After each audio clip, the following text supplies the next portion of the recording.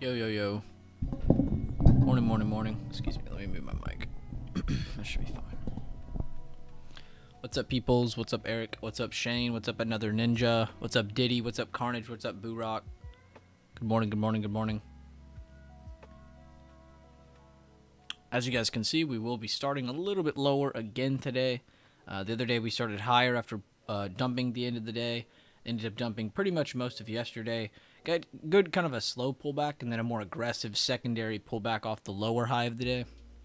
And then now we're kind of battling the 435.50s. Overnight, you could see, though, here in the morning, actually, we've dumped lower, made it through the next areas, which was 434.40s and 433.70s. We've broken both of those.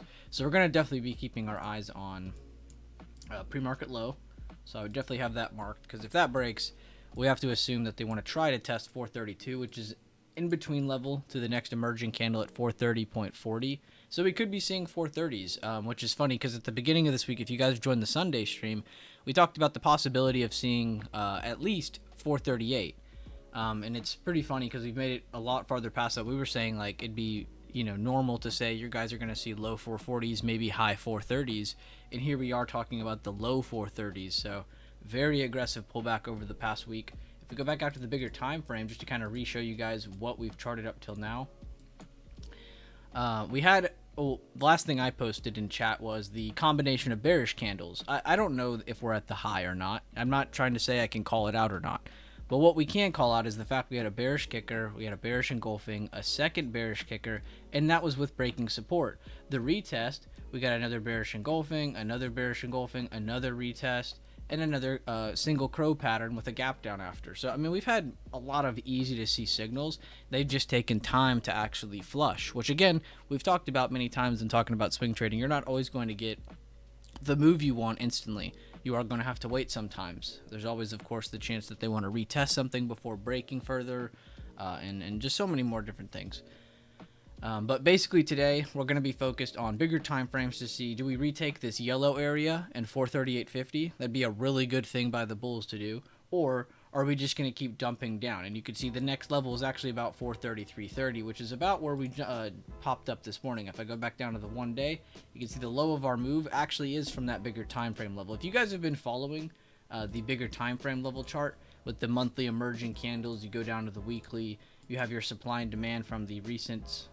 You can do olds, you can do recents, it's whatever eaves and dips you can find from the far left.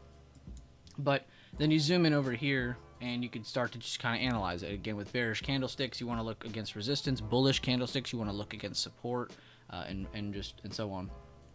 But find more points of confluence to get you a higher probability, outcome. Give you something that looks a little bit better. You're really just stacking the odds in your favor. But again, retested further. So really today we're looking to see now. That was the case last night. Are we going to try and get over this, or are we going to retest and pull away? But we already have pulled away. So now it's, do we hold this level or do we dump further? Which you can see we have two gap fills here that have not been filled.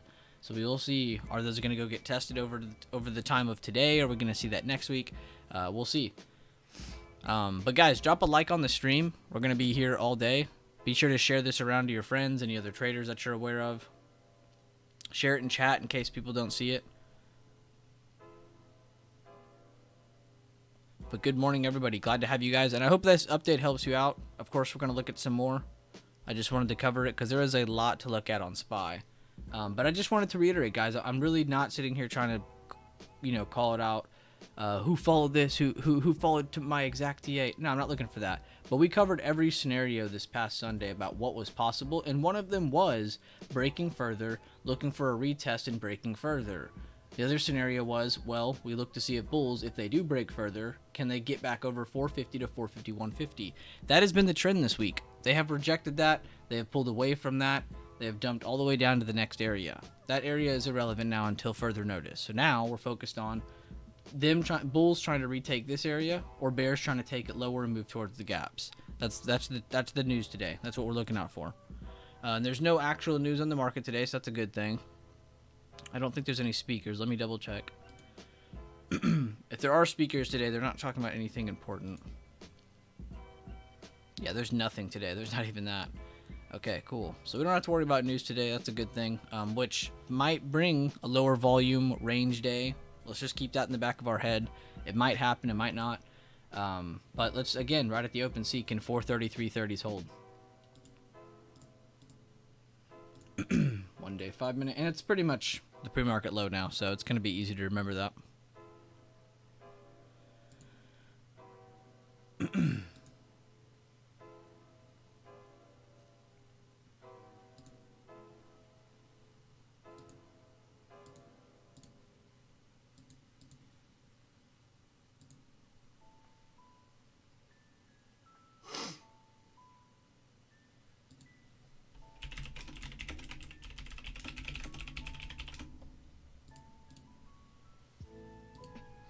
But good morning, everybody. Good morning, Zay. Let me know what you guys are looking at this morning. Of course, I'm trying to also pay attention to Discord and see who's all up, who's not.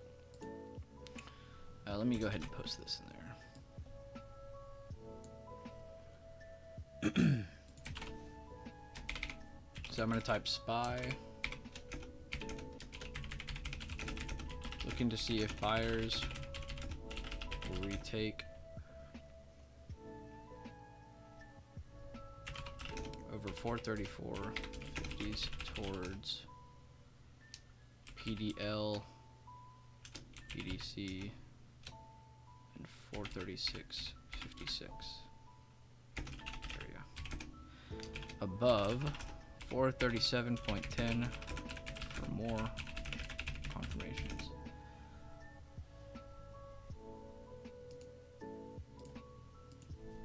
Alright, and then below TML 433.30s for potential pullbacks.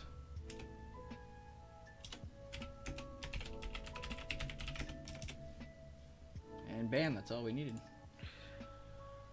What's up, Shane? What's up, John? What's up, Zay?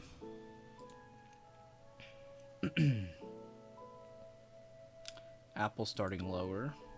AMD starting lower. Microsoft starting lower. Nvidia starting lower. I'm just, again, kind of just checking the weight, seeing that everything is actually together. And it looks like none of these major weights are actually up too much. That's good to see. Nothing's out of order. Oh, as I say it. Which Netflix isn't the biggest of weights, but it's still nice to go through all these. But yeah, Netflix getting some action. They're... Oh, they already fell back down. I'm blind. Still, though, nice to see a good green pop. See how the banks are doing. Banks are down, but not super, super down. So they're just like everybody else. We're kind of in a spot where we could bounce, and if we retake the previous day low, previous day close area, you guys really could see a good push by bulls. And then if we reject that, or we just dump under pre-market low, essentially you're looking for more bearish potential. But again, I would really look to see how today's daily candle closes, because we're at such a crucial area. You might be at a candle where if we get a higher open on Monday, that actually could lead to a short-term bounce. Again, not even saying that's bullish necessarily. It could just be a buyer reaction from too much selling to move up, liquidate, hit up into resistance, and then it's like, all right, now we can short it again. So we'll see. Oh my god, BA kept going down. Baba, oof, that sucks. I was just about to say, all those China stocks, they started up higher yesterday. Pretty much all of them. And then they kind of finished a little bit lower, but nothing too crazy. But damn, they also fell. So Baba taking a hit, Neo taking a hit. Small caps are down. Crypto is down. Alright. So pretty much everything is down. And I didn't have time to update my SPX chart the other night. But the levels spread out pretty good. So I guess I'll switch to that to see if the levels are still alright. And then my futures chart I also did not update, but the levels are still fine. We'll just add an area here to the previous day close.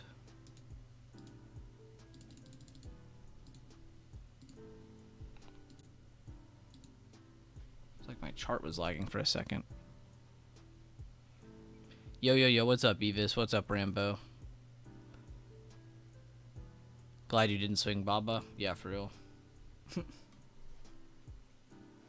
As good as all those China stocks looked, they're just still getting wrecked. It's not even really partially their fault. I haven't checked to see why China's falling, but I know for a fact that China's real estate sector is pretty much on fire right now, and I don't mean in a good way. I mean like they're literally on fire.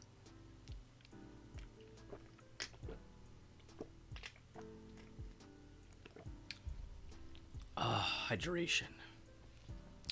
What's up, Tops? What's up, another ninja? Crypto portfolio got wrecked. Yeah, exactly. TA versus fundamentals.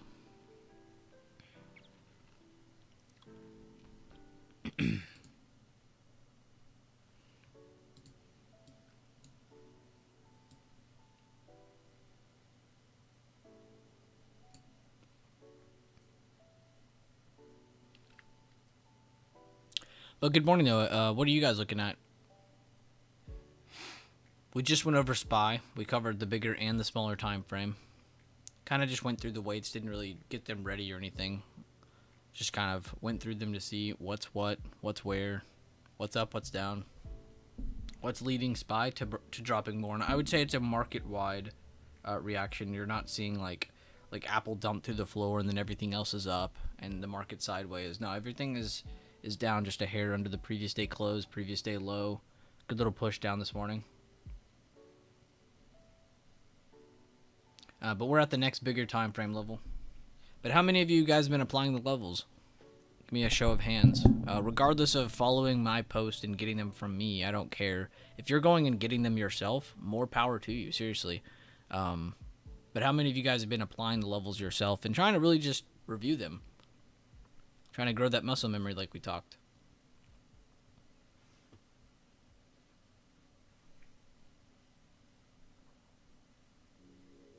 Good morning, Jazz.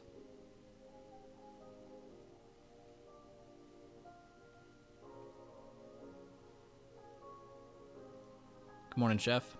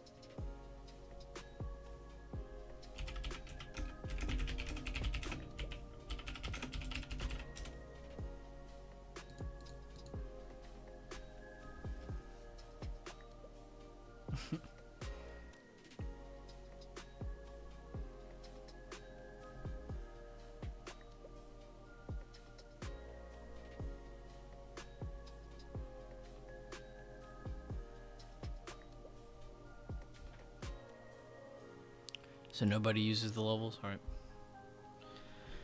Interesting.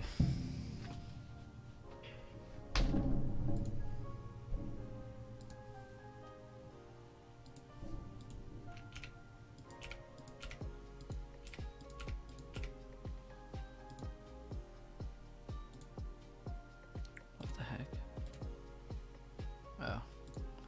Oh, I deleted my chart last night. Damn it. Why did I do that? Alright, well, we're looking at the daily on that one then. Banks.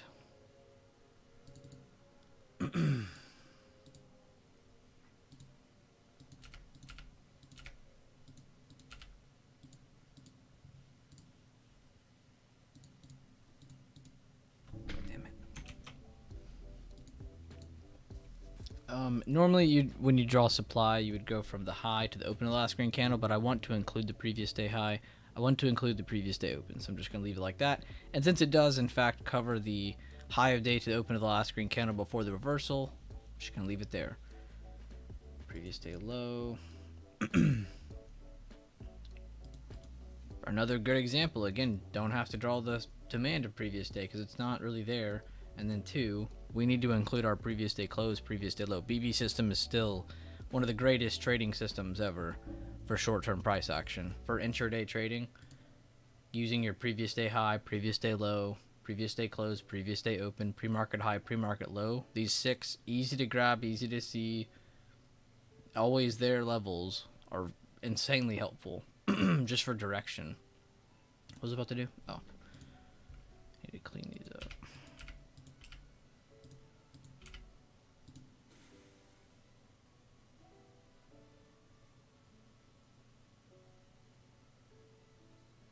Good morning, E.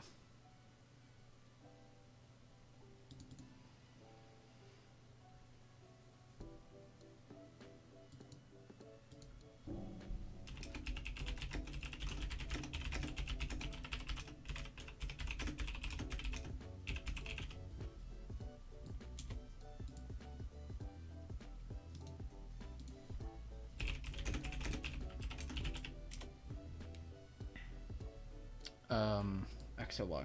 I need to get back on track. Previous day high, previous day open, previous day close, previous day low. I really don't see any actually good supply and demand at all there, so we're just gonna leave it at that.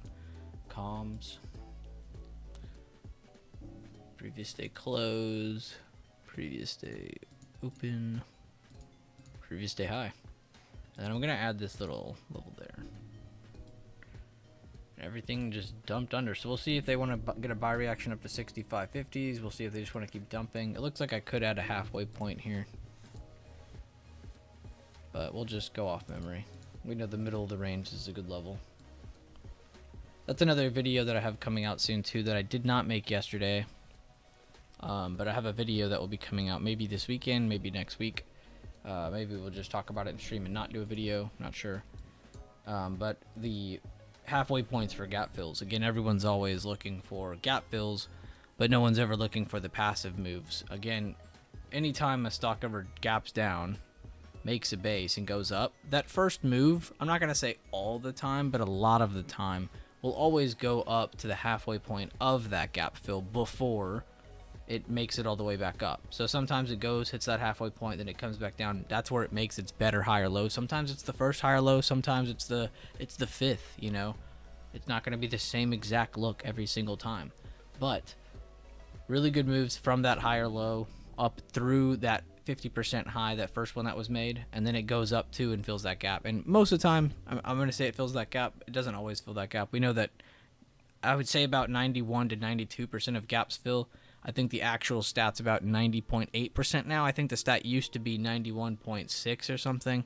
So it's still in the low 90s, but a lot of gaps fill though, essentially. But what people always forget is that they don't have to fill right now. They could fill a year from now, 5 months from now, a week from now. You know, it's always different.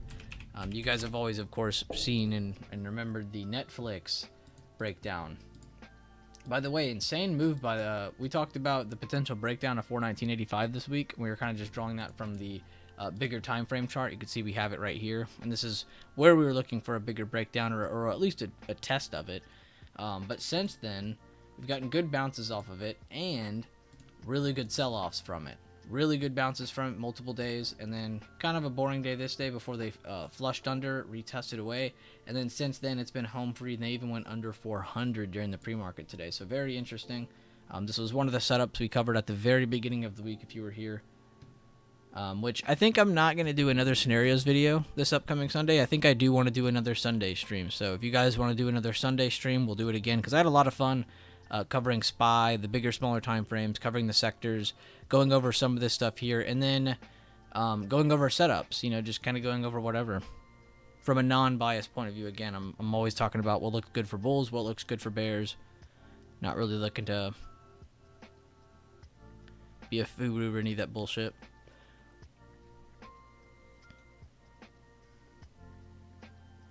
What's up, Charlie?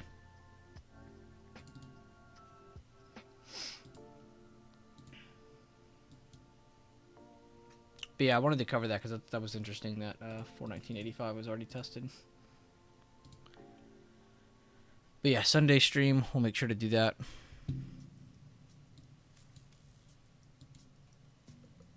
Burke B's in an interesting spot. They went to the top of the... Is that the all-time high supply? It is.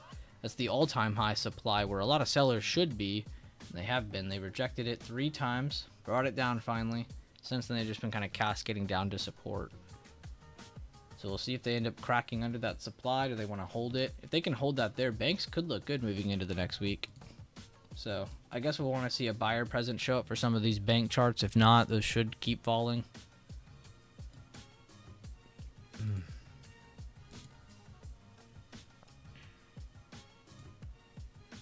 Talked about oil and energy about 3 or 4 months ago. We talked about Chevron and Exxon building on the monthly and weekly base builds. Talked about oil, and then of course because of Misi, talking about energy for a long time now, just because of how much they've been starting to come alive up on their charts on the bigger time frames. Again, I'm not talking the 5-minute. Some ugly levels here on Baba. Probably could have made a list on that one today. It's either break under 87.47 or they try to retake 88.29 to 88.87 area. Could get a little gap fill move there too. Keep that in mind. Good Baba gap fill potential. Looks like some of the healthcare is starting differently though. You got AbbVie starting lower, and then you got UNH, J&J starting sideways. Energy sideways. We already saw our tech was down. Getting a little bit of the buy reaction off their lows, but... Oh, AMD looking pretty ugly.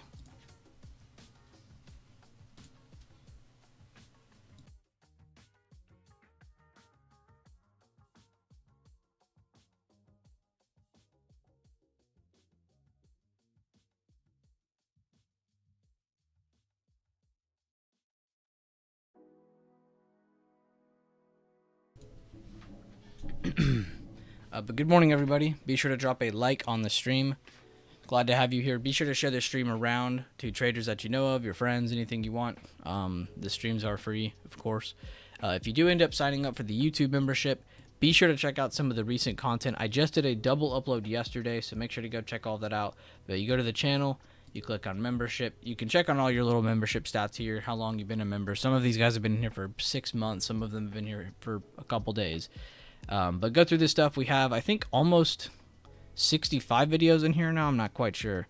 Was stacking up a lot of weekly scenario videos in there, so I wanted to kind of get some unique content out. So I posted that stuff in there yesterday. And then, of course, I'll post some more next week. But definitely check out that stuff.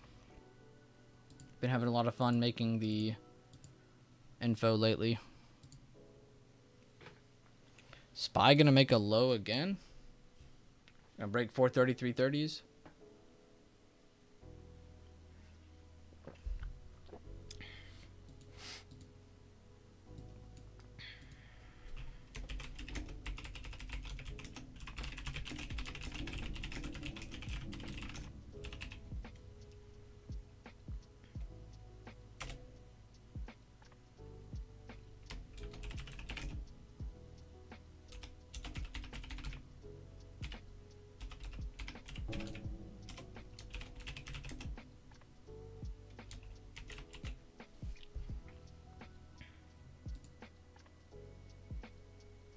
I was gonna draw all the previous day high and low stuff, but I don't even need to. I do need to clean this chart up though.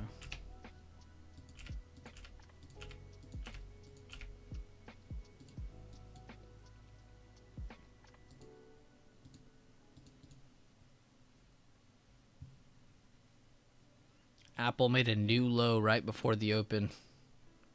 All right, let me call Devin.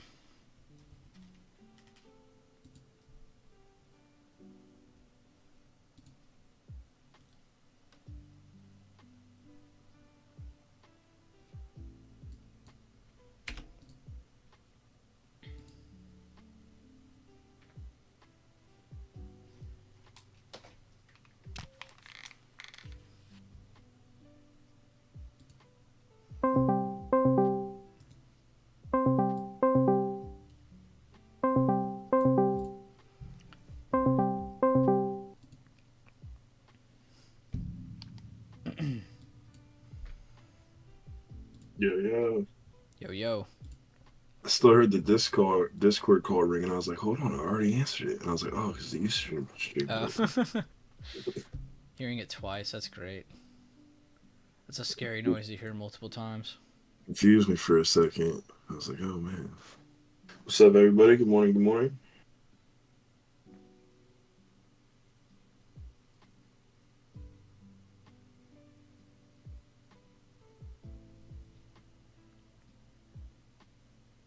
Take a quick peek below that pre-market low on the open. Yeah, they dipped under. Now they're just kind of waking back up, holding on the 1, the 5. I'm watching the 1, the 5, and the 15.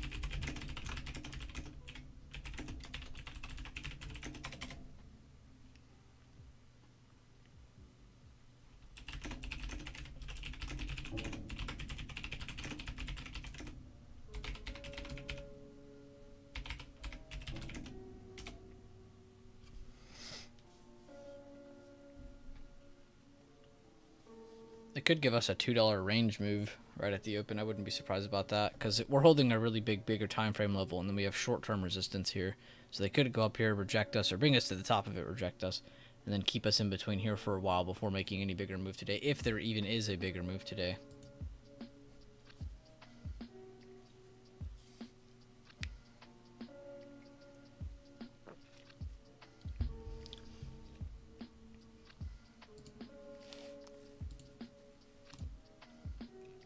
Good call out by Creator on the trade floor. He just said Tesla is ripping, and he is correct. Holding 214 in their pre-market low.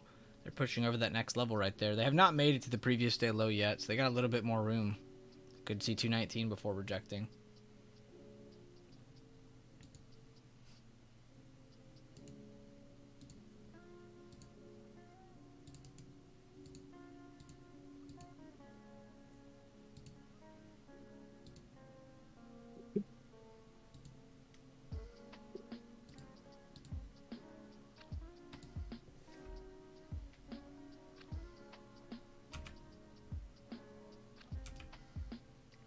Really just checking the weights right now. Discretionary is doing pretty good from Amazon and Tesla. Comm sector's all over the place because you got some of them trying to move up, some of them trying to move down. And tech sector's kind of the same too.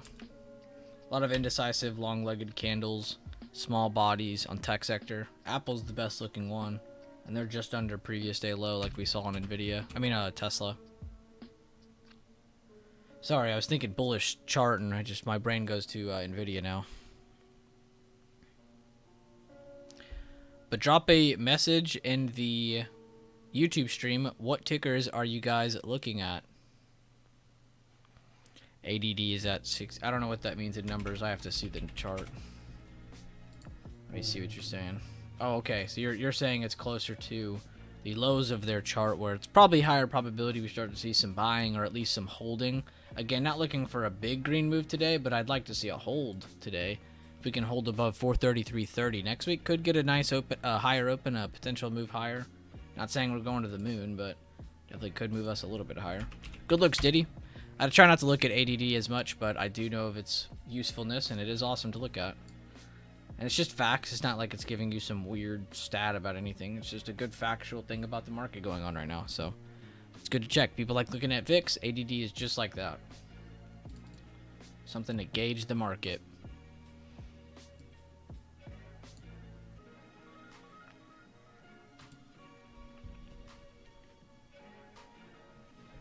Now we're getting a nice wick on the upside.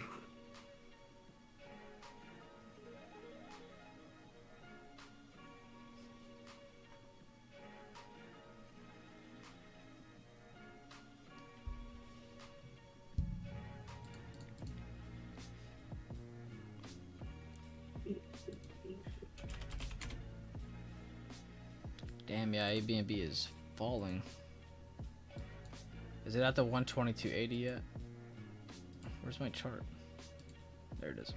Nope, not there yet, but pretty close. That's one that you'll probably start seeing some basing on, at least a little bit. But if they keep rejecting away from 129.70s from underneath, like they did here, they keep doing that, that could end up breaking 122.80s over a little bit of time. It could be weeks, months.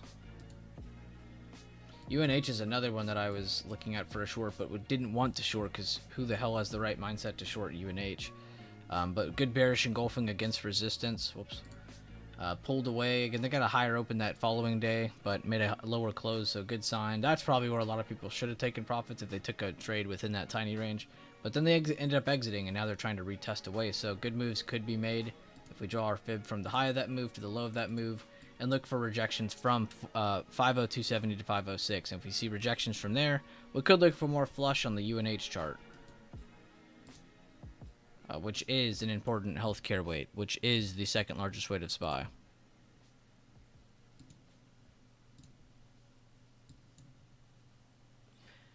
Bull's still trying to battle here on this 10-minute candle with 3 minutes left, coming back up to the top of it. Yo, thank you, WAG. Lowell supporter message, he said, love this group and peeps here. Just wanted to stop by and say hello and thank Bueller Trading for making amazing content for everyone. Happy Friday. Friday. Tops, you're looking at SPY. Good looks. Always a good choice. Make sure when you're looking at SPY too, let's say you're not in a trade or not looking to enter a trade, if you're just doing this out of curiosity, it's really awesome to sit here and look at this. Like, let's say you see SPY break out. You should look at the top weights. Go look which ones are pushing higher, which ones are just range trading, which ones are breaking lower even, you know, and just point that out.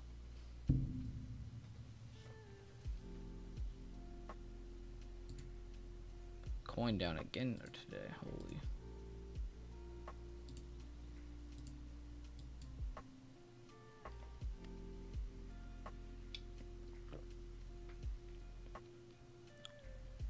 There you go. You can already see Creator Trades doing it. He said Microsoft the lagger. Let's see if he's off or not.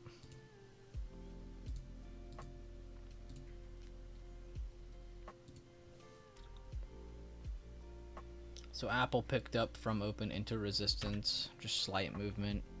AMD is pretty weak, but they're not the biggest weight. When you're looking at tech, you need to look at Apple, Microsoft, Nvidia.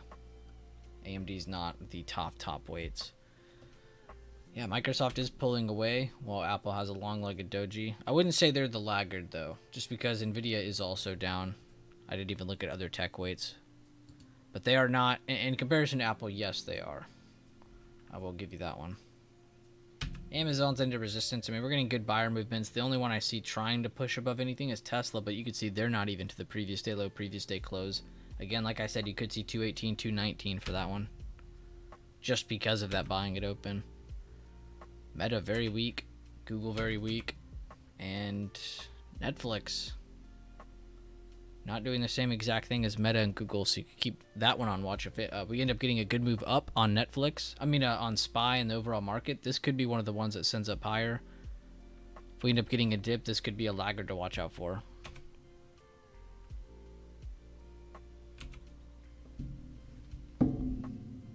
Banks are moving higher.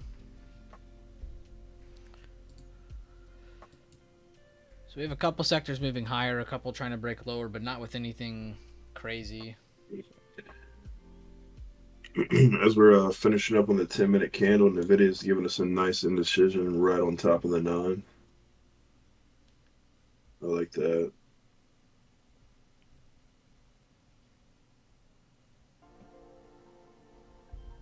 Tesla pulled back, Tesla golden pocket, good call out.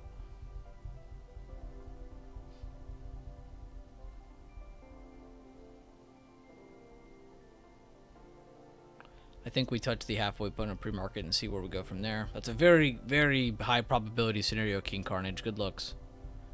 Like we talked about those gaps. It's the same thing with the market if we end up opening lower or higher. Good morning, my good people. What's up, David Quarles? How you doing, man?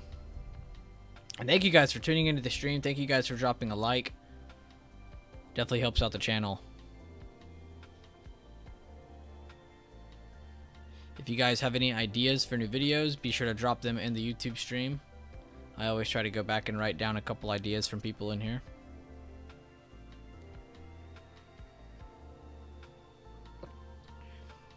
Of course, things that we would actually cover. I'm not going to sit here and go over how you can use TTM Squeeze and Ichimoku to waste more of your time.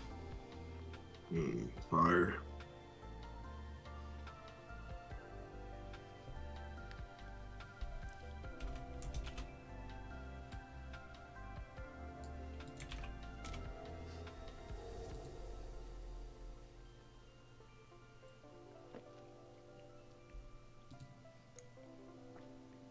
How'd you sleep last night, Devin? Pretty good. I did as well. I don't ever really have a hard time sleeping. I don't know. Can I do a video on Kevinachi? You mean just wait for another group to put out content and recopy it and brand it yourself? All right, yeah. All right.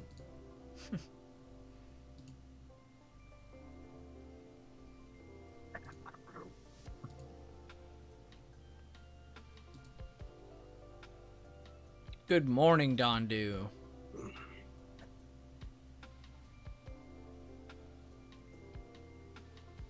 The great Dondu. Good looks, D-Touch. Good looks.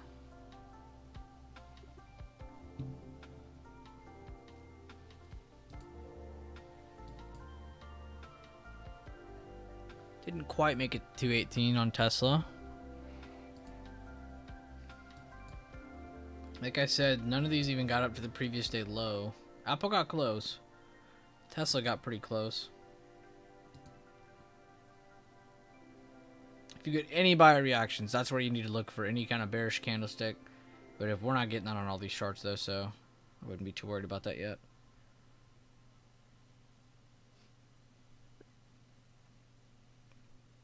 Microsoft pushes under pre-market low. That could tip things over. Then I would want to see if Apple breaks today's open and today's low.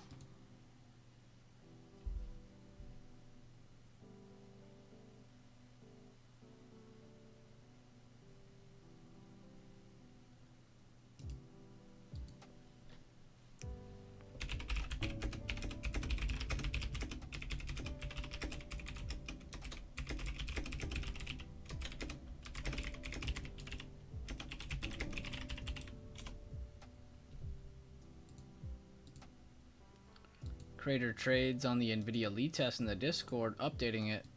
Honestly, man, thank you.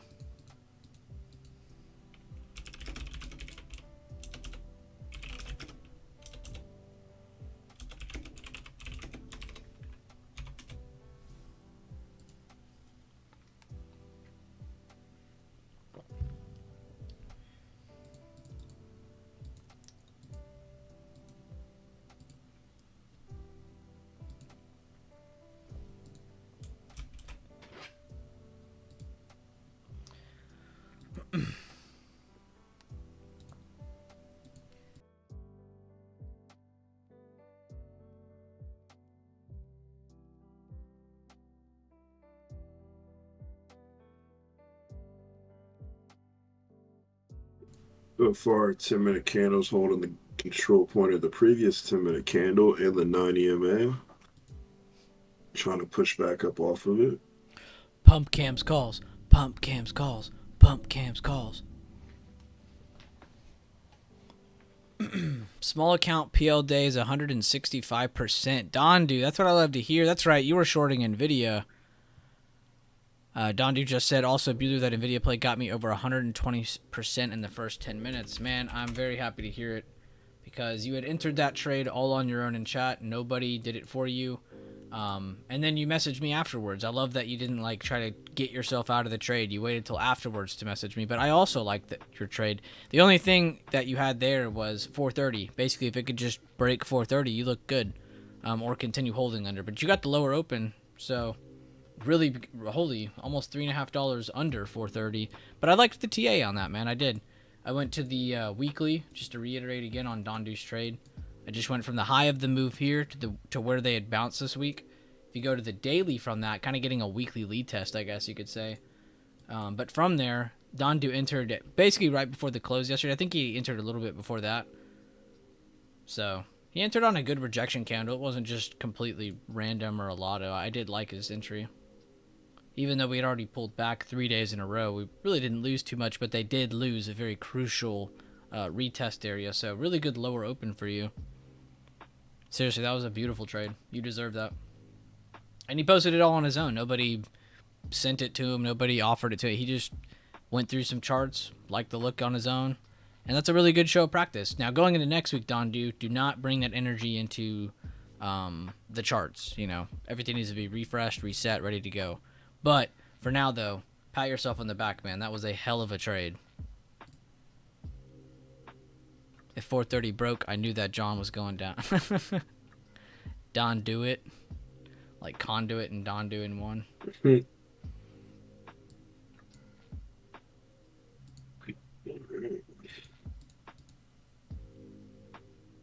Bank's pushing a little bit higher.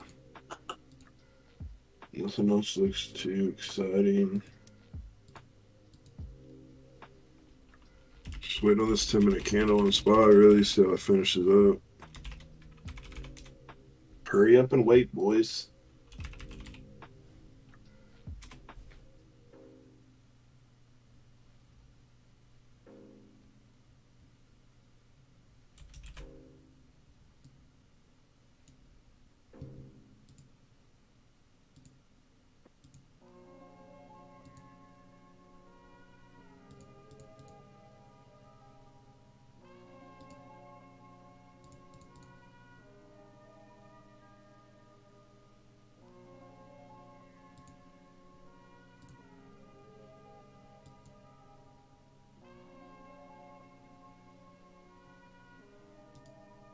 I'm watching Mel.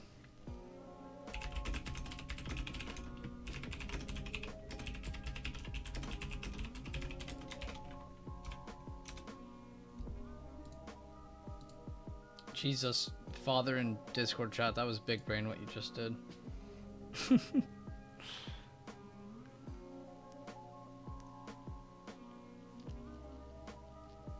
IWM testing pre-market high, previous day low.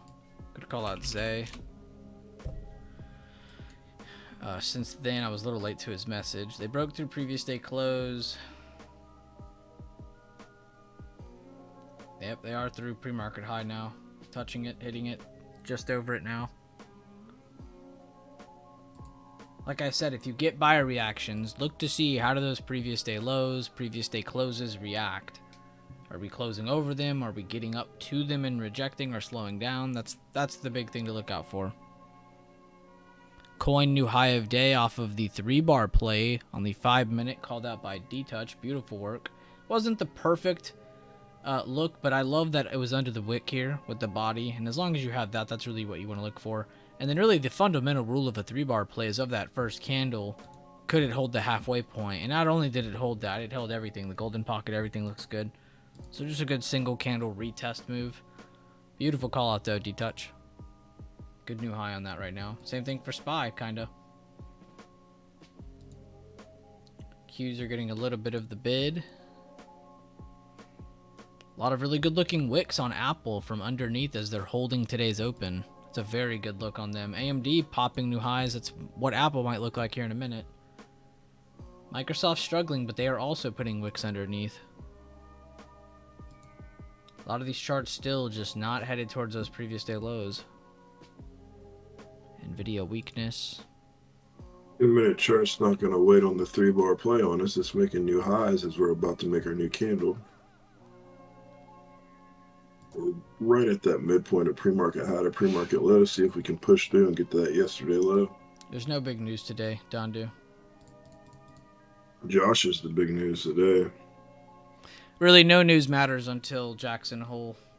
You're probably going to see a lot of people just start lazily saying Jackson Hole, Jackson Hole, Jackson Hole, like I was telling y'all over a week ago. So be on the lookout for that. It's a lot of fun. But I think afterwards it'll produce a lot of amazing setups. I mean, if you guys remember last Jackson Hole, it was amazing.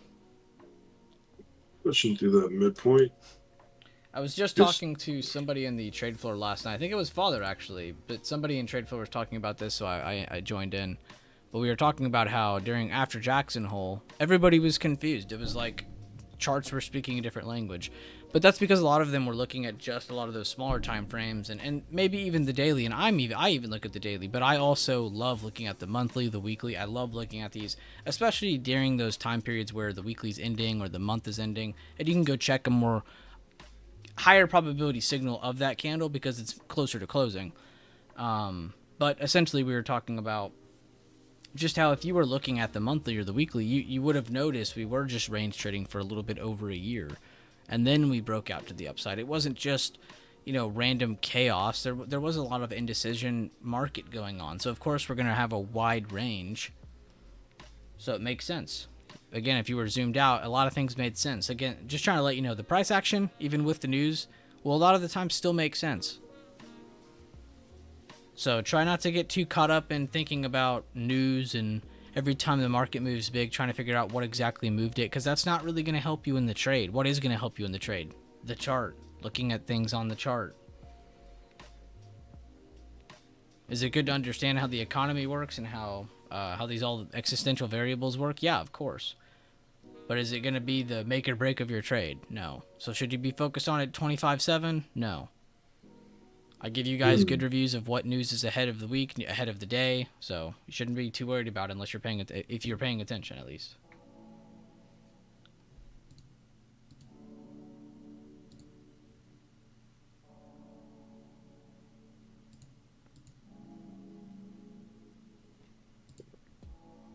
new video making a new low a day.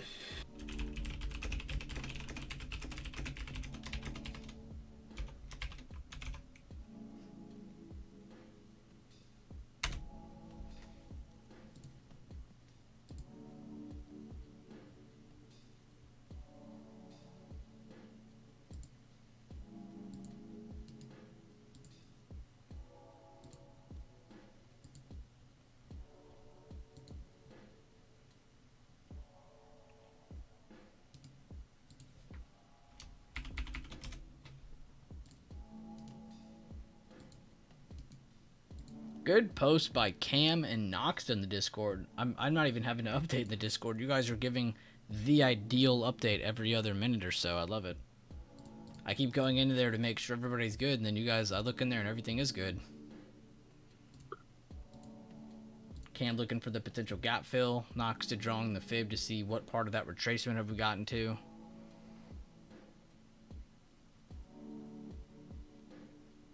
That's logical. Because we either go fill that gap or we reject your fibs and we're just going to stay in that tiny range. Good looks, though. People's also watching the same thing. Alright, well, I'm not going to worry about them then. Everybody's doing good.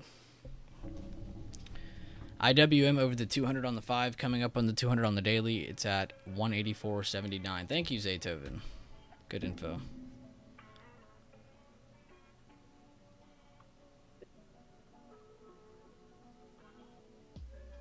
It's funny because you'll see like traders. I mean, me and Devin won't do this, but you'll see traders who are like, "Fuck indicators, blah blah blah." But like, even if I hear someone say the 200 EMA, even I'm gonna be like, "Oh, that is pretty important," because even the largest institutions use the 200 EMA. It's just a logical thing that if we're at, you have to assume that it's a big support until broken, and if broken, could be very ugly. Everybody uses indicators a little bit different. They're tools for different things. If you're using an indicator for a stop loss or, to stay in a trade or versus, looking for entries, it's two totally different things.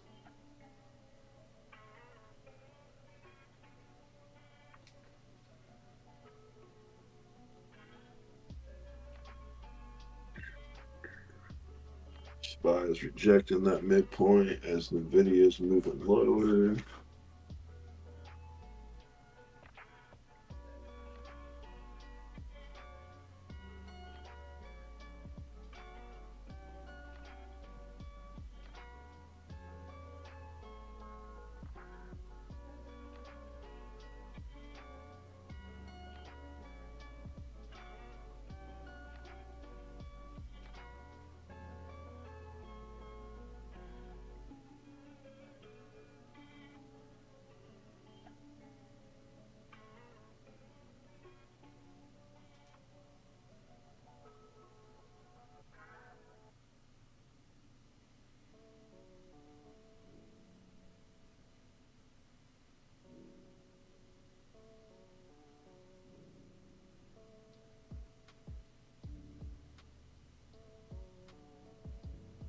Going right back to the 9 EMA and 434. See if we push down through that and get towards pre-market low.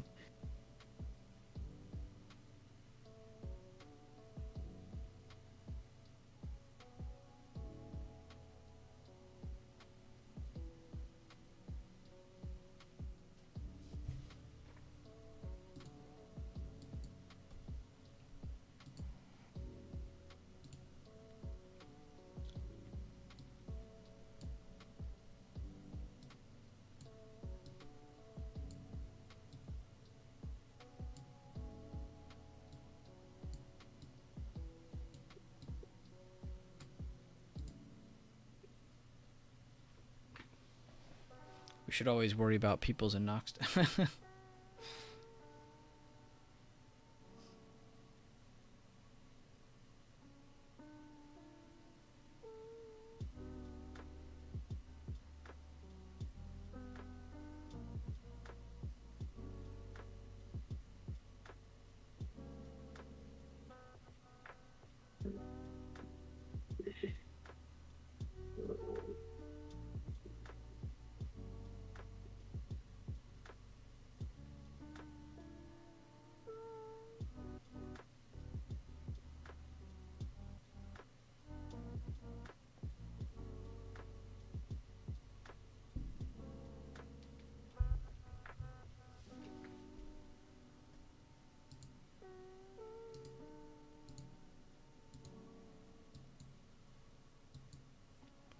Just seeing a slowdown. Saw a couple weights breaking lower, saw a couple weights rejecting. Like I said, didn't really see a lot of these bigger weights get over the previous day low, previous day close for them to get any buyer reactions. It just kind of moved up to levels that were under those levels.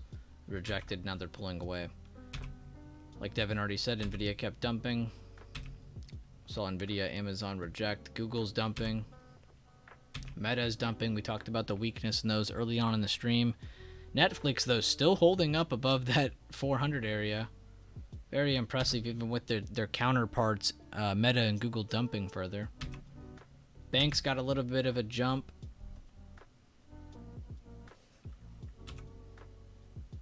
Energy got a little bit of a jump from open.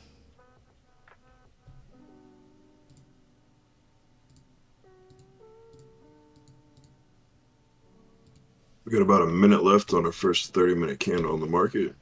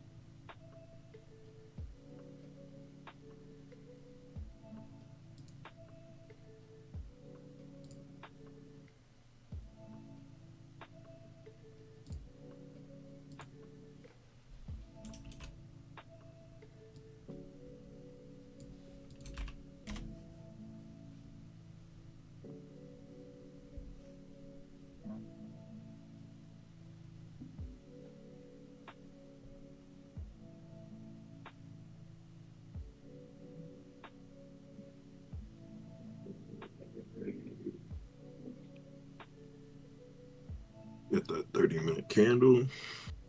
Opening lower. See if it's going to keep that continuation down towards pre-market low.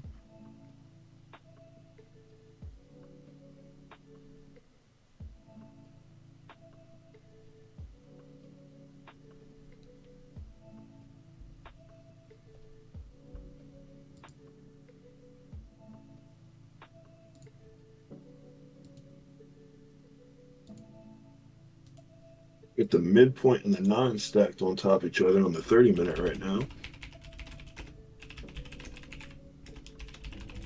Notice the 15-minute looking better.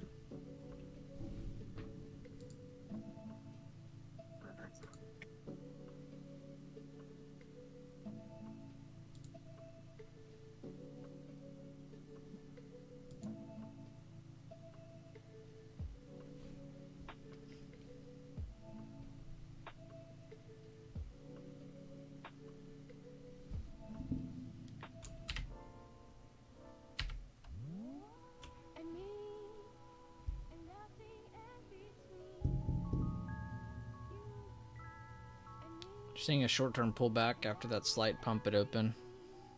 Not really a pump. Just a bounce at pre-market low. Looking to see a pre-market low breaks to see new fresh lows. Could definitely see 430 flat today. We end up holding, building any kind of higher low over today's open and pre-market low. We definitely could see the supply, which actually was previous day lows, tested between 435.50 and 436.50, but we have a level just above that as well at 437.10. That's really what we're looking for. Bigger time frames, 435 is pretty important as well. Okay, this song's already on my nerves.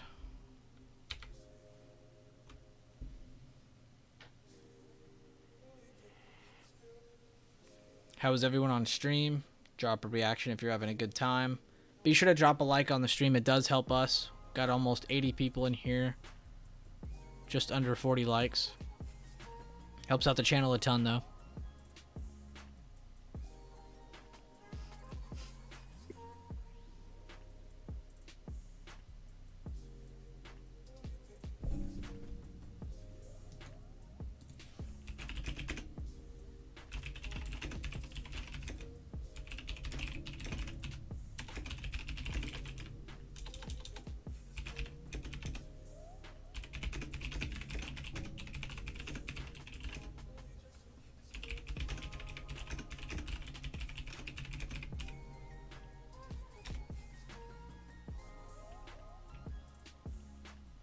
Boom.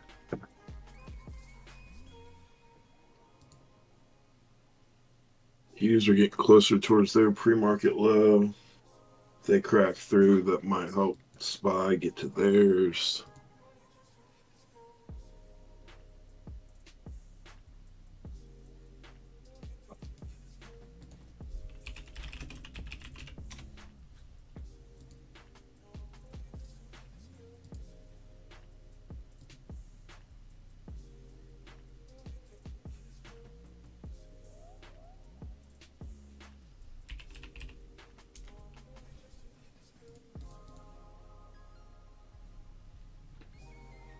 Looks like they are trying to hold a higher low like I was talking about. Managed 5% on my port. I'm done. I don't like the price action on SPY today. That sounds very smart, Blackout Gambler. Shout out to you. Good job today, man. Good job, IBAD. Doesn't sound like you're gambling.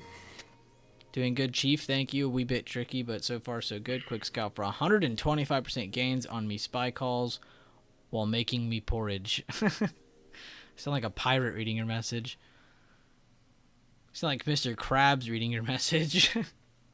SpongeBob, me boy. The secret formula. Me formuoli.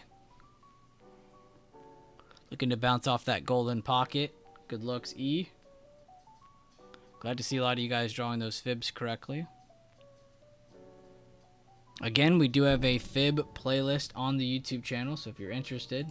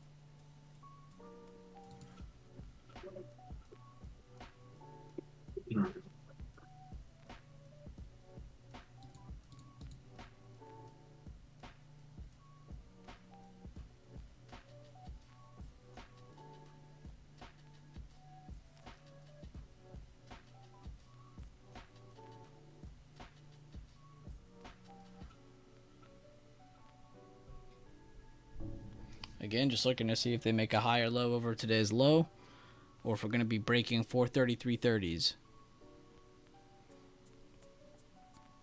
Thank you guys again for almost 50 likes on the stream. Definitely help out a lot. Spy's loopy right now. I mean, it's kind of a normal reaction here. I'm kind of tired of seeing people say that the market looks like shit right now. It's like kind of an expected day. I mean, did we not just pull back more than expected the whole week? You know, it's like, no shit, we're going to have some weird looking price action, just hitting a low, holding sideways. Like, it's like, we don't just keep selling off every day. We're not just going to pump just because we sold off.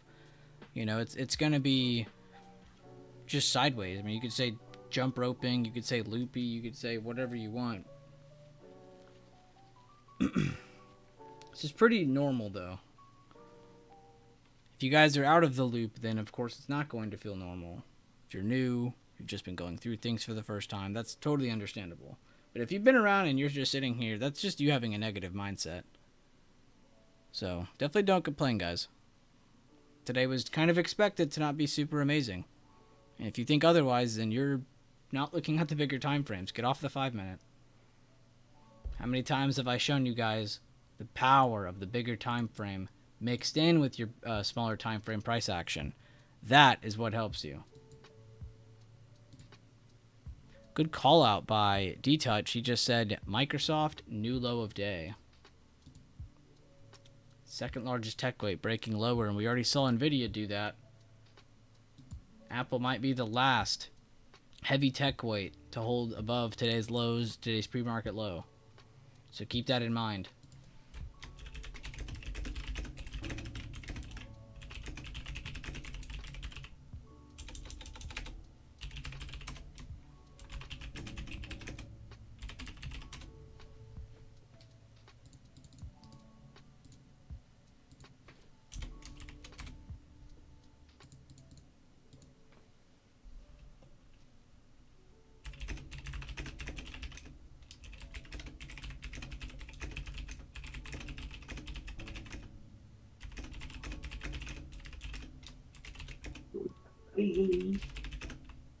See my candles really trying to hold the 9 with about a minute 20 left.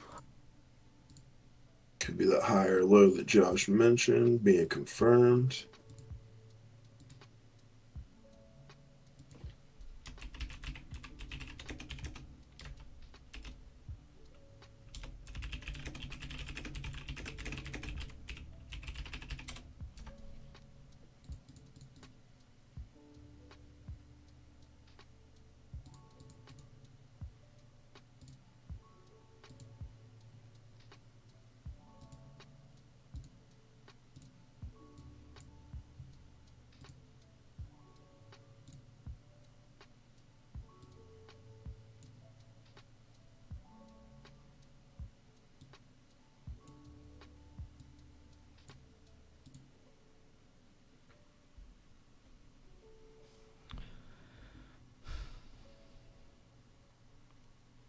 Oh, good looks about. He said, from my notes on Microsoft, it looks like it rejected May 18th high of day. Good looks.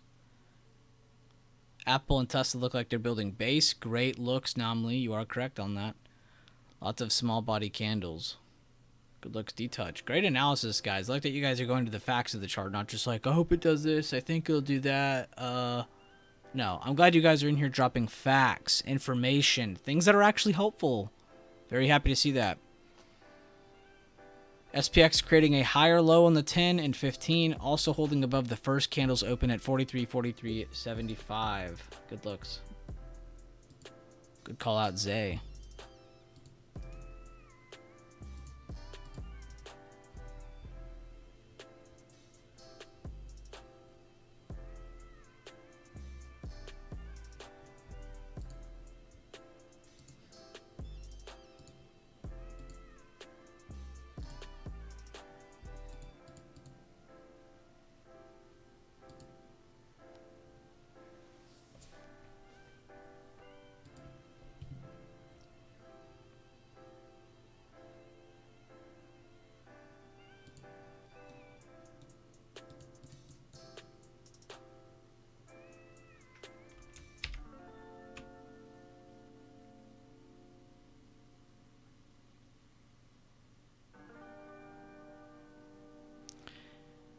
I'm trying to remember. What time did I do the Sunday stream last week? I think that was at like 2 or 3.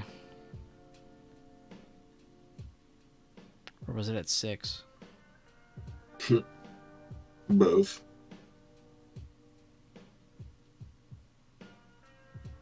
NVIDIA finally getting its first green candle, so you can go ahead and do your fib on the 10-minute if you would like to see where it's going to go retest.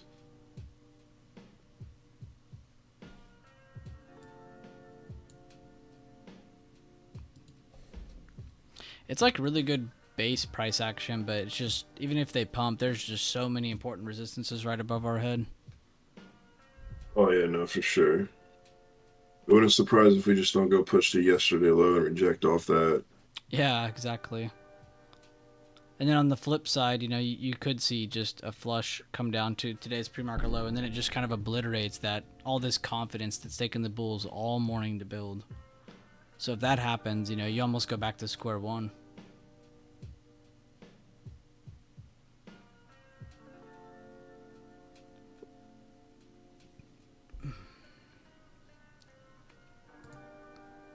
I will say this though, on the 5-minute, we have a slight lead test forming, which sucks because it's at the same time trying to be a higher low. So it really is kind of just wait, because there's not really enough movement here to give you huge profits. So you might as well just wait for the break of pre-market low.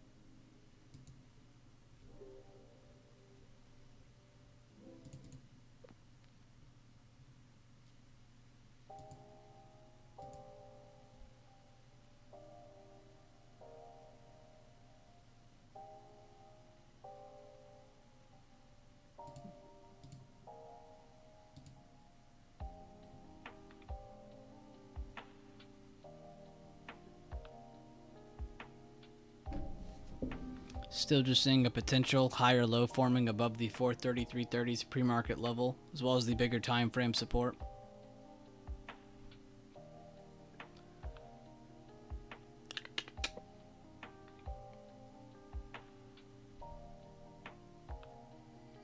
Yeah, same peoples. I'm just kind of chilling. There was good trades at the open if people thought that there was going to be a buyer reaction, but since then, now we're seeing just a potential confidence build here to see if buyers do want to take it back up to previous day low, previous day close on SPY. And see, this is the question, or this is exactly why I've been doing these extra streams here and there lately. Why are we trading sideways, guys? Why are we getting this movement? And don't hit me with what I already said. I already said SPY's been pulling back. Tell me exactly why, though, intraday wise, are we trading in this mixed range? Who can tell me exactly why? No news related. It's not even really TA related. What else is making this chart do this? You find it hard to stay focused on slower days like this? See, creator, you also need to understand on days like this, though, you don't need to be as focused. You need to kind of calm down, chill out. You don't need to be as in tune with everything, because you have to understand probabilities of movement are a lot lower. So if you feel like you're going crazy, it's okay. No, not OPEX. I just said no news. The SPY weights, guys. The SPY weights. You have sectors pushing up. You have sectors moving lower. You have sectors doing nothing. And that's causing a mixed reaction on the great grand scheme of things. SPY. SPY is a big pie. The sectors are the slices. Within those slices are the ingredients, or the weights. Been going over this very heavily the past couple months.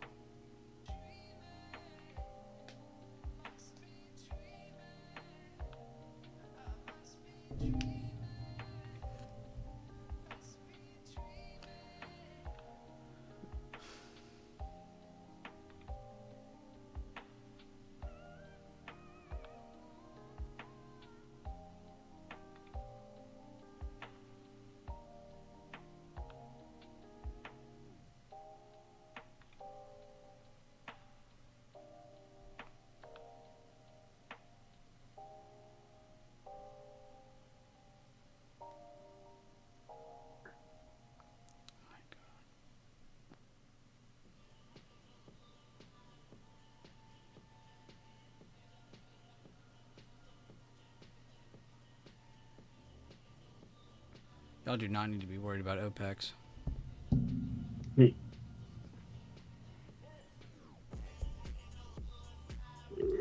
Weekly low here. Candle to candle.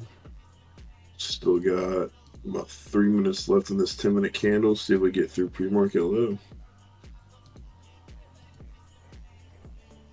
There's that flush. This is what I said could eliminate that buyer confidence that's been trying to build up for almost the last 45 minutes. A little over 45 minutes. Them breaking this wick right here kind of ruins the potential higher low. So if they close under here on the 5-minute, this is exactly what I said earlier. It eliminates that potential confidence that buyers were trying to build up all morning long.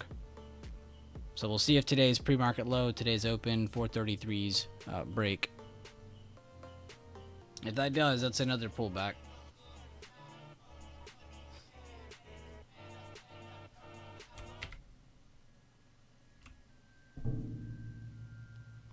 Good job, Abad. I remember you entering that, giving us multiple updates, and now you're up 32%. Good job, man. Round of applause to you. Money.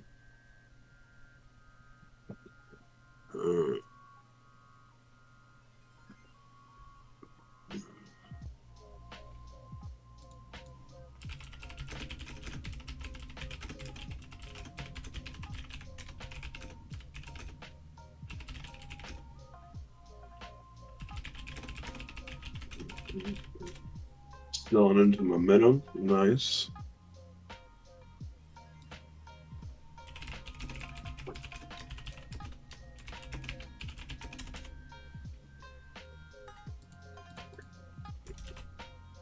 NVIDIA rejected the 9 pretty hard.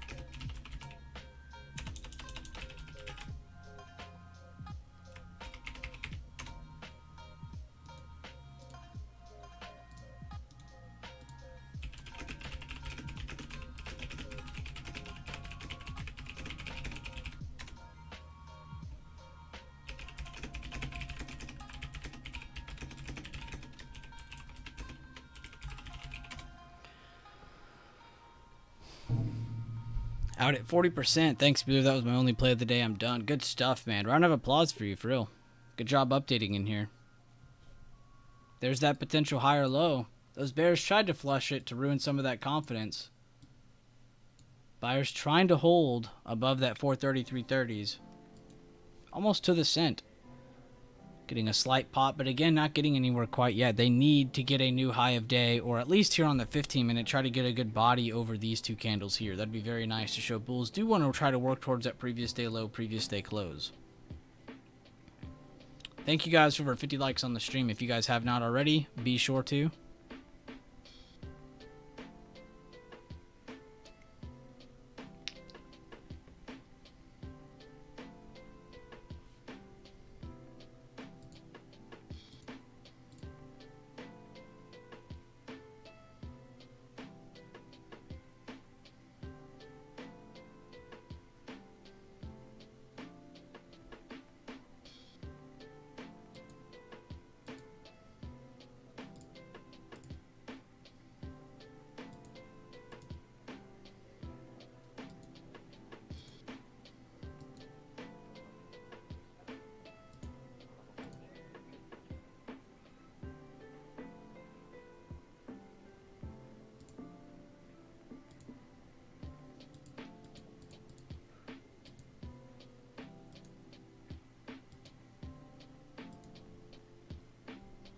Bears want to reject. This is the spot to do it. Damn, Abad takes profit on IWM and then goes to the YouTube channel and signs up again. Welcome, man. Glad to have you on board. Be sure, Abad, if you have not already, to go to the YouTube channel. If you didn't know where it was, just showing you for example, go to the YouTube channel, then you click membership, and this is where everything is. You can see information on your membership here, all that good stuff, all the different colors and stuff, but tons of videos. I think I'm like 65 in. But glad to have you on here. There's also an extra Discord server in there that you can click on. It'll take you to an extra server where there's just extra information. I don't go in there and post daily, and it's not an active server. It's just extra information for anybody who happens to get that YouTube membership. Just a little icing on top. Cherry on top, all that bullshit. I joined late, so I think I was number 50. Hey, I appreciate that sand dollar. Number 20, number 50. I don't care what like number anybody is. Whoa! Bro takes profit on IWM, signs up for the YouTube membership, gifts 5 more. Guys, round of applause for Abad. Let's get some golf clapping in here, Devin. Golf claps? Oh, where's they at? Oh, wait, I got it. It's at the bottom of mine. I couldn't find it the other day. Wait, hold on, let me turn it up.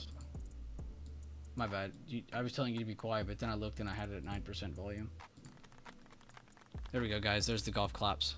And then whenever the market closes. But shout out to Abad. He gifted 5 memberships. Lalit, Daisy, Zaytoven, Christian, and Julio all received a free membership from Abad. So, guys, be sure to take advantage of that and thank him for that. Very big of him. He did not have to do that.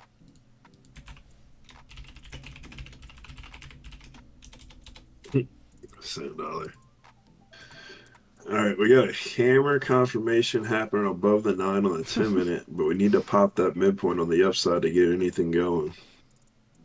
Could just keep us in that little range all morning.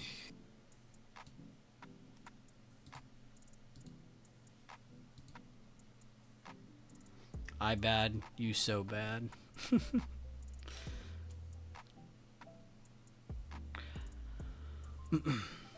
I'll have to bring you on one day so we can hear how it is correctly said.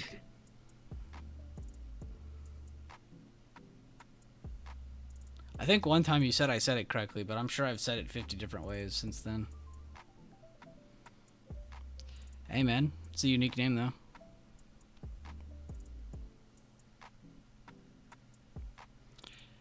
What's up, Dividend Bull? This community is amazing, and Bueller did me a solid a while back, and I'll always pay it forward. I did you a solid. Well, I'm glad I did.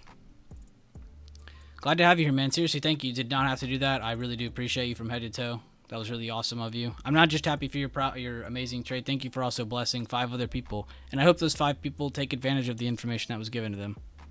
I know Zaytoven already had it, so he's probably happy to be juiced up for more time. Oh, you're Bigwick Energy. Okay, yeah, we all know that. I know both of your aliases then. Because you're always here on YouTube and in the Discord, so good looks, good looks.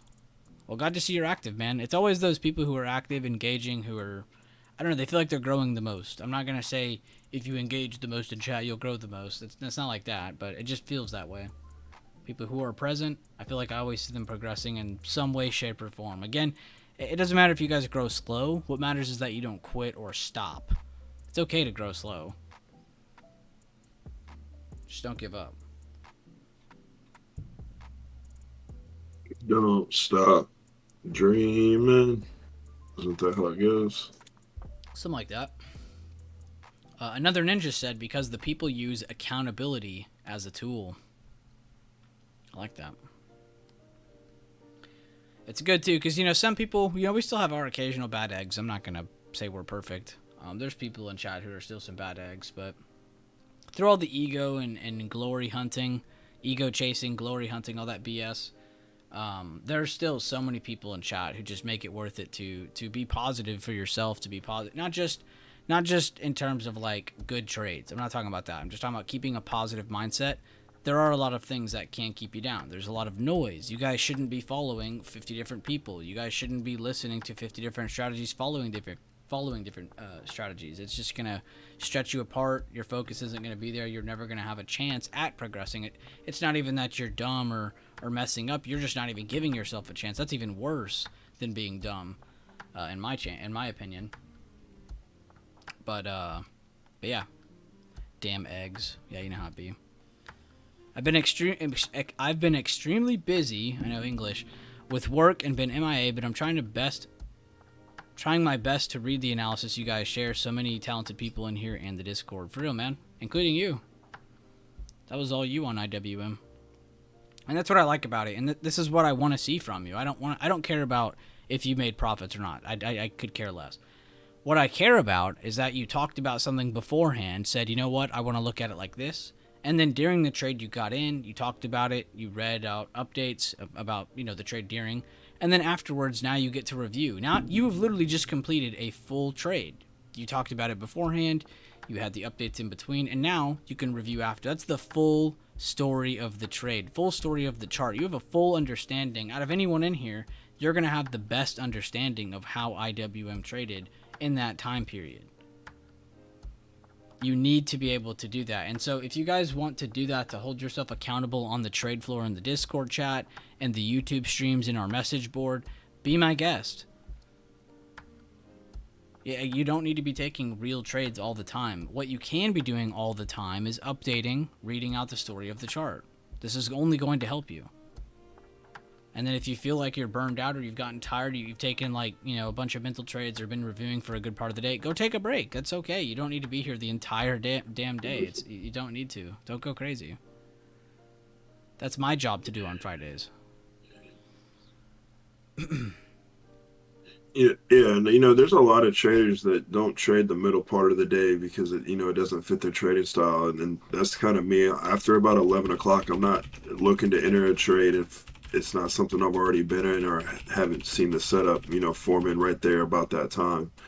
Because, we go to that lunch hour volume and we get a lot of fake hustle and breakouts. Then if you record all your trades, you'll find out that during that middle hour of the day, you'll have a lot of trades that didn't go your way. And you're like, oh, why'd that happen? Well, it's because of the timing of the day. You're better off taking a break, relaxing, go hit the gym, take a hike, then come back for power hour and see if there's an opportunity. And don't feel like there has to be an opportunity on power hour either, because there might not be. Patience pays. Don, dude, it's okay. You're not bringing bias. You're just talking about a trade you're looking at. That's totally fine. Spy if we can hold 429 to 431. Just my thought, not in anything. That's okay. That's what I'm talking about, though. Setting up ideas beforehand, talking about it beforehand. That's what I want to see. That's not bias. Yeah, it's you potentially looking at a trade, and then if it goes against you, it goes against you. If it goes for you, it goes for you. It's whatever. That outcome is undetermined. But that's a good post. My bad, Devin. No, finding areas that you could potentially see interest in, that area of interest, then finding, the candlestick combination, the high or low, the things that you need to see to confirm that entry at that area. Do you get a hammer confirmation that you can set up? You don't want to just jump blindly into that trade, but yeah, set up that area of interest and then, look for those candlestick confirmations.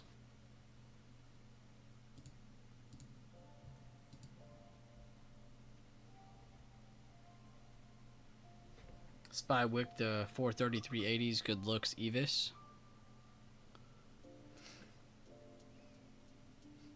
Here in a little bit, I'll bring Peoples and hopefully Sherman later into the stream. I'd like to have Sherman towards the end of the day.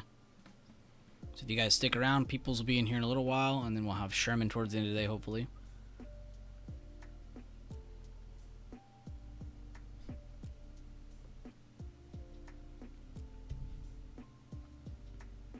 I had a feeling today was going to be a pretty boring sideways market, but I still wanted to be here, stream, talk about different things, be here for you guys.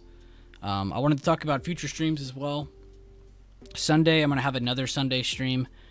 Next week, of course, Monday, Wednesday, Friday. I'll try to stream either Tuesday or Thursday night if I can. And then, of course, Devin will be taking over Tuesday and Thursday in the Discord voice chat. So if you guys are in there, you can always check that out as well.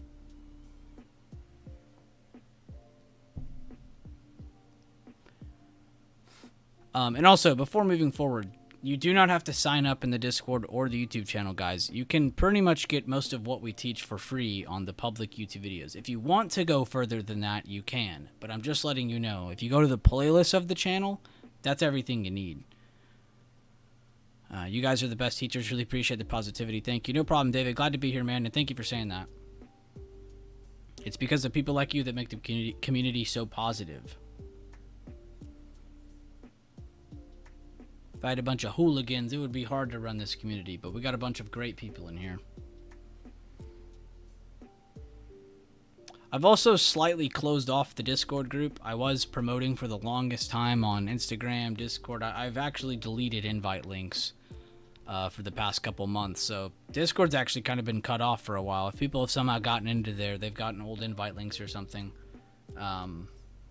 But it's been good. I've been kind of keeping it to where people just get time to grow before more people join in. Because it just feels like we get this like influx of people, like a wave of people, and then they're learning, and then you have like the older people still focused on learning what they were focused on. And it just feels like you have some people at different parts of their journeys, which is okay. I mean, it's pretty normal. But I'm trying to moderate that a little bit. Seems to be working too. I'm seeing so many people progress and post their own trades and not bugging me, but not in the sense like having to message me or tag us in chat as much, you know, where they're like, guys, I don't know what to do, or what do I do, or they're freaking out. I don't see that as much. I really don't. And it's a really, really good sign that people in chat, for the most part, are growing. Or at least limiting themselves. Again, I'm not really looking for anybody in chat to get bigger winners. What I am looking for them to have less losers, smaller losers, limiting themselves to entries that make sense. You know, things I go over. We have 4 types of entry in this community. The open range breakout, also known as the 40% entry. The retest, also known as the 80% entry. The lower high lead test, or retest, sorry, which is also considered to be the lead test. Or the buy the dip, the base build. We always talk about the base builds as well. And these are 4 really good, crucial, and honestly core strategies that we use, and they're very useful. They're also great for navigating the market, even if you're not taking actual trades. Another David. The David gang is growing. Yeah, dude, there's so many Davids.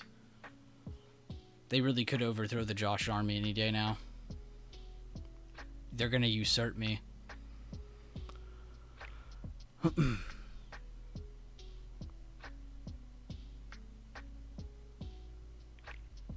See you, Gorov. The Elon. Can you check trade results B when you get the time? Yes, sir. Best Discord, hands down. Appreciate you, Green. We also get some people who aren't interested in learning at all. Just vague comments with no follow-through, and you get members trying to help, then those same people disappear. Yeah, I know. And then it ends up being like a waste of energy. But at the same time, though, for the people who do still end up trying to help out people who end up not being here that long, or people who just don't have the time for it or the energy for it, who are just lazy, it's still good practice for those people to try to help people, because when you break something down to someone else to a further extent, you're almost making yourself memorize it as best as you possibly can. Yeah, exactly. You end up teaching yourself, because what's the greatest form of memorization? It's not flashcards. It's not reading it out to yourself. It's teaching. It's reiterating something, breaking it down to a further extent, because you're showing that you know how to break something down in a simpler fashion, that you do truly understand what you're talking about. It kind of goes back to that saying, if you can't explain it to a child, do you truly understand it yourself?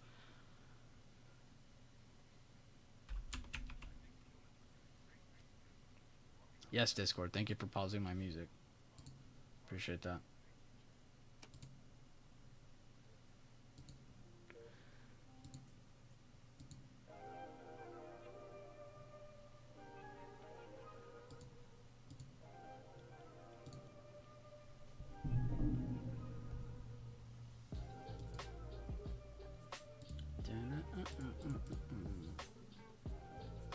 Higher low from the open / 433.30s. You have another higher low in the 1 minute. We also have lower highs. We need to pop this high right here to show buyers are present. Let's look at people's trade now. Let's go roast people's. It's time. Looks like I got a couple trades to look at first. Yes, Discord. I get it. The audio, the blah, blah, blah. I know how Discord works. Took half size today on the funded account. 4 trading days, too much red, but ended my first week positive. I love to see it, Devo. Great work. I remember you had a couple rough trades, but you had enough good risk reward though to save yourself, if that makes sense. So you didn't completely wreck yourselves. I love that. Great job, Devo and Marente. Both of you guys have been doing really good on those funded accounts. Good job, Father, on his Google trade.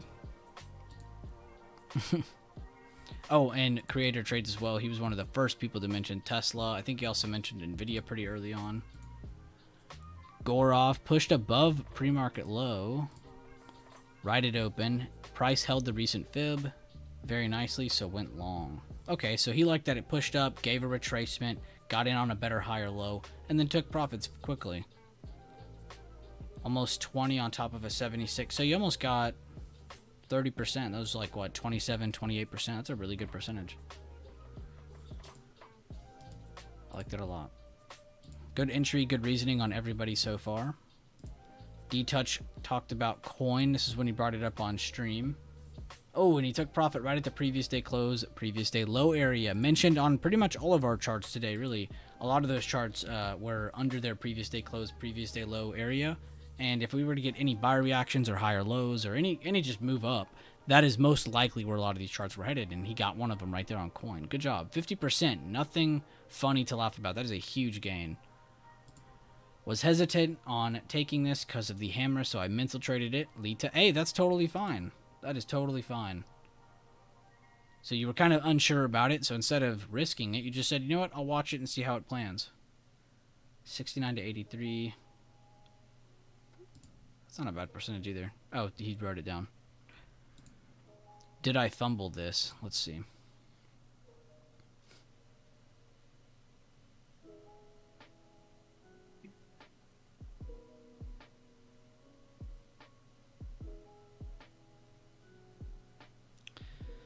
That's the only candle that makes sense to enter on, because I was looking at this one, because it's an inside candle, and then look for a break, which you could have said this was the break, but the fact it held the same level would have probably caused more hesitancy. So that was probably the only good candle to enter off of, even though it was early.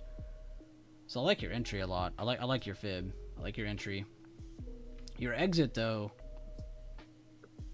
definitely could use some work. I think you're too worried about trying to hold your trade for a new low, or making it perfectly to the low. When in reality, you need to try to sell it like as it's pushing through something, not as it's pushing above something. Because you're not just losing because it's a green candle. You're also losing because the momentum is literally the opposite. So it's okay if you didn't make it to this low, but at least you gave yourself a chance here. So on the other hand, I don't want to beat you up and say you shouldn't try to hold trades just because a green candle pops up. But I am glad you tried to give it a chance to try to make it to that low. But good job. I mean, it looks like you stuck to an area you had highlighted here instead of just, waiting for it to just keep dumping randomly. You actually did stick to, all right, if it closes over, I'll get out. So, I mean, you really can't beat yourself up for actually sticking to the trade. You drew the fib on the 5, right? Or the 10 or the 15, anything other than the 1. I wouldn't say you fumbled that. Okay, you did? Alright, perfect then. That's what I wanted to hear. Well, good job then. That wasn't a fumble. It just didn't work out. And you have to remember that's going to happen. By the way, guys, since I was talking about those trade reviews, we did get over that high. Remember I said we're making higher lows, but at the same time making lower highs. We've now popped to one of the lower highs, possibly making it to the high of day. So look out for that move. But yeah, they got over it, holding over on the 1 minute. Looking good. You can see on the 5 minute, we're back to that second or the first high that we got. On the 15 minute, we're popping over. Remember, we wanted to see more of a candle, more body of a candle over this area, not just a wick. So looking good here. These candles have 4 minutes. This has 4 minutes. This has 4 minutes.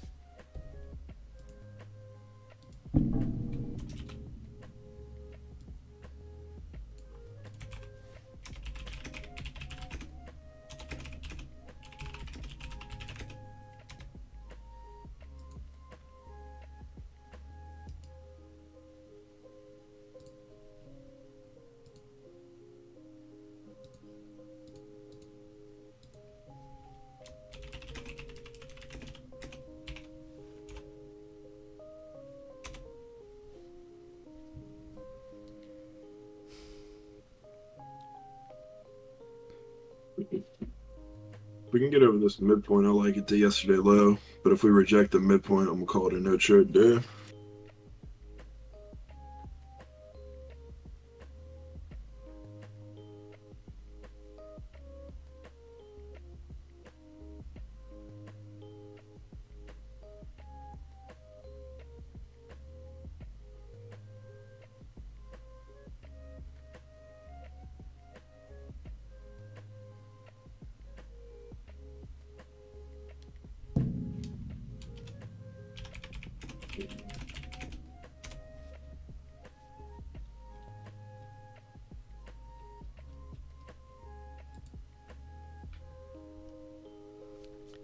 Hey, thank you, Daffy, for the free profits. Extra 190 on ABBV, thanks to that.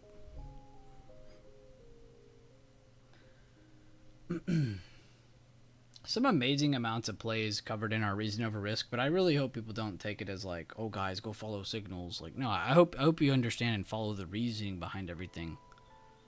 Because every single post has good TA with it. If we don't post it with it, there's definitely a review of it afterwards, which is my favorite part.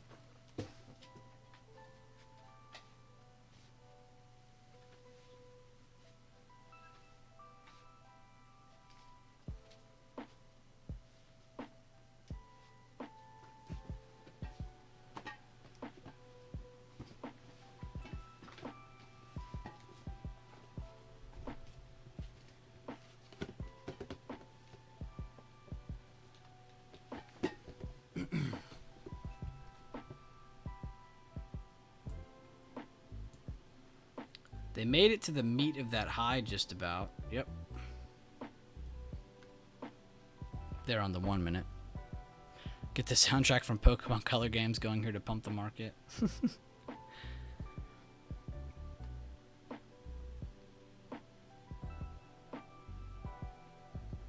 Pokemon music, dude, Jesus. That would actually probably be pretty decent for stream music if it wasn't. It's probably copyrighted, I would assume. But that is the kind of music that's played in the background. 15 minutes shaping up. Like I said, possibly getting a higher low, getting buyers into the resistance here. A lot of this was talked about. Yo, what's up, Harrison? The realest human being to live.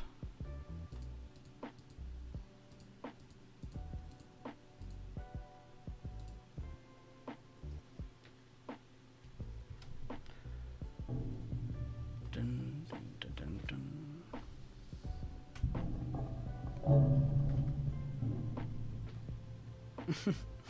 What's up, Mel?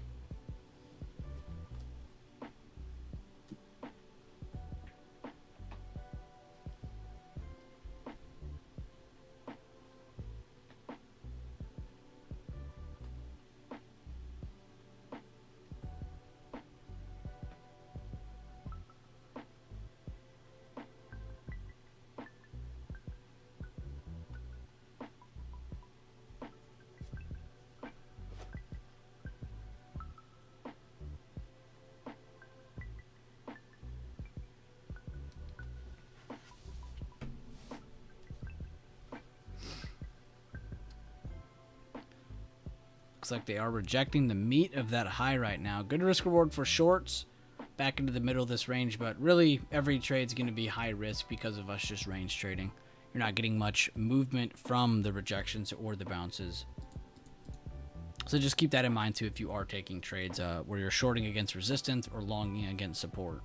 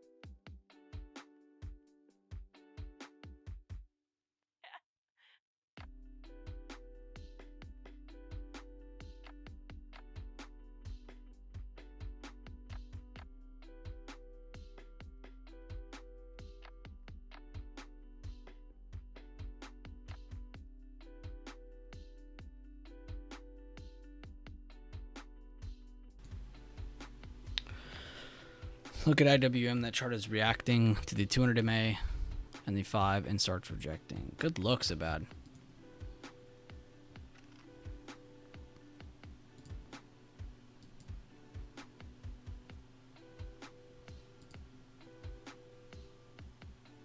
Rejecting good fibs still so far.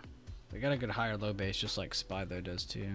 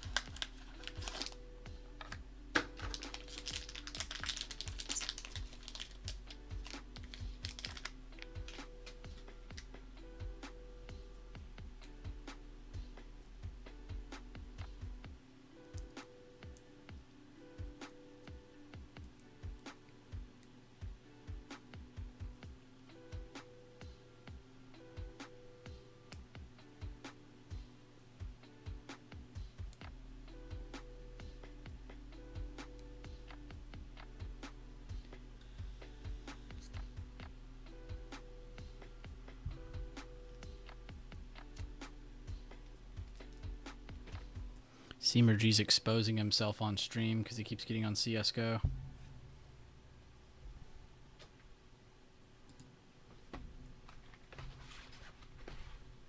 Or his Steam's bugging out.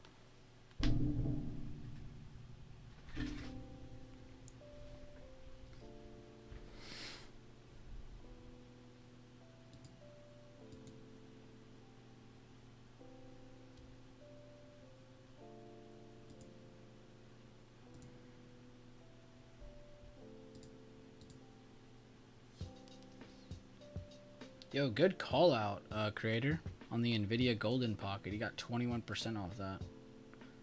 Looks like Mel got 20% off his call out as well.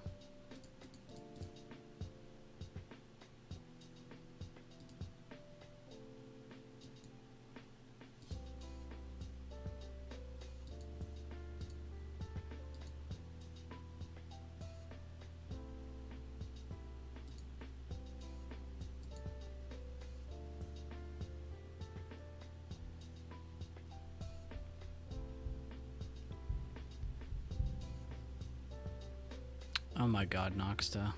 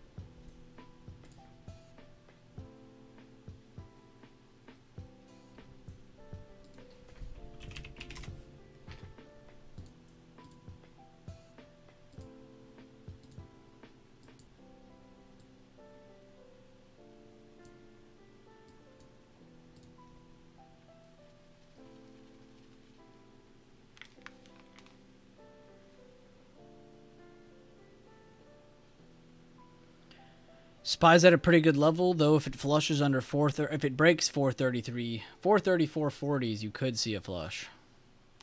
We have rejected from the meat of the previous high of day twice now on the 1 minute.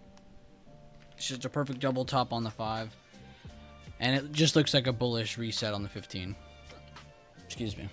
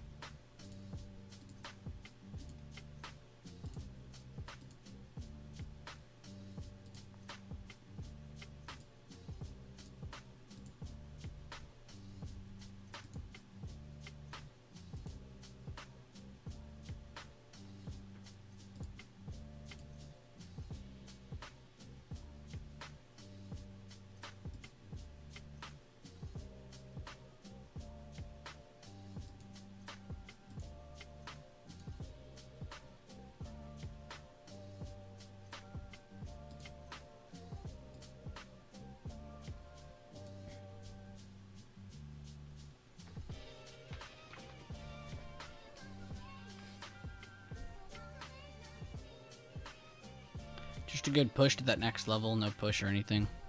Kind of bored of looking at SPY.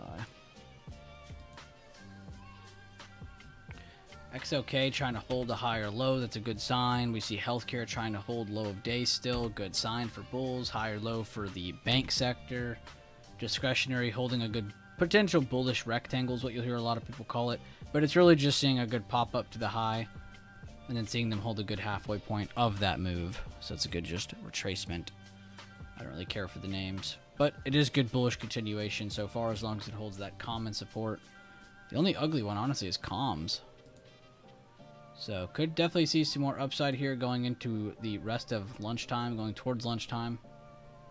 But just want to keep the red flag up because even if we do get a pump, we're still in resistance. We're still in an area where sellers have control. And if they reject here again today, they have very heavy control of the mid 430s.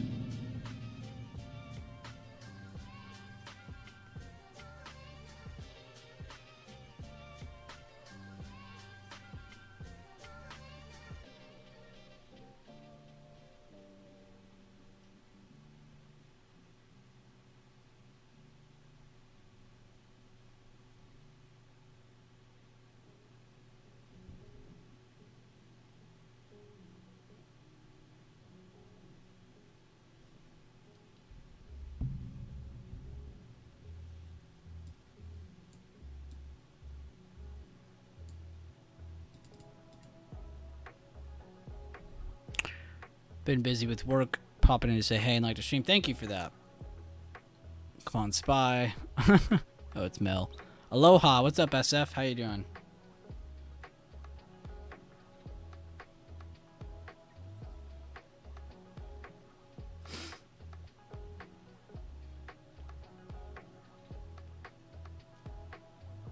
Damn, we got over 60 likes. You guys are crazy. I was really happy with 50. You guys kept going, though. Definitely helps out the channel. If you guys know anybody, feel free to share the channel around, share the stream around. There's free memberships given all the time, so it's definitely a good place to try to hook somebody up, and then if they get a free membership out of it too, it's like a double win.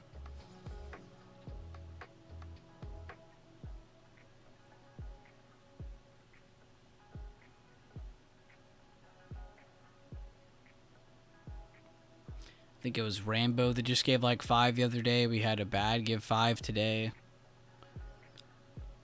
Last week we gave out a bunch. Probably give out some more next week. I had to kind of cool down. I gave out like 100 plus, so I needed to calm down. It's really easy to spend money on the internet when you're not seeing the money leave. You're just clicking the buttons. Melt up into a rug pull, very possible. Evis, very possible. Could just also reject here, range trade. Not see some movement till power hour. Could definitely see that also happening. And again, just to kind of rub my cursor over on the 1 minute, you can see we did reject the high of day twice, and now we've made a lower high from there. So if we reject away right here, this could be the move that breaks 434.46.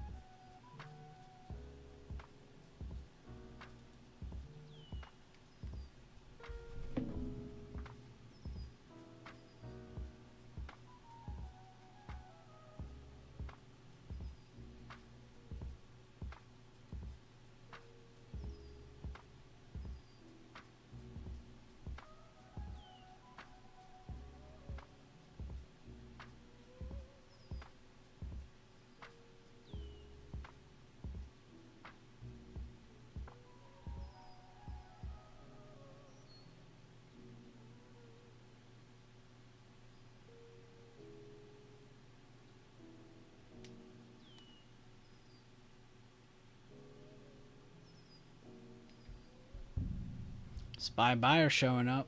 Nothing crazy. Might just go back to this chart where it's literally just one chart. A little bit easier of a view.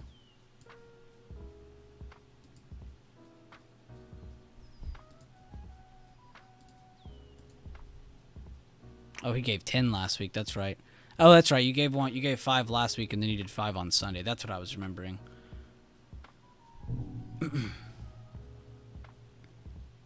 I made a bag today. I saw that. I saw your Gucci bag in there. The Gucciest of bags. Make sure to review as well, Rambo. Glad to see your success, though. As I tell everyone, if you guys post gains or losses, it does not matter. What is important is that we go over the reasoning, so moving forward, we can keep limiting ourselves to those more higher probability scenarios. You guys are good at finding good trades. Now it's about continuously finding good trades, and the only way to do that is limiting ourselves to them, which a lot of you guys have been doing lately, so it's really good to see. I had to get on a couple of y'all's asses this week, but of course it was all in good fun to get everyone in gear. It looks like a few of you guys progressed from that. New high on SPY. If I go back to that flexible grid, you will see if I hold my cursor over that meat of that first high, they did finally push over it above 435, and they're now finally making it to that supply. This is where we said we were most likely going today. It just might not be the easiest of looks. It might not be so quick. It might not be that pretty. I think my exact words were, they'll be pretty ugly or something like that this morning. Finally making it to the actual previous day low, previous day close area. We are not through it yet or anything, but we're finally approaching it.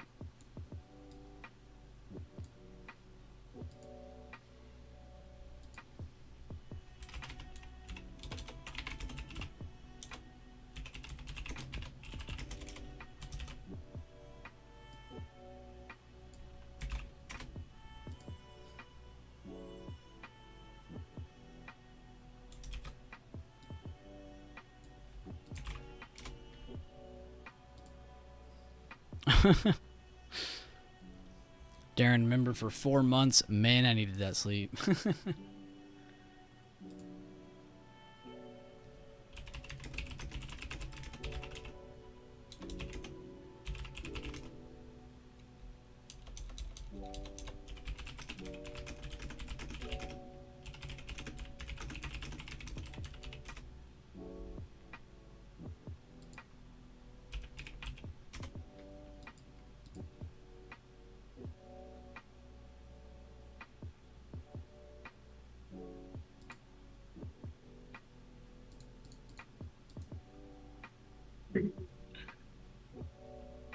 Nice little 20-cent scalp.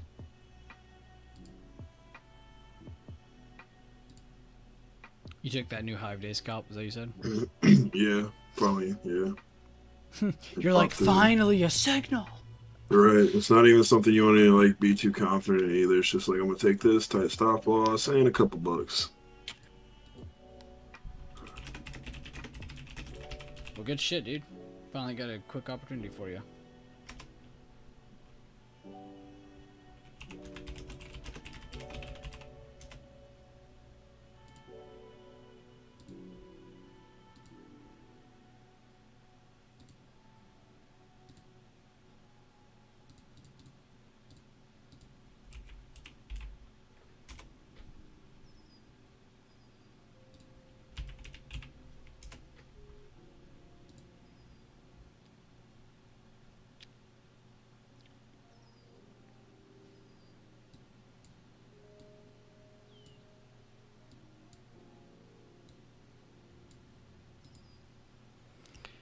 This music is putting me to sleep.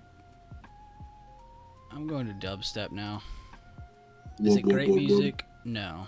But it's definitely a little bit more alive than what we're listening to currently. Ah, refresher.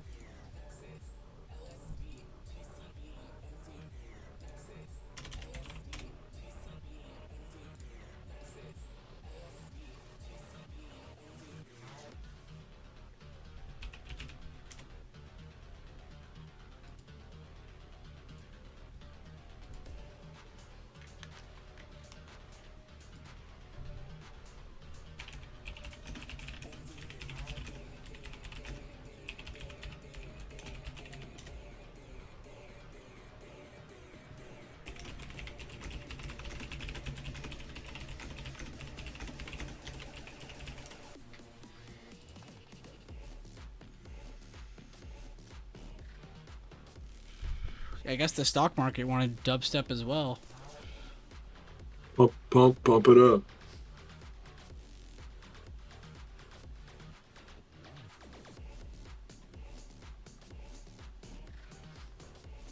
There was pretty much no reason to go short all day. Now, if someone was looking at the 1 minute and was catching scalps, that's another story. There was a couple opportunities, but 15 minute, 5 minute, even a 10 minute. I mean, there was pretty much no reason to go short until we broke 433s. Didn't once do that, so no reason to go short today. Quick scalps, definitely a few opportunities. Well-deserved loss today, sitting on my hands. Definitely review Dividend Bull. Good looks, though, being fair with yourself. Gotta be your own disciplinary.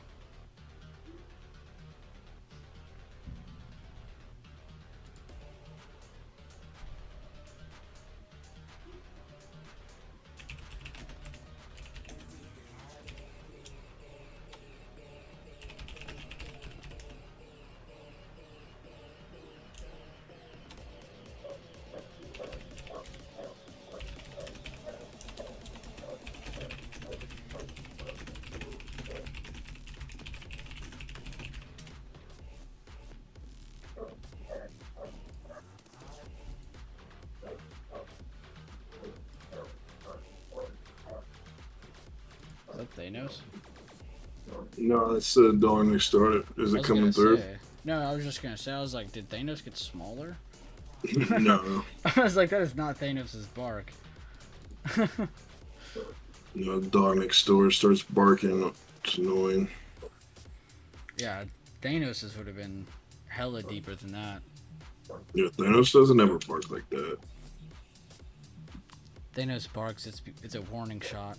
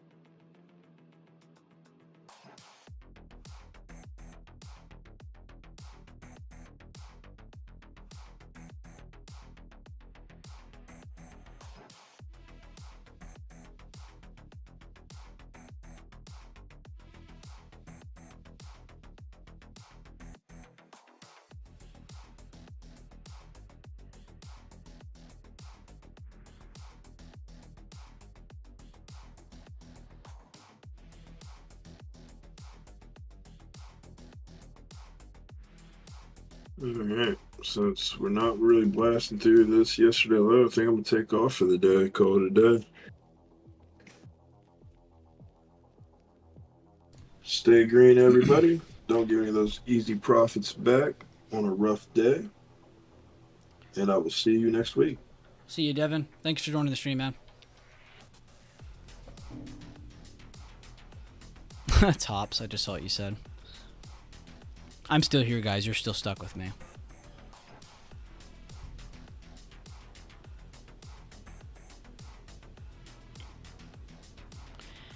Here in a little bit, I'll be bringing on Peoples, and then I think later on in the day, I'm trying to get Sherman in here, and I tried to get Leland, but he's about to go take a 20-hour drive from whatever state to Arizona, so yeah, he's going to be busy. I'm not stuck with you if I leave. Ah, big brain, you are correct on that. If you leave, you are not stuck with me at all. Oh my god. If you guys hear a lawnmower, that's my lawn mowing guy. They're like, we don't like showing up at the same day, same time. One day it's Saturday at 8, the next time it's Friday at 10. So if you hear that, that is what that noise is. But we have hit supply, or should I say previous day low area. We have a combination here between previous day low with the bigger time frame level up to the previous day close. Now I've known him, or he's been like my family lawnmower dude for a very long time. The dude's got like insane bags. He's big balling. That man's had like, cause he was in this area around Houston before it was like super big, and he was doing like lawnmower services for like all kinds of really big neighborhoods. And then the area started blowing up, and for like 3 years this zip code was one of the fastest growing zip codes. And I almost promise that man has like 100 plus lawnmowers now, 10 plus trucks, maybe more than, maybe I'm off, maybe it's like 20 plus trucks. Like that dude's company has gotten so big, and it's because he was in the right place at the right time, and he was a very hard worker. This company is effing huge, especially around Houston. You'll see tons of lawnmower services, and most of those companies have like just a few trucks, a few guys, a few lawnmowers, that's it. You know, but this dude's company is like, it's massive. And he built it all basically by himself, of course, with all his guys, but pretty crazy. What's your address? Yeah, good one. I'm going to just look up your credit card info, and then I'll read it out.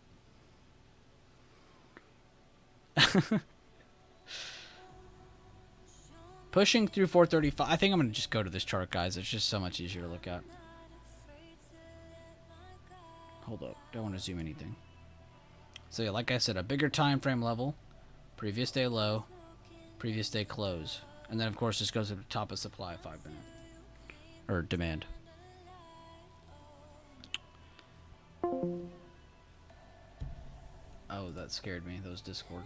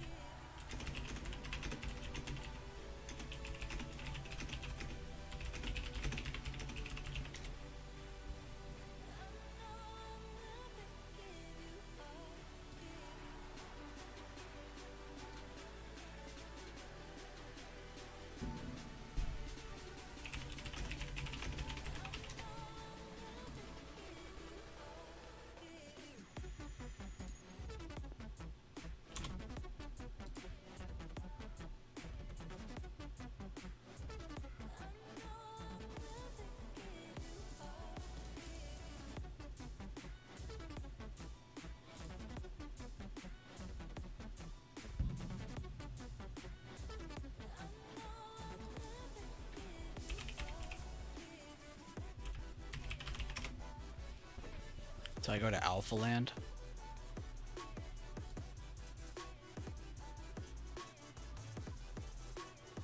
So like a gym or something. Just sounds like the name of a gym, or like a exercise store. Going to Austin next month. Ooh, nice, man. Still a few hours off of me, but Austin's pretty close. What are you going to Austin for? It is, LOL, it's where a ton of influencers live. Oh, okay. Well, good guess then. Yeah, that's a good name, to be honest. Alpha Land.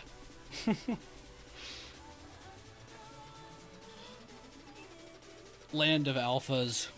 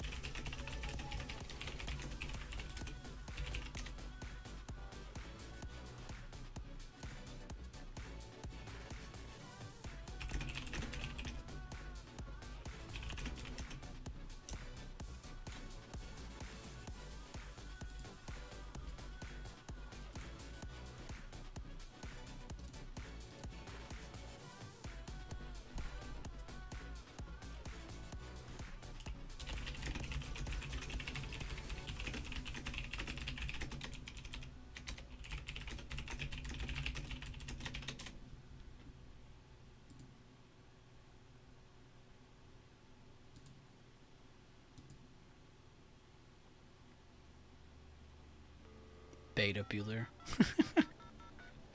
I'll accept it.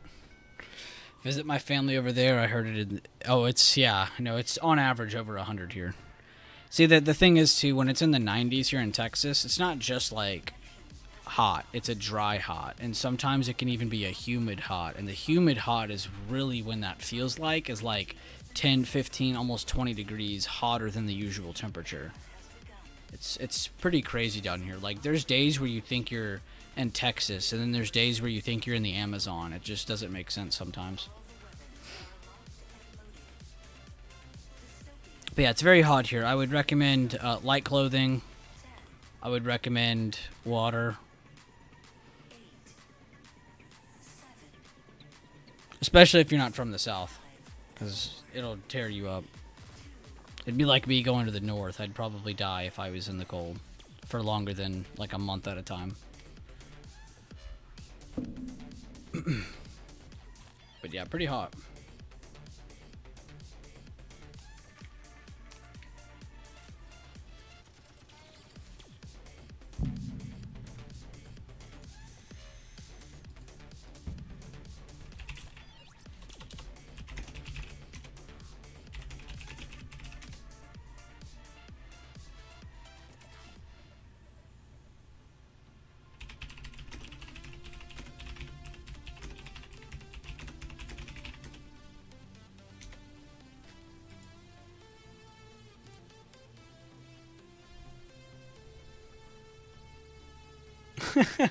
Oh, you're Texan, so you're instantly a George Strait fan. Bet.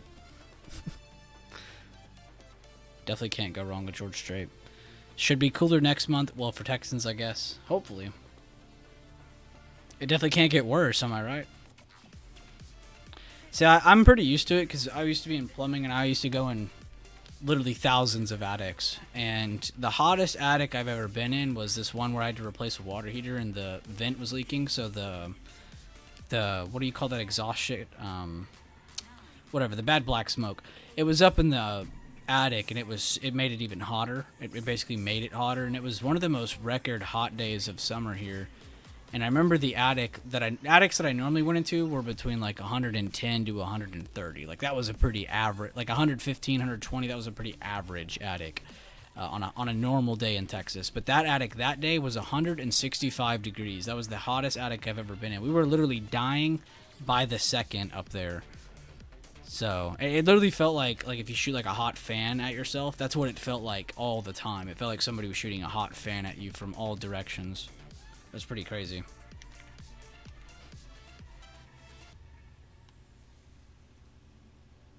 We should be close to previous day close, am I wrong? Here's previous day close. Let me mark the exact level. and then we'll go back to this. Yeah, we're pretty close to previous day close.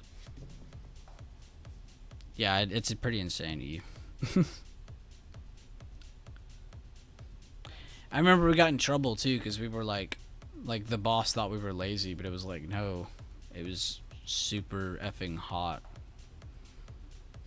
Like when you have a Texan telling you it's hot, it's hot. 436.29 previous day close. Good looks.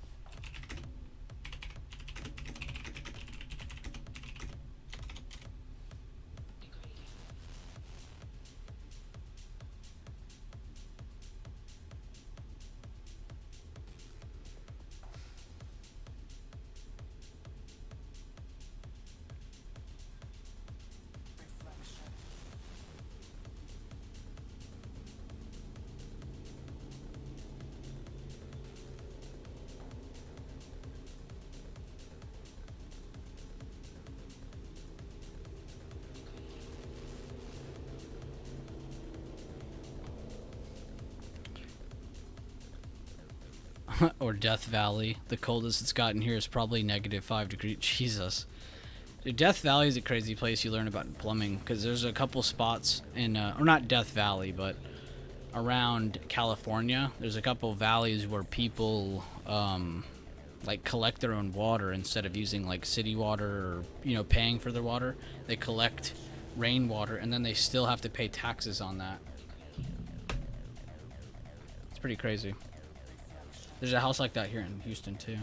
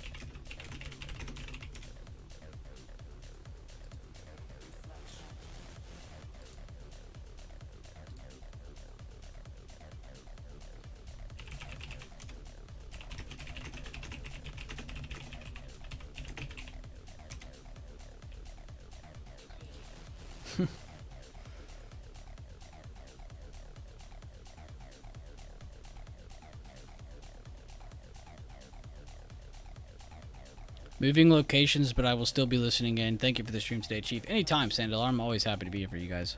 I need to be streaming more, to be honest. Moving locations. Oh, wait, I read that again. They limit your water use in CA, but then also make it illegal for you to collect rainwater. Yeah, I know. It's crazy. It's like that in a lot of places now, though. At first, California was like the biggest heat spot for it, but now it's starting to happen in a lot of other places, too. It's pretty crazy. It's almost needed, but at the same time, it's just wild. Like, how many times are they going to tax the same dollar is what I'm getting at. It's not even about why I have to pay for water or not.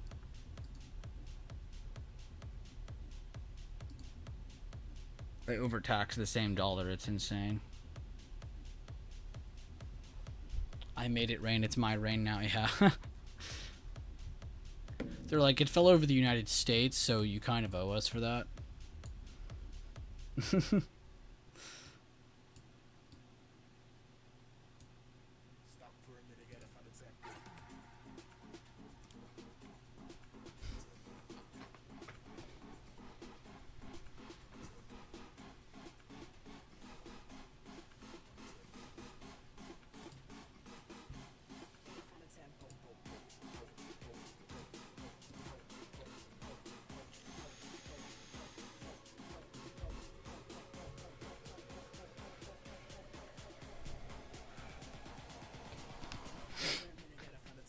Is there anything anybody wants me to go over or chart, or are we just chilling?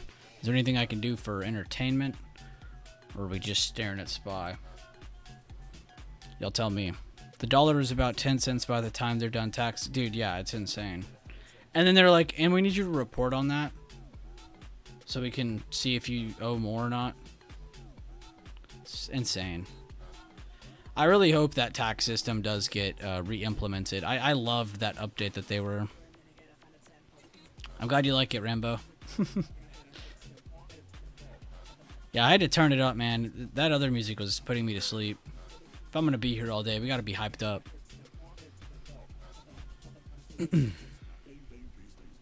For entertainment? Oh, God, I don't like how you said that.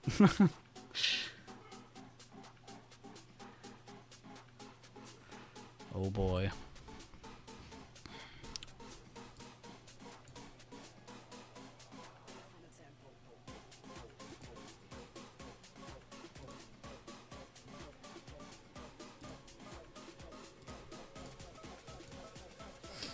I guess I'll just look at bigger time frames. It's a lot more fun.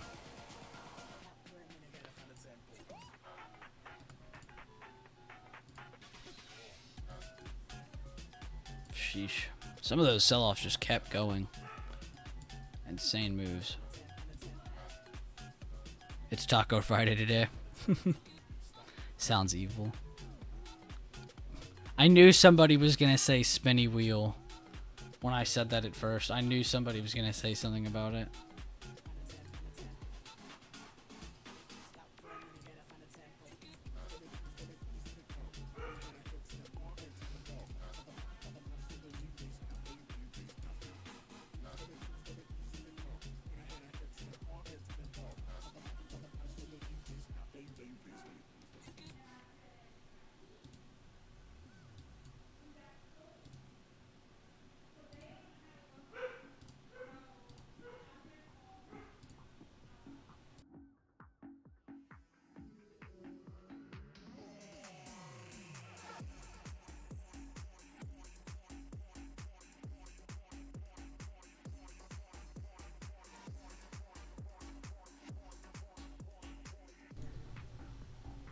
Had to be me, right?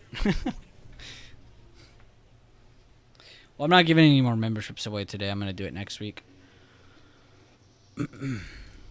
I always give away like 25% or more of what I earn from the YouTube thing every time I get a payment. I think I've been doing more than 50% of it, but I need to pull it down. I like to give back from what's given.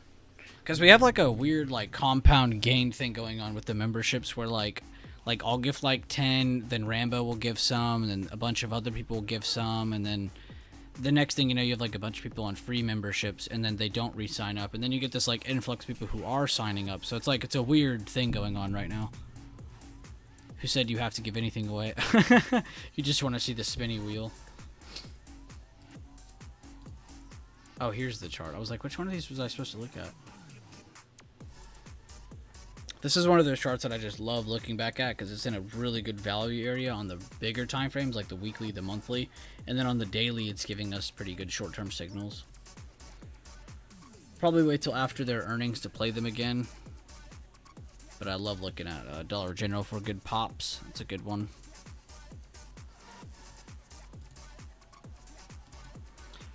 Square and PayPal are in really good spots on really big time frames. It's just the fact that they're connected to the financial sector kind of screws them a little bit right now because the banks have been kind of pulling back.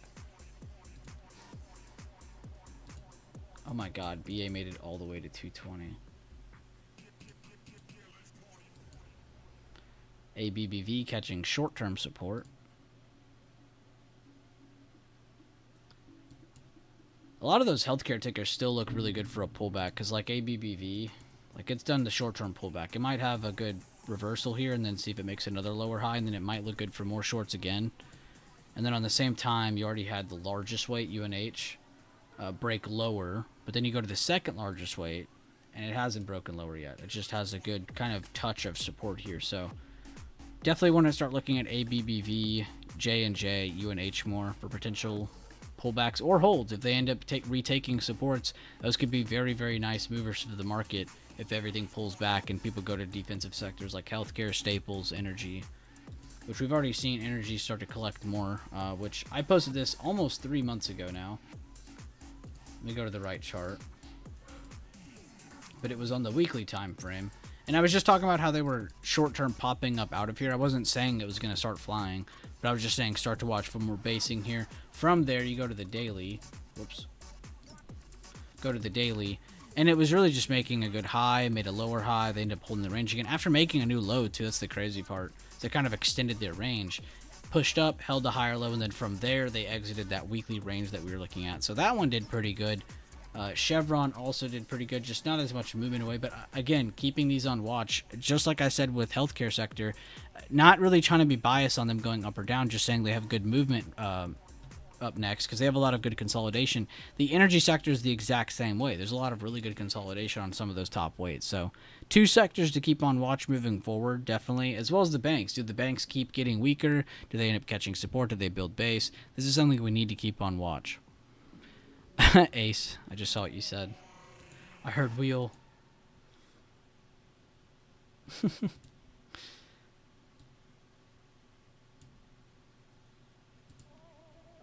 But yeah, those are just my thoughts on a lot of the bigger time frames on energy, healthcare, banks, a bunch of individual stocks that we were just looking through. I'll definitely have some good videos and breakdowns next week on different bigger time frames that I'm looking at. But Jackson Hole's around the corner, so we'll see what kind of volatility and price action we get there. I'm very happy to see that we've pulled back at least a little bit, though, because if we are going to hold and produce new highs on SPY over the next couple months, they needed this pullback. They needed some consolidation and base building. We can't just keep ripping higher. And plus, we did get to almost 460, guys. Is it really unfair to say SPY didn't rally that much this year? No. We rallied a very good amount this year.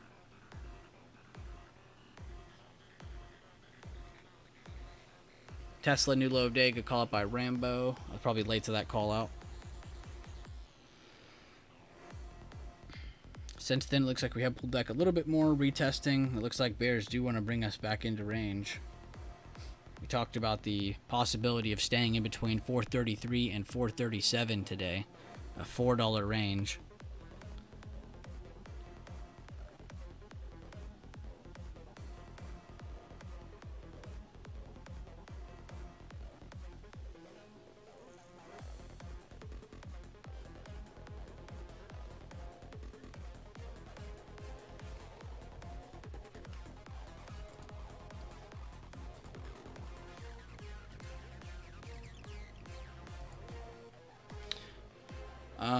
For any of you guys who are into crypto, there should be a really big piece of crypto news coming out next Tuesday. There will be an update on the Grayscale Bitcoin ETF, apparently. Whatever the hell that means. But for people who are in crypto, apparently that's really big coming out next week. The song's hurting my ears. Alright, if this is a pullback, and this is the buyer move, let's see if the Lee test steps in.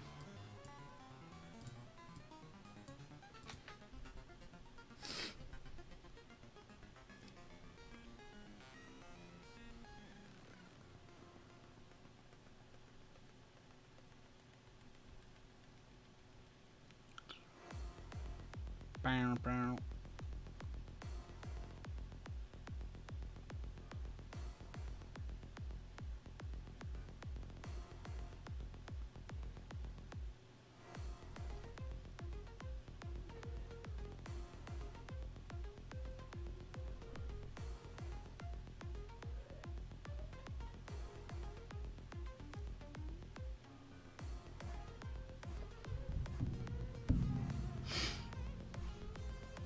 Microsoft and SPY chart looking quite similar right now. Good looks, good looks.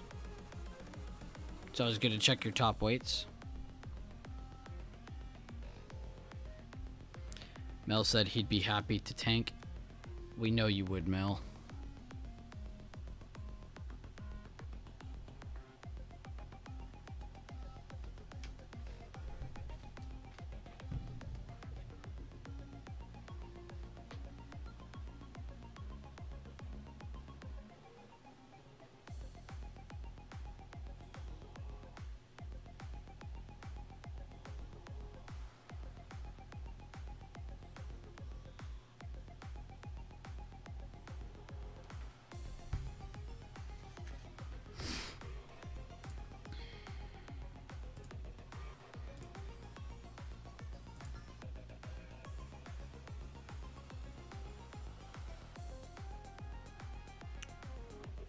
Going to a trance rave in September. Hopefully I come back to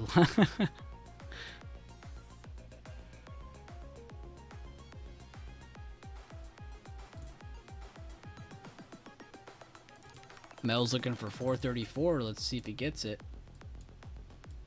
Tesla continuing to make new lows.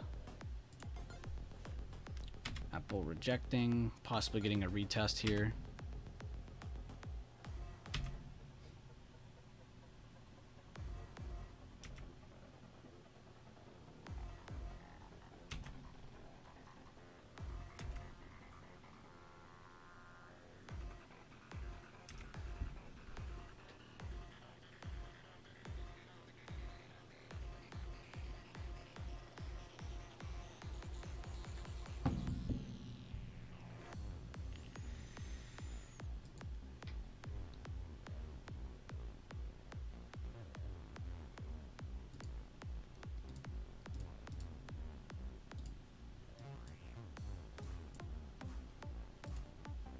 Of course, Netflix is back at 400 flat, holding at support.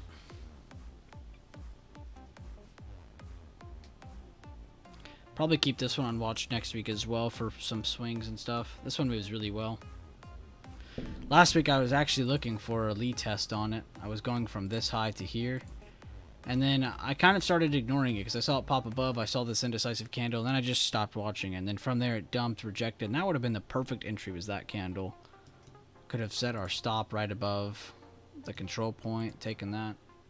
Next day could have taken profits, kept runners, and then try to make it to this low. I definitely wouldn't have made it to 400. But still, good to go back and review trades that overlooked or just went by us. But that one's a really good mover. I definitely need to look at Netflix a lot more. Meta, too. Meta's a really good mover. It has long periods of consolidation, but it has really, really good moves. So I definitely need to look at this for some swings more. Of course, everybody likes looking at NVIDIA. Who doesn't, right? Been a little bit harder to chart lately, but talked about that one today from Dondu swing. That one did really good.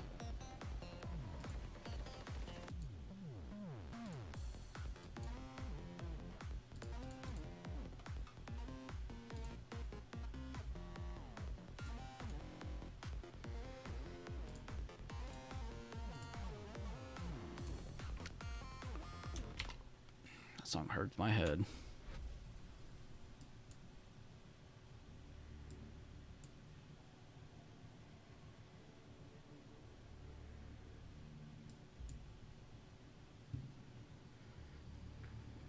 NVIDIA back to 435.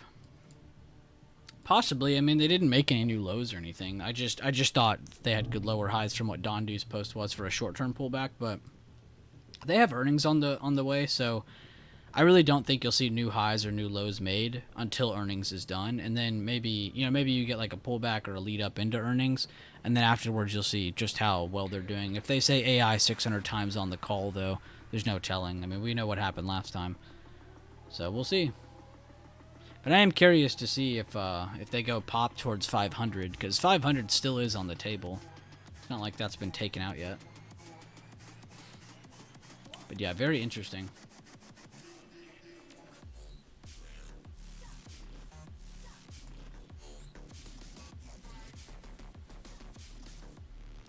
I guess I can delete that fib now.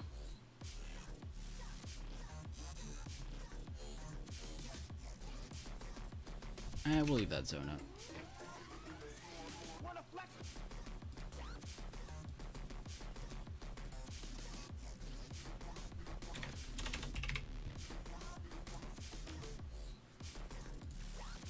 Of course, before the news with crypto next week, you have Coinbase sitting at a pretty crucial support after their massive breakout. They didn't end up holding the short term. They ended up retesting to move lower. They didn't even hold where they broke out from. Now they're moving back to the original breakout spot. If I zoom it back out more, you can see before they started ramping up, this is where they broke out above these recent highs. But this is where the big massive move really started occurring, was above 84s. They've broken through 84s, through 78s. They're right back to square one almost. So, interesting that they bring it up. We have news next week, so definitely interesting to keep crypto on watch next week.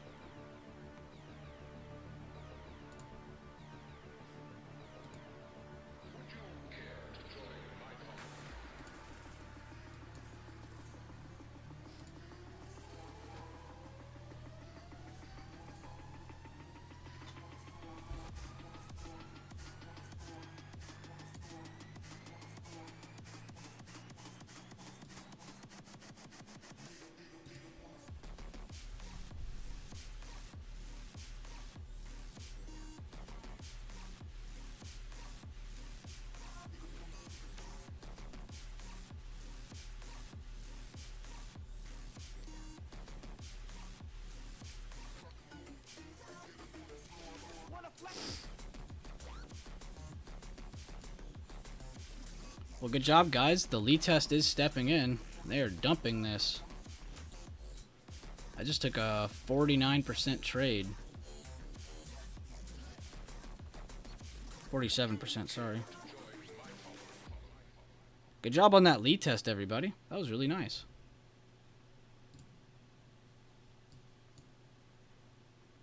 I had to wait a little bit through sideways price action, but that was really nice movement. Good job, Mel. I'll post my trade in the chat if anybody wants to see it. I'm not really one to sit here and brag about gains or anything. I was really following Mel on that, and then I started to draw that fib, and I was like, you know what? He's not crazy. I didn't like your entry earlier because I kind of felt like you were being aggressive, but I did like the one you just now brought up.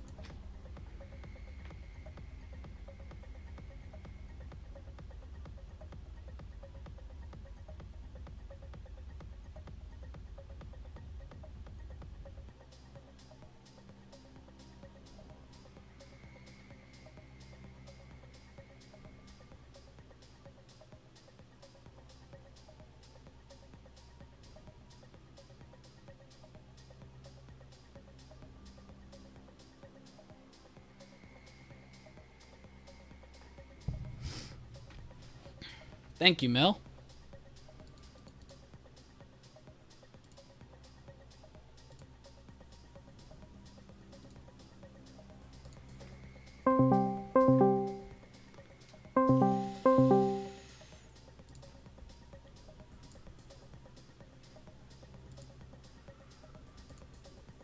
Yo, Yo, what's up, boss? how's it going, everybody? What's up, Josh? I missed you, man. Missed you too, boss. Got some real nice plays coming up, I think. Yeah?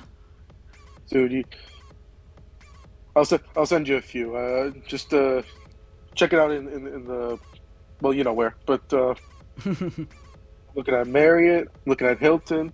Got another one popping up for Starbucks.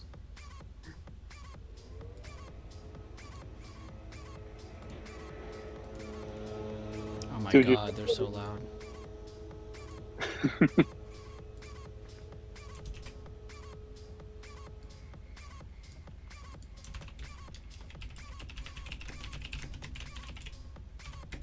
Hi, Taylor.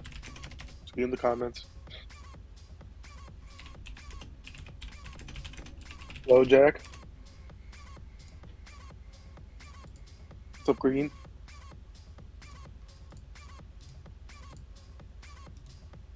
Actually, I guess I'll watch the fib longer.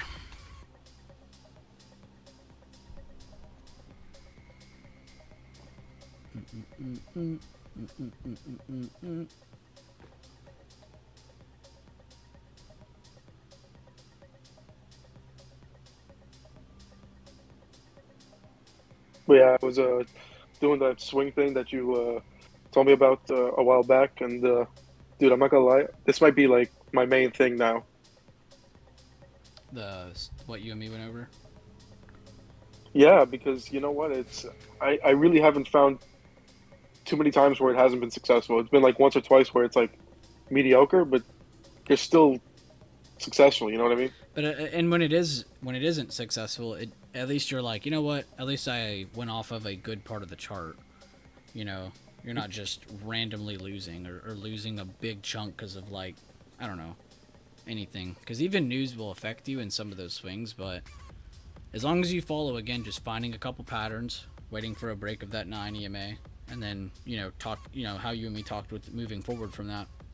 That's a solid, stable system you could just do over time because it has rules for everything. You know, it's like if this happens, that happens. If this happens, I do this. You know, you're not looking to be crazy with it. Yeah, I'm like really impressed with how well it's working. I'm gonna start keeping track of this shit because like there's so many now. It's like once you start doing it, you can start spotting it pretty much every day. It's I didn't even realize how often it happens if you start doing your sector rotation. You know, Yeah, you yeah. start looking at. You probably increase your probabilities seeing stuff like that because you'll be like, all right, well, this sector's in the worst spot. I need to be looking for puts here, and then this one's in the best spot. I need to be looking for longs here. And then when you start to go break down individual stocks from that sector and you see your EMA strat pop up, you're like, oh my god. It just gives you even more confidence. It's great. And you start looking for like whatchamacallit, like sympathy stocks. You know, if you start looking at the certain sectors, you look at the kind of shit that's in the same sector. You know, if you're in comms, you look at Netflix, Meta, Google, all that stuff. Mm-hmm. It's the same deal. How's Spy doing today? I haven't really been I'm trading. really happy you're doing that because I've been begging for somebody to do something like that. Because I do it all the Oh, time just on my own, but that only goes so oh, far. I think everybody should be implementing this. Like, this is like the most passive strategy It's a really slash good type thing. trading. It's really good too because down the road, like right now, I don't even use the EMAs anymore. I've just been going off of positioning now. It kind of gets you in the right mindset. It gets you that right vision, the right perspective of looking at things. Hmm. So even if you aren't using the EMAs down the road, it's fine. Like you'll be looking at things the exact same way. But the EMAs are a good kind of like guideline to give you set rules, set areas to look for. Because you could still draw your supply and demand, and then you add that, dude. There's no reason you shouldn't be finding amazing opportunity. Facts. If they reject here, guys, this is another lower high, and the lead test is still in effect. They did not get over 435.62, 435.76. This is still a short-term pullback. Now, I wouldn't get too antsy, because if you look at the 15-minute, we're just up here off of a support against resistance, so we're just kind of stuck in this area. So, you're going to get moves to both sides. 30-minute looks good for upside. Hammer plus inverse hammer depends on this 30-minute candle close on SPY. Good looks, Dondu. Here, I'll switch this over to the 30-minute. And I'll delete this fib so I can actually see the 30-minute. Oh my god.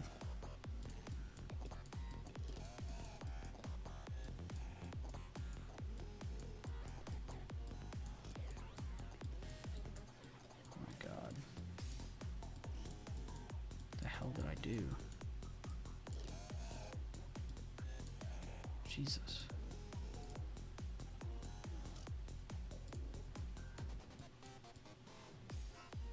This is exactly what I covered today, though. I mean, I literally said today, watch to break 433s. If we don't, watch for upside. If we do get upside, watch for us to get to this resistance and slow down. So this could be where we range, and really the level is 437. If you look up above this level, it's 437.08, 437.10 is what I've been typing in chat. So if we were to stay in between 433, 437, I really wouldn't be surprised. So yes, there is a little bit of room on the table for upside. Just remember, we are at previous day lows, previous day close area. So there is reason to slow down now. Just keeping both sides of the story here. And yes, it is still at the fib, like Mel just said. It's kind of like right here. What I say, 76 was top of it? That's pretty much where that green open of this green candle is. Yeah, right. I really looking am, with Jack. you. I'm everywhere.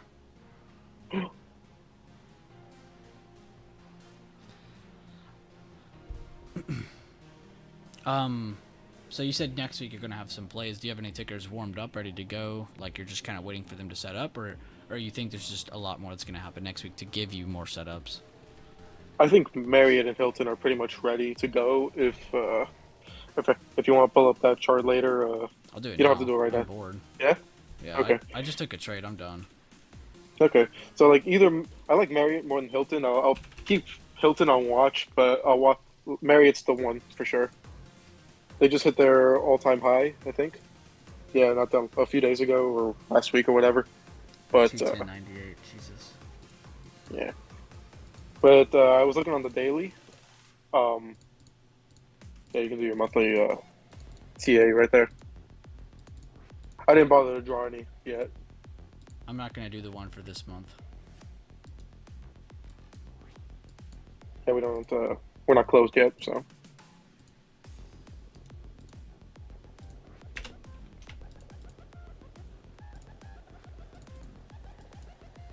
Well, if we do pull back, it's gonna have to happen under 200, and you have 196 like right there. But if that breaks and 196 breaks, 195.90, you have a lot of room. Let me pull up my what I got. 190. I like a target of 192, but 196 does make more sense, like you said. Oh, I see. This is more of like 192. But this is more of a retest of the 9 happening today, Right, actually. I'm gonna turn on So, the EMAs too. so I mean, this would be technically an early entry, but something I still like. You know what I mean? Ah, I see what you're going for here. Yeah, the usual. Yeah, because you already got your entry technically, or signal. That- Now that- it's that's- like wait for retest or wait for continuation. Like even here, it wouldn't be the bad spot to get in. It just would be still considered early. A little risky because it already broke under. It already technically broke the 21. Technically, it could come up and retake the 9. Yeah, but you know what? If it does, it's not really that much of a. The 9's right there, so I mean, Mhm. your stop loss is super tight. You just at that point, it's either going to continue to the upside and go back to its all-time high and reject there, or continue there, or you get stopped out early, whatever. Continues riding down the 9. You know what I mean? There's really not It's much. good risk reward. Yeah, it's a high risk reward. What I like, mean, my bad, I'm reading out Evis's update. He said, we pulled back right to the golden pocket on a fib from 433.72 to the high of day. Just saying. My bad, Sherman, keep going. You good? I do like how you drew that fib, 204.36. That's definitely a good spot to see a reject off of too. Yeah, because I'm already kind of looking at this open, so it's nice that this lines up next to where the 9 EMA is as well. There's like 3 things here that's like, hey, if this gets above 204.50s, probably should be out of that. 205.60 would be too loose of a stop. That's why I just I'm like, with this one is definitely a good setup, just to, if you don't mind taking a potential small loss, but also being able to be in the play. You know, as long as you get a right enough time on the contract. You know, because what I like too is it rejected recent supply, because you know how I draw supply, go from high of the mood to the last open of the green candle before the reversal. Yep. I mean, if you extend that over just a few days, give me a second. It actually broke it, rejected, had that higher open. That's where it rejected from. So you actually have really good confluence too from recent rejection. And then I like this retest talk that you're doing here with the 204.50, 204's area really. New high of day on SPY. Thank God I exited. Awesome. And with Hilton, it's something similar, but I don't like the setup as much. You know, it's a little more. I'll give that one just a look-see, while Marriott can go to the downside. It's more of a sympathy play. It'd be like I don't know, Home Depot and Lowe's. I know they don't necessarily move in the same direction, but still, it's something. Yeah, it's something like that. You know what I mean? And then with Starbucks, we got two things going for Starbucks. I just saw something that could give me both directions. Still, we got a Head and Shoulders pattern. It's lopsided, so that's good for downside. But it's also at a support area for the past, I want to say, basically the past year, or at the price that it's at right now. It's kept bouncing off of that. Real quick, So while if we you're get talking, what's the Hilton ticker? HLT. I just wanted to chart that while you were breaking that down. Yeah. So with Starbucks, we got the Head and Shoulders pattern to break below lower off of, from that support area that we're at right now. But if we get like a bullish candlestick pattern, which is all that I'm looking for right now, I'm not going to be in it. I'm probably not going to enter anything today for Starbucks. It is over the weekend. But if there's a bullish pattern happening soon in that area, that's definitely a good sign to go back up to the upside, bounce off of the support, and come back to the 90 MA. Because if he's turned those on Starbucks, we are overextended. I'll do Starbucks next then. Good. I'm glad somebody had some tickers to throw out. This is good. Yeah, well, you know what? Ever since you showed me that these, it really doesn't matter the name of the ticker. You just have to find the right as many patterns. setups as you can. Find us just like, and I like that you've not been trading a lot of them. That you've just been mentally trading them, and then sometimes trading something, because like that's what it needs to be like. Like you need to be visualizing a ton of these, not just trading them, because you really do have to kind of get in the habit of like, all right, this is what I need to expect. And you'll notice too, like you'll find a good signal. Sometimes it's just for a short-term trade. Sometimes you find a good trade, it ends up being a massive, like your Pepsi finds, all of your other finds that you had. You had like 5 or 6 setups that just kept dumping and dumping, and even I criticized one of them saying I didn't think it would, and then it just kept going. You know, you have trades like that will still sometimes, and that's why it's you need the staircase method mixed in too. Like and that's why I like the EMAs and all that, because it gives you rules. It's like, all right, well, if I have 5 contracts, I need to exit like 3 here. I'll leave 2 runners. I'll take profit at the next EMA, and then if I can leave that last runner, that's a free contract. You could try to take it as far as you want. So it's a really good method. It teaches you a lot of different things at once too. Like you're learning so much more than swing trading when you're doing that. And just for the record, even Pepsi did dump even more after my final target. Like, I'm actually surprised about that. Because I remember you were talking about this with your EMAs, and I remember you looked at it and you're like, what do we think about it? And I was like, yeah, I definitely could go more, but it'll probably slow down soon. And it did slow down, but then it just kept going from good areas. Again, just basic supply and demand. And then, of course, your EMAs gave you the perfect targets, and it just kept going. Yeah, that area that you got, like near that 181, that was where my final target was pretty much. That's crazy. So the fact that it kept going, I mean, it doesn't make sense to stay in it at that point unless you, like you said, you have that free contract. And even then, I would have just been out. That play is over for me, even with the continuation. But it's nice to see it happen. You know what I mean? It's at that point, it's like you make your 200% and move on to the next plays. Yeah, exactly. No point in sitting there Like thinking about it too much. Like I literally found like 5 or 6 charts. I found JPM worked out. So did XOM. I don't know. I think you were talking about that earlier too today. Yeah, because, well, I went over them just briefly in stream like a long time ago, and then tons of people since then have covered it even more. Like Shane was all over CVX and Exxon. I saw you talk about them. Misi was all over energy before even me. She was talking about XLE before I even covered them briefly. So there was just tons of people in chat who liked the swing trade that were looking at these two, and it just gives you more like I think that previous week I literally took a play just off of someone else's chart. It was off of Shane. He was talking about CVX and Exxon again. I was like, yeah, I remember being bullish on those.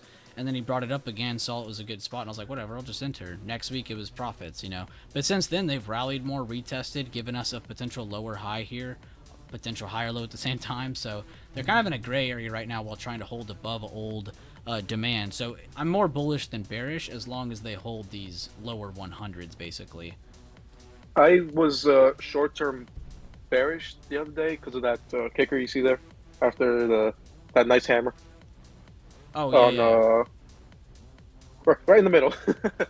Yeah, I saw the kicker, and I saw it the next day, unfortunately, after the open, but it kept on going even further into the close. Like you see, the close is the low of the day. So honestly, it hit my targets that same day. I was pretty surprised about that. You're like, damn, all right, I won't trade it then. Well, I mean, I saw it in at like in the around lunchtime, right? I never looked back because I didn't I wasn't gonna bother entering that day, and then I looked the next day with the higher open, and it's like, oh, it already hit my targets. It did it yesterday, Jesus, so fast. and I think And I then think the it did next the day same. dumped. Just kept going. Yeah, yeah. I'm like, okay, well, you know what? I mean, I would have liked to see some continuation to see it hit the 100, 200 EM. Well, actually, it hit the 100 EMA already. They're all kind of clogged up right now. The only thing left is like that around that supply area that you got. But otherwise, I mean, this is like the what these plays. Uh, this is what they are. You know, once you Yeah, start seeing them. that's just the tempo. That's just how they are. Like you start to get into it, and at first you're like, damn, this feels weird. That's how it's supposed to feel. But as long as you're finding things that make you like the chart more, that's what's important, because that's what should get you in and out of the trade. As soon as you start to say, I want to do this, or I hope it does this, that's when you've lost the trade. You can't say hope. I mean, the only Yeah. yeah, I hope it doesn't hit my You stop say loss. that word, but, you lost. Alright, I'm doing Starbucks now. So That's cool. You mentioned it. And like for anything intraday on these plays, I mean, generally I kind of just look at these like once or twice a day. To be honest, if Good. it's No, really good. You look at the daily, right?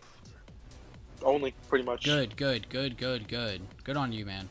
It is so hard to do, but once you start doing it more and more, it becomes easier, and it's just, you feel more at ease. You're like, oh, wow, I'm not getting faked out as much. I don't feel as lost on the chart, and it's because you're stuck on a system. You're not looking to pay attention to all these extra things and all these extra variables that are adding into your, adding confusion into your trade.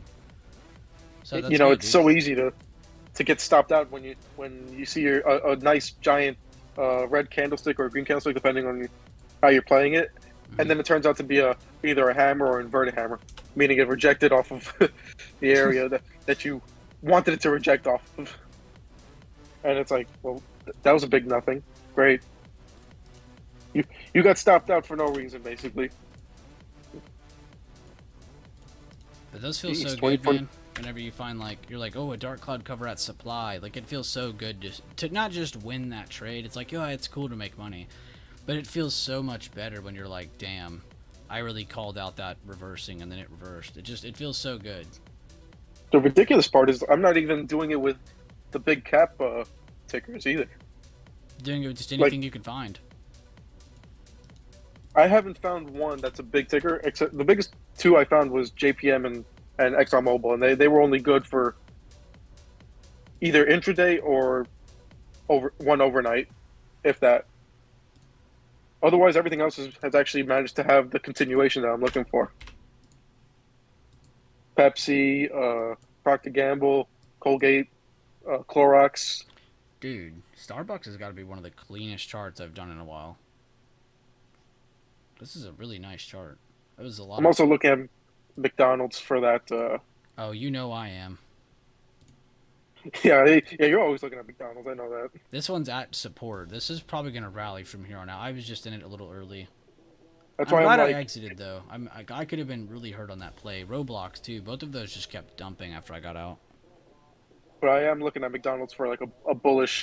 We already got like a double bottom kind of here, so That's what I see. Looks good. If anybody takes risk here, they're definitely not crazy. Because it should probably go retest 285, 286 area.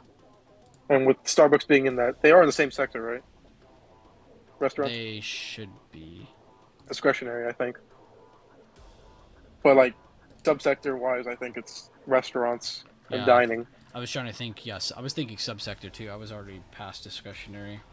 Yeah, I was trying to think if they consider them the same. Because I know some people consider McDonald's to be real estate as well. Nah, there's no. They wouldn't be. They're not pulling Categorized revenue that, though. from their fucking real estate, though. Like they are with their actual store. No, it's just their value comes from it, but they're not getting money from it per se. Yeah, exactly. It's not adding to their revenue.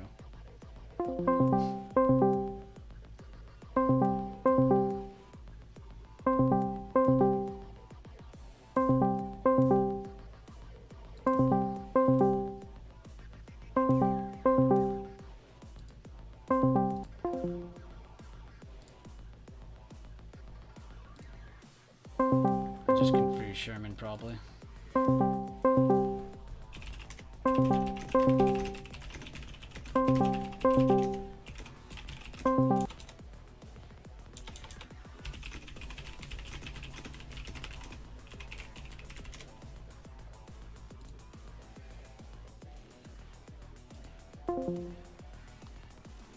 Hello?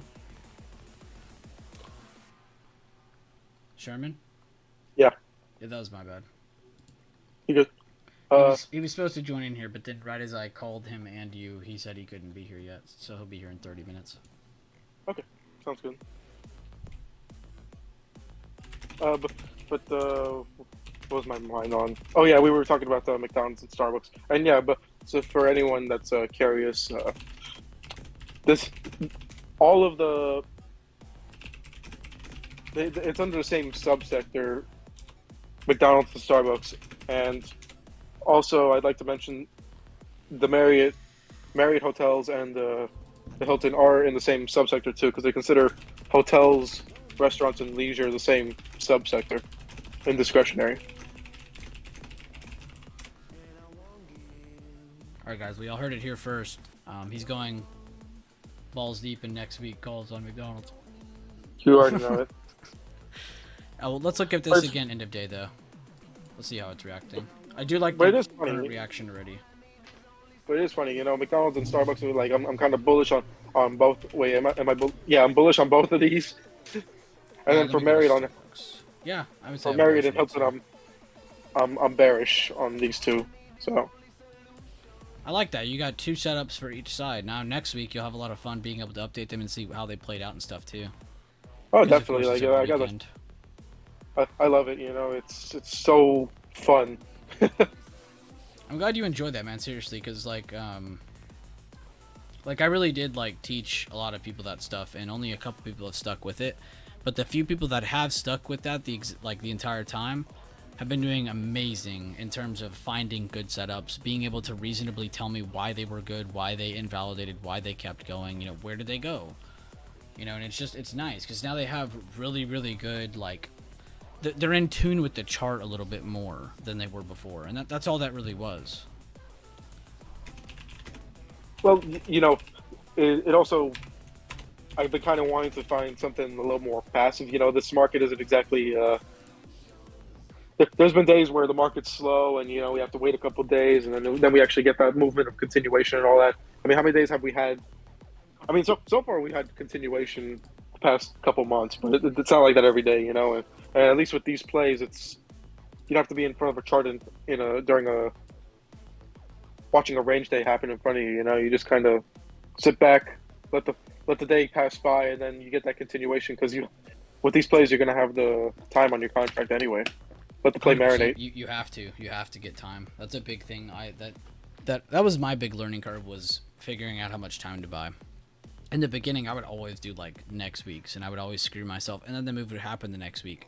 So then I started buying 3 weeks out. It would happen again. I'm like, what the heck's going on here? You know, so I kept thinking it was because I wasn't buying enough, and that was the case. I wasn't buying even close to enough time. A lot of these plays, you need to buy like 2-3 months out at least for short-term plays. Mid-term plays, longer than that, need to be 6-9 months out. You know, you need to give yourself that time. You need to pay that premium. Therefore, when you're in this play and it does go sideways, you're not sitting there freaking out, you know. You need to get to the point of being comfortable with that level of risk, but you gotta be aware of that, though. Yeah, I think one thing I was going to say, though, that I really love that you said that you just kind of check charts once or twice, like when you're checking your swing setups and, you know, your reviews and stuff. I love that you took that advice, dude. You've just been kind of checking it here and there. You're only on the daily. You're just focused on the basics of it, and that's good because that's what's going to give you better vision on the daily, not going to the 4, the hour. Like, these are all great time frames. I'm never going to hate on a single time frame in terms of like this time frame sucks.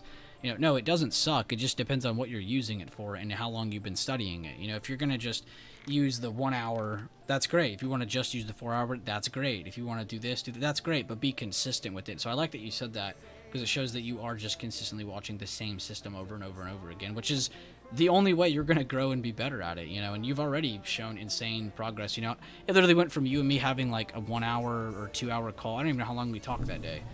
It wasn't even that Took like long. 3 hours. Yeah, it was a few hours though, and that's the only call I've had with you. From then, I haven't even really discussed much with you besides just updates. Really, just kind of reviewing things now. So it's not a hard thing to get into.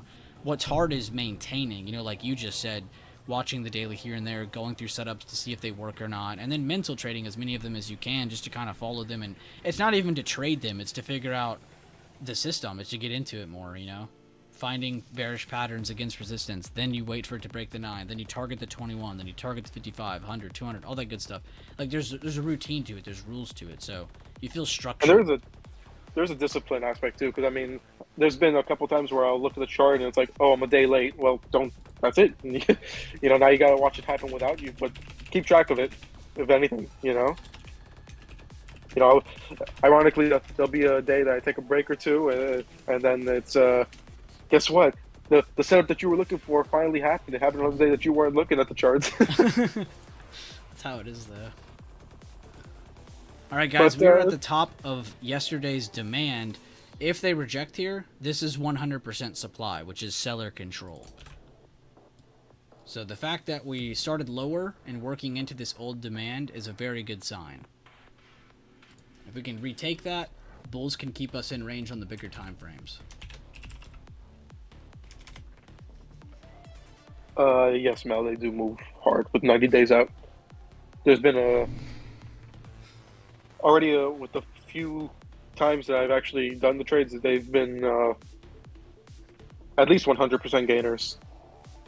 I think Pepsi, I didn't actually take Pepsi, but that one was like a 250%. See, the thing too, though, is when we're buying more time too, we're using more premium, so you're using more money. So your 20% on your day trades isn't going to be the same amount of money as 20% on these swing trades. The 20% on the swing trade will probably be more because you're paying more to be in it.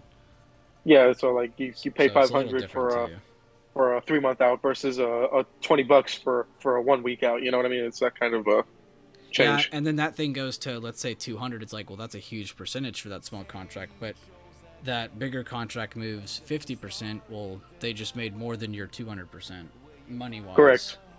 So it's good to know about the numbers too. In my opinion, you're better off getting that kind of time with these swings and letting it play out. Don't worry about the percentages too much because they'll come passively to you. 100%. Through method, through reasoning, through you finding good setups opportunity, staying with it, you will find really good trading opportunity. I'm not going to be exiting percentage-wise on these plays. I'm exiting based on candle closes. See, that's another thing, like proving it to yourself aspect. Like, you've proven it to yourself now that there is opportunity able to find with a calculated system. You've seen it yourself now. So now there's no excuse to go backwards or worry about other things or think about other things. You've seen it work.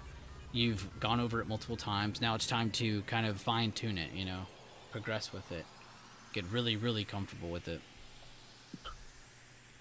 Got to get used to risking the overnight money and a good amount of it too, because like you said, you're going to be paying more premium to be able to swing the longer term contracts. So as long as you get comfortable with that, there's really nothing stopping anybody from doing this. It's not even like a good. I was gonna say maybe we can do like some streams down the road, just to go over shit. Yeah, for sure. But we already have tons of videos if anybody does want to check this stuff out in the swing trading section of my channel. Also on my backup channel, Mustache Bot. I say backup channel, it's just a channel I don't use anymore. But it's just full of that strat, that's all it is. It's all really good content. Yeah, pretty fun to have like now it's cool because now you have like a really good day trading system that you can be comfortable with levels. And now you also have a good, what's it called? swing trading system. Now you have something for both things, and now you can go from bigger to smaller time frames with really the same perspective. You know, your levels might be off a little bit, but they're going to be in general areas together. And you're going to see seller pressure from an area. You go to the smaller time frames, you see a bullish reaction. You know that a seller reaction from that resistance is going to cause a massive flush because you saw it on the bigger time frame. So it's good to go from bigger to smaller too, like just to have that perspective. It's really good for information. My last question. I wouldn't recommend swinging anything SPX, by the way. Oh yeah, I would not swing SPX. If you want to swing SPX, Mel, you need to go to SPY. Because SPY is going to be a lot more cost efficient, cost effective. You're not going to be paying $1 billion to be in a position that'll only make you $1,000. Personally, you're not going to get good cost-effective trades out of SPX swings. Now, that's all on you. Again, I can't tell you what to do. I'm just letting you know if you do want to swing SPX, the better chain that makes more sense is SPY when trading SPX for your swings. But for day trades, you and me already know the conversation on SPX versus SPY. SPY is a really good thing to practice on, though. I will say that. Personally, I don't even want to swing SPY. I mean, if I see a good setup, I'll take it. Well, I'm just saying, out of the two, though, if you're gonna swing one, like 10 out of 10 times, I'm gonna tell someone SPY over SPX for a swing. Oh yeah, for sure. That's just crazy. I've done it once, and I think I even profited, but it was still like it didn't make me enough, even though I got the move I wanted. But it was because of the contract. The contract itself is like burning itself alive. You just made me think. Maybe it might be worthwhile not to swing SPY, but like maybe one of those other ETFs, like a VOO or something that might not have that kind of. Oh yeah, more passive leveraged ETF. That would definitely be smarter. Yeah, because I mean they don't have the volume, so they don't have that volatility. You're not getting faded out as much, maybe. You know, it's. Dan said, what about QQQ? He was just talking about SPX. So I was just telling him SPY would be better. If you were doing NDX, I would, of course, would probably tell you do triple Q. I personally don't think I've swing traded Qs except maybe one time. But Qs are great though too because they don't move as rapidly as its counterpart, like SPY's SPX, where it's going to be moving a lot more. So that's why I say SPY is a good one to practice on. Is there any other one that follows the Nasdaq? I always forget the names of these. Yeah, I really don't pay attention to the Nasdaq one, so I personally didn't even try to say it. No, I mean like NDX all the ETFs. Triple Q. Oh, I mean DIA for Dow, and then you have IWM for Russells. Yeah, we got the main ones. It's like I'm talking about like the ones that the. Oh, like when you said VOO and all that. Yeah, pretty much. Okay, yeah. Like there's VWO, there's GLD for gold. You know, it's. Yeah, it's to the moon. I'm looking at them now. It's a huge list. I'm just looking at it from the perspective of like swing trading. As far as day trading, it's pretty much just between SPY and Qs and SPX. SPY is the most important thing in the market. I don't care what anyone says. Qs are just a part of the market. SPY is the market. That is the pie. You know, Qs are great though because you need to know where Nasdaq is. Nasdaq is very important. You're basically looking at the tech side of the market. Yeah, it's a different market weights, but for the most part, like there's less emphasis on healthcare. Or industrials or staples. You know, it's Nasdaq is tech, comms, and discretionary. We got a question in Discord. He says, do you guys know if there's a commercial services index? Not off the top of my head, but I can find you one, because there will definitely be one. What does commercial services mean? Well, like, U-Haul or something? I don't know. I guess he's just vaguely saying the sector. But, like, what would like, if... I need, like, a company to, like, follow that behind. He's in Discord. Yep. Oh, okay. I see the question. Yeah. I can't even get that ticker to pull up. SPY still rejecting. It's not a good sign for bulls, guys. Bulls are needing to get over that blue area and hold on top.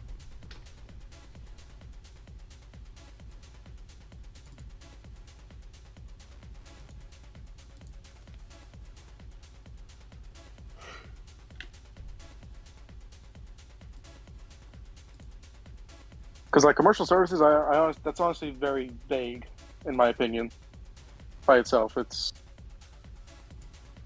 Yeah, I guess in his head he probably has a company in mind. We'll see. that's fine, but there probably is an ETF that he's looking for. There's usually something. There's too many of them to not have it. I have a literal website for this, and there's just too many to go through. I mean, Crazy. I remember there was literally one for like clean energy. It was ICLN. I still have that one. ICLN and there's another one, CLNE or something. I still have that watch list, I think. Yeah, clean energy. I put money in that shit. I lost that shit. Yeah, there was.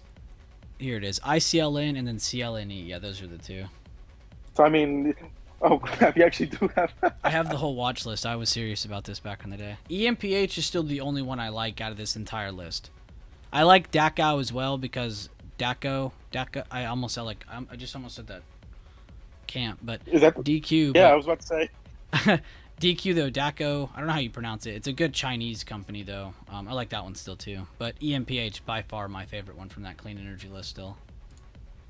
See, he gave me a something CNXC. Let me see what that is. Yeah, you guys can see I had a ton of watch list.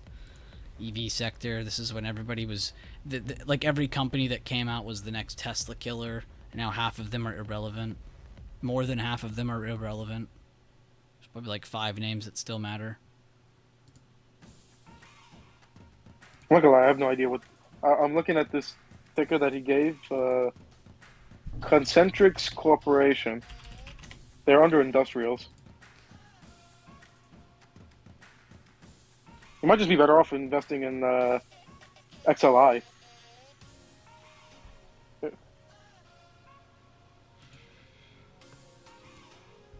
I would just type his exact question on Google and see what pops up.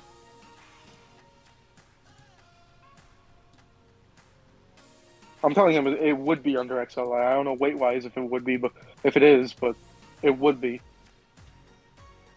Oh, you're saying that's an industrials. I see what you're saying. Yeah. I mean, because the thing is, there are services on like. When I hear services, I'm thinking like waste management. You know what I mean? Yeah. Waste management, public storage. And then there's UPS and all that crap, FedEx stuff that actually uses commercial vehicles. That's what pops into my head. When I hear commercial services, I just hear. Oh yeah, there is commercial services and supplies. It's really what I said. WM. I'm being dumb. Oh, okay. You're just thinking out loud. That's kind of needed. No, but if like, you don't, then you it's just like, sit there and go crazy.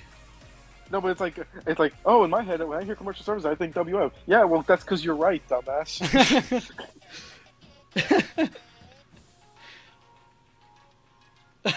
I'm looking at the heat map right now, and this is one of my favorites. It says commercial services in big letters across the screen. Yeah. Now I just need to find if he wanted an ETF that pretty much specializes in WM and all that crap.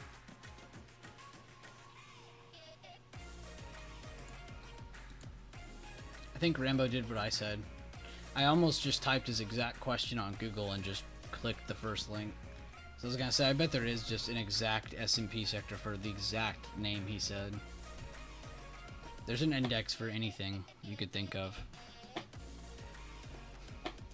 Are we getting another lead test here soon?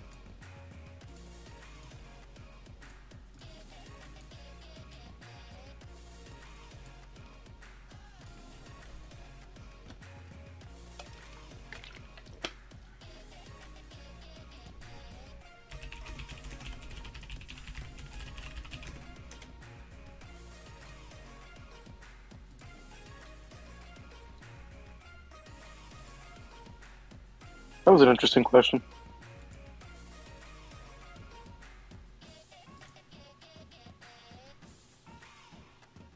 It's the only green on your sector list, and it's barely. Oh, it just went yellow.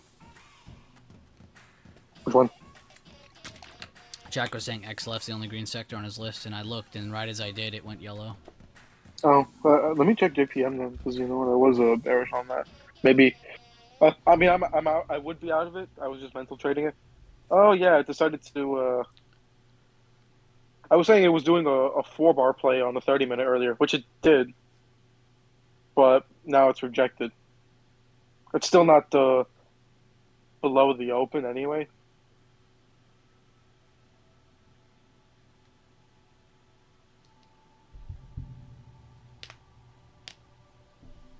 Yeah, that's a high volume candle on the 30 minute too for JPM. Let me see.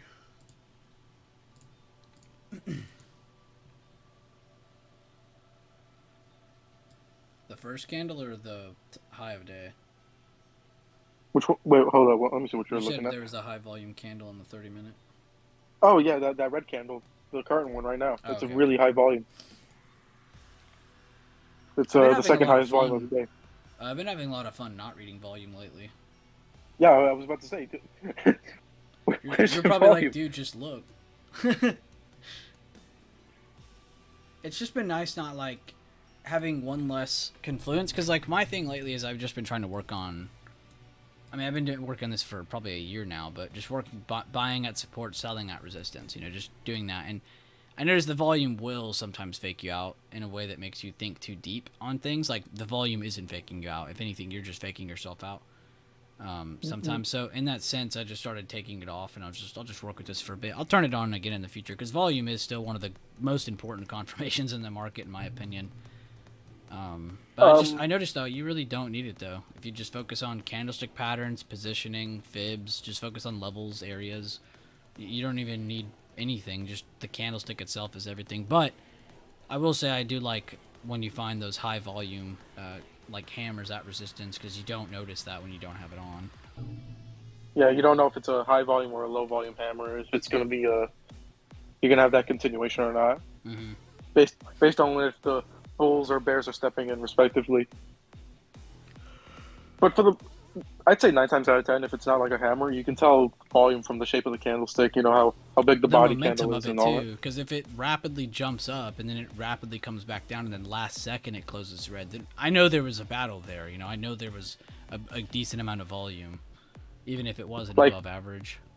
like in my head, when I'm seeing, because I'm looking at your chart without the volume, I'm seeing that rise up through your uh, marked area, your Mm-hmm. blue zone, and it's like, yeah, you can kind of see, yeah, the bulls step in on the retest, and they kind of wait on the next candle, and then the next one that they start really buying it up and then buying it up, and that's Yeah, you when can it see starts the to get to the buying top. pressure. It's like you have some here, you have some here, and as you're approaching resistance, you start to get selling pressure once, twice. You know, so it's all like, and look, it's all rising with my higher lows, my increasing highs. They're starting to fail now. If you get a fake out here in a breakdown, you have a lower high. It's really just following trends. Like Leland always covers in his videos, like literally just mark your trends. Like in my latest video, I started just drawing lines to show people, you know, you really do see this stuff form. You know, like if a lower high forms here, you know, whatever. But Yeah, it's really just following the high, the low. Did it break that new low? No. Okay, well, you're a percentage more bullish than you are bearish here then, because you have a low here. You came back to it. You didn't break lower. You built a higher low. So there's pressure here. There's a slight amount of buying pressure there. What do you have again? They fail. They come back down. A higher low again. Well, now you have more bullish pressure. You know, now the question is, does it break that new high? And if not, well, then you're just squeezing still. You know, so it's really just following the highs, the lows, seeing what you can get, telling the story of the chart like we always talk about. yeah, he's really good at that, especially Leland. I mean, he doesn't use volume for anything. It's been helping me a ton. I honestly, it's really hard to take advice from people because most people online are just full of shit. But I know Leland, you know, he's been in here for a long time, so I'm always open doors to take any advice he says, or, you know, any advice you say as well when we talk about swing trading.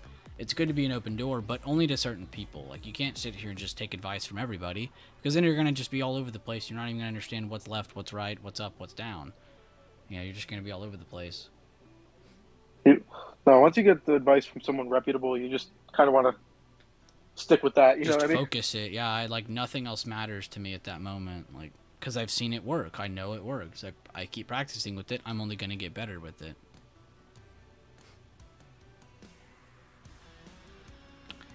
They are holding lower highs and a pretty good amount of consolidation here on this lead test. They are just dumping it. They didn't even bother giving you guys a better retest.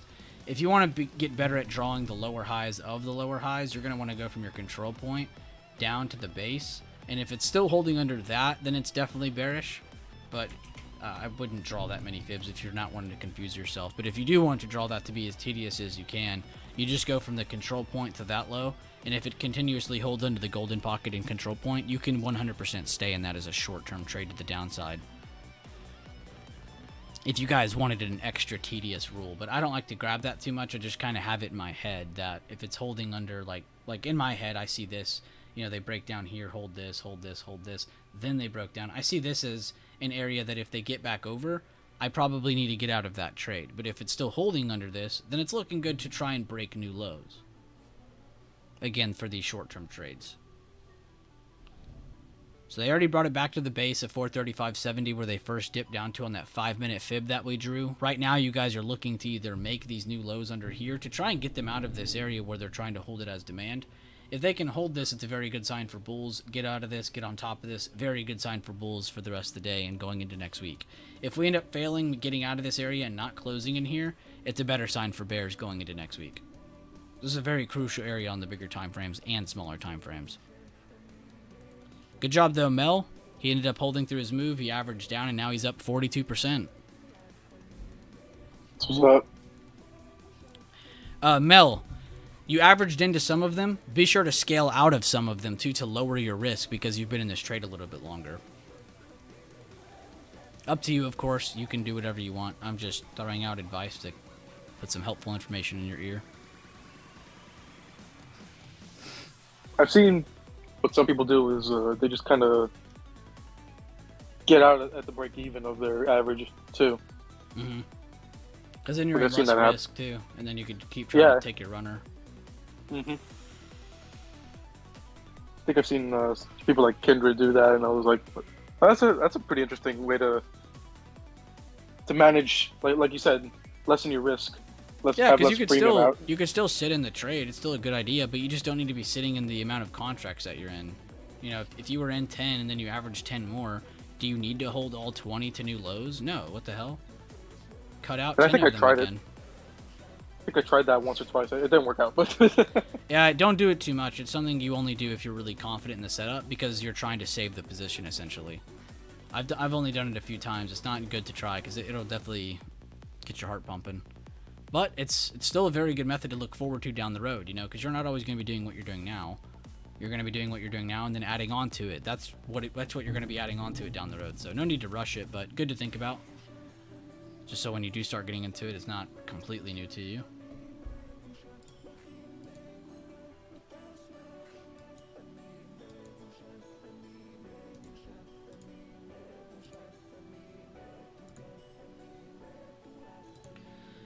I'm glad I got that trade, man. Now I feel better about just chilling. Close. Which one, your SPX? Yeah, I mean, I made like 190 on Daffy's swing with ABBV. I was happy with that, and then just got about 315 on SPX right there. Daffy's been killing it with healthcare. Yeah, anytime he posts ABBV, I go and pay attention. We recharted it last night, actually, just to kind of give each other opinions on what we saw. And we had pretty much the same exact chart. When did you... By the way, we were talking about UNH the other day. Yeah, I kept dumping. Yeah. I reviewed. Yeah, this was the candle you and me were looking at. Yeah, and by the way, that hit final target too. Like if you turn on all the EMAs, that hit 200 EMA, that bottom. It's that close? Oh, the amount of consolidation. Okay, that's probably why it's so much closer now. Yeah. Yeah, I was about to be like, damn, I'm surprised it's not down here, but because it did all of this is why it's so close. Okay, yeah, it's about remember, that's like 30 days worth of consolidation. See, doesn't that give you like another logical reason on why consolidation helps buyer, or why consolidation is good for either side? Because it's given the EMA enough time now to catch longer term traders to even like this now. Because this went from the most bearish looking setup to, well, hold up, if it pops back into here, this could actually go make new highs. And that 200 EMA helping you out. Yeah, well, for me, that's the end of that play. Yeah, 100%. Until next one, you know, But yeah, let's definitely Like, keep an eye on that. But back to the ABBV UNH thing. XLV ABBV thing. Is we charted the other day, and I like that this day was exiting. I was probably a little late on the healthcare sector in general from this, because should have technically been shorting from this candle. But this was a good late entry, and then that kind of gave me good insight on his trade. Where's ABBV? There it is.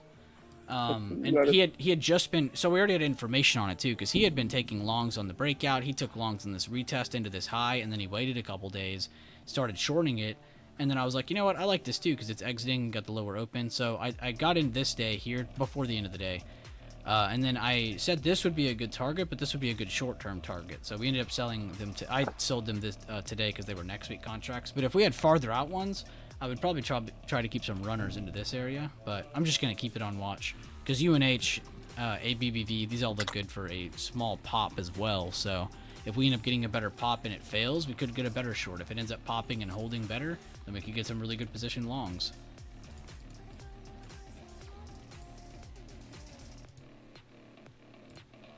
yeah, as usual with UNH, you still got a plan for both sides, especially that one. Facts. UNH just moves so crazy. I love that chart though. It moves so well. It plays the levels well. It plays the supply and demand very well. Patterns actually pop up. So Yeah, I like for that me, one. it's the patterns. You get like you saw the what was it, engulfing, and that's what you were telling me about, or was it an outside bar? I forget. Yeah, it was an engulfing. The body of the candle completely encompassed the Oh yeah, previous, yeah, yeah. My bad. and then it's the rest is history. Yeah, it's nice, man, because you get patterns are easy, but at the same time they're not. Like it's easy once you've gotten into them, but it's hard just now starting them out or trying to learn them because there's just so many. But also, the internet is a very horrible place because it teaches everybody that there's like a billion patterns, but there's not. There's not. I'm sorry to tell people, there's not a billion patterns. There's only like 10 or 20 that you need to actually be aware of, and really there's like 10 that you need to be like focused on. And the easiest thing to remember them too is just to try to remember one of them, and then you can remember the reverse of it, because every pattern has an exact opposite pattern. So if you guys find a bearish engulfing, there is also a bullish engulfing. If you find a piercing line, the bullish reversal, there's also a dark cloud cover, the bearish reversal, morning star, evening star. It's just good to know these basic candlestick patterns, so as you start to see them more, and knowing information about gaps, knowing that a higher open from support is good bullish momentum, knowing that a gap away, gap down from resistance is good bearish momentum, just knowing that stuff. And then on like daily time frames, when you're on any time frame, really, when you have an extended rally and then you start to see more gapped up candles, even without having RSI on, I can tell you that is a simple signal to tell you that is an oversold move, and vice versa. If we're selling off and we've had an extended move to the downside and you start to see gap down small body candles, that's a very good simple price action signal that price is starting to slow down, and not even in terms of like this is going to start rallying again. No, just in terms of it's not going to continuously sell off more. It's probably slowing down so it can start to consolidate or just try to figure out what's reality. It's been selling off, So without having RSI on, just using candlesticks, you can learn a lot. Without indicators on, you can still learn a lot, get a lot of information from the chart. So again, finding patterns with positioning, very, very big. Very, very helpful, but it only starts with pattern recognition. You need to learn the patterns first. If you guys are in the Discord, be sure to check out the the educational section at the bottom. There's a quiz and everything that covers all the important candlestick patterns that we focus on in the Discord. What's going on, Lucky Nugget? I feel like I haven't seen your name in a minute. Partially my fault. I've been streaming as much, but I'm always happy to see you, man. How you doing? It's funny that you mentioned the patterns because you look at the. You go to TOS and you click on the select patterns, and it shows you like 50 different patterns. And it's like you got 3 inside down, 3 inside up, 3 line strike. What the hell is all these? You got about. It's funny because another in-depth conversation on that, like you just said, the 3-line strike. Today, people just call that a bull flag. Some people call it bullish continuation. Some people see the 3-line strike. It's all generational too. Like people from back in the day call these patterns different things. People today call them different things. Like. So each pattern has like 3 names from different generations and different eras of trading too. So that's another thing that confuses people even more. It's not just that there's so many, it's also the fact that they also have so many names. And the funny thing is they they have flags too, like that you can add to your to the study to detect. Mm-hmm. You have flags and the 3-line strike or whatever. Because they are a little bit different. There's different rules behind what they are, but if you start learning every pattern, you're gonna learn backwards basically, because then you'll start to realize like, wow, every variation of candlesticks could be a pattern. It's like, yeah, that's why you just need to learn the powerful ones. Hammers, inverted hammers, stars, evening star, morning star, dark cloud cover, piercing line, bearish engulfing, bullish engulfing. You focus on just those. Bearish kicker, bullish kicker, outside bars, inside bars. People also call those haramis. You know, it's all kinds of different things. Haramis is a pregnant baby pattern. You know, there's just so many different, so many different like names for these patterns. I call it a harami. Yeah. I just get lazy and say inside or outside now. Because it's just quick to type. But haramis, I mean, that's what it is, though. A harami.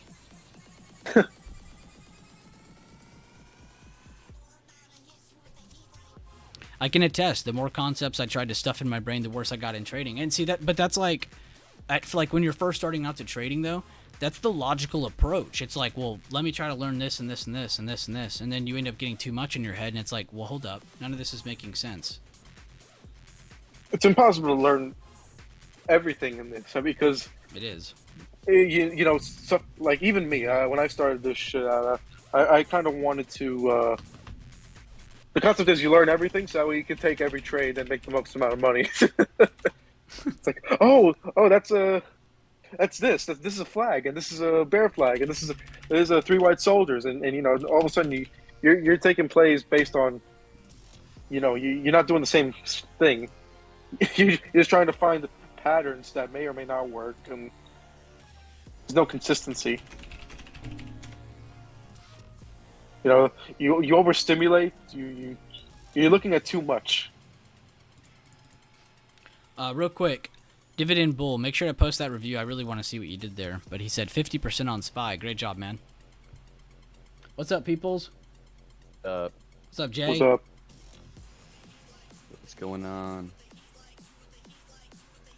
A little bit of this, a little bit of that. Everything else in between. We're just talking about you to any length, really. All good Yeah, we're stuff, talking about you, bro. The fuck did Leland say to me? Sneaky guy. Or said sneaky guy. Screw you, Dandu. Mods, ban Dandu right now. Please. Sniff them out, boys. Oh my gosh, that took a lot longer than expected, bro. Hey, you're good, man. Glad you're here. I mean, I got a few hours still, so. Yeah, I don't gotta work until 4, so I can chill for a fat minute. I made 200% of my 2 SPX calls so far today. Good job, Lucky. Not gonna lie, I actually was thinking about getting a part-time pretty soon. Really? Yeah, because you know, I want my truck, so I want to spend money. And I also, because of I'm not gonna lie, because of these swing trades, I'm actually having a little more time on my hands, ironically. Just for a couple of days, you know what I mean? Yeah. Nothing big. Get a couple hundred here and there, because, well, pay my insurance. Yeah, I'm getting my master's.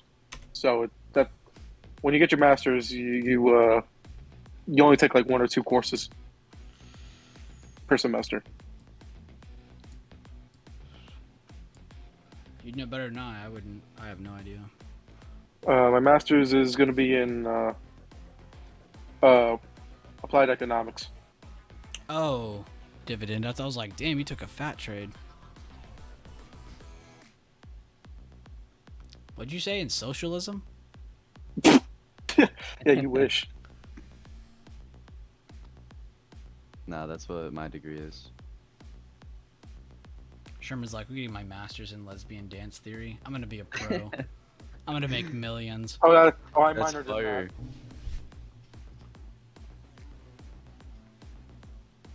He's like, I'm gonna be a psychologist. What kind? The political kind. I mean, I know this girl, and it really sucked. You know, all these people, they have their degrees and they don't have jobs. She's got a psychology degree. She ain't got shit. Yeah, psychology is like Don't get me wrong, I love psychology. It's probably one of the most interesting things ever. But it's not something everyone can go do and be like, I'm going to go make 120K a year. No. That's the fallacy. And the thing is, everybody likes psychology because it's like, yeah, you will learn interesting shit in the course. You're not going to make the money you think you do. Yeah. Like Everybody's got. it's still useful even- stuff, but you're not going to be able to make what someone that goes into school for, like Don, you just said business, like, because you go into school for business, there's too many jobs. You're forced to just find whatever, you know? And the thing is, I can't talk too much shit. I have a communications degree. I only am able to get my master's in econ because I minored in econ, so I took the courses, the requirements. It gets to a point, like, if you know you're going to get a higher end degree, it doesn't matter what your major is for your bachelor's. I know yeah, literally, I know doctor. There was a doctor I knew that, a medical doctor. His major for his bachelor's degree was music. Dang. But you take the prerequisite courses, your chemistries, your biologies, it all goes under your electives, and you're good to go. I was going to do that, but then COVID hit. COVID. Well, Sorry. that prevented me from taking, I was taking my chemistry courses to be able, because I was going to have just the right amount of electives to be able to do that. But then COVID hit, and then that messed up all my courses. So I just ended up finishing my degree with a econ minor instead. Is Don doing school? He's got his MBA, I think. No, he's old. Yeah, Don has his MBA. He's done. Don't say that, people. Unless he You wants make me feel old.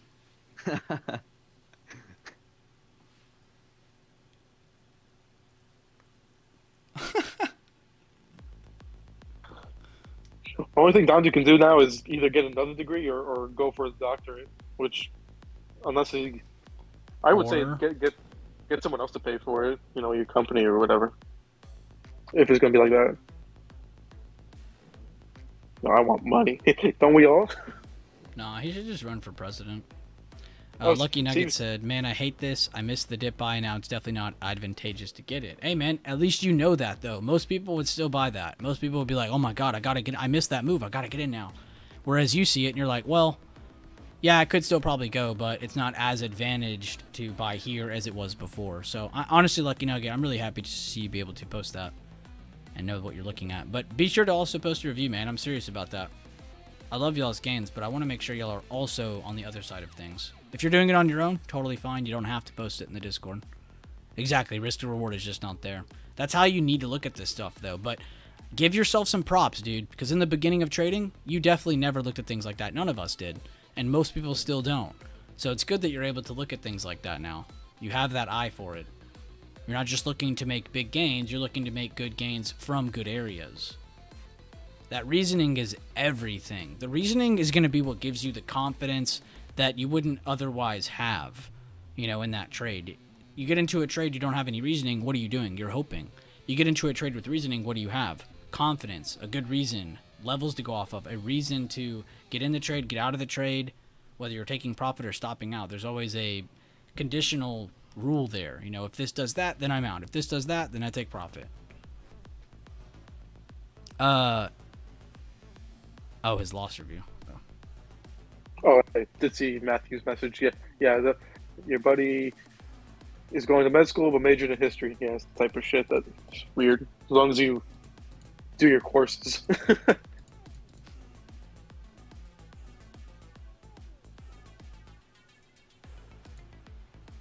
Lucky Nugget, you don't know how to post charts without screenwriting showing entries.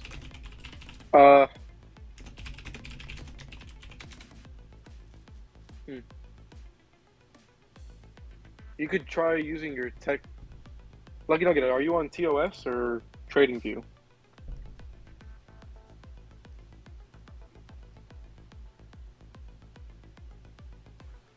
If you want to, Lucky Nugget, you can just do it later when you're at your computer.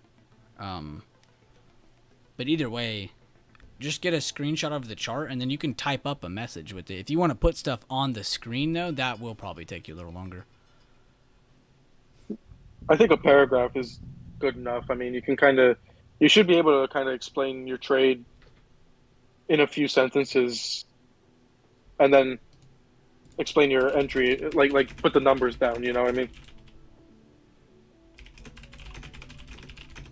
Unless it's like a really extended play, then you end up with one of those username trade reviews.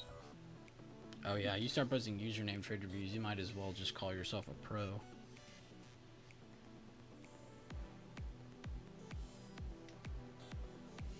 They're a read, but like everybody should be reading them.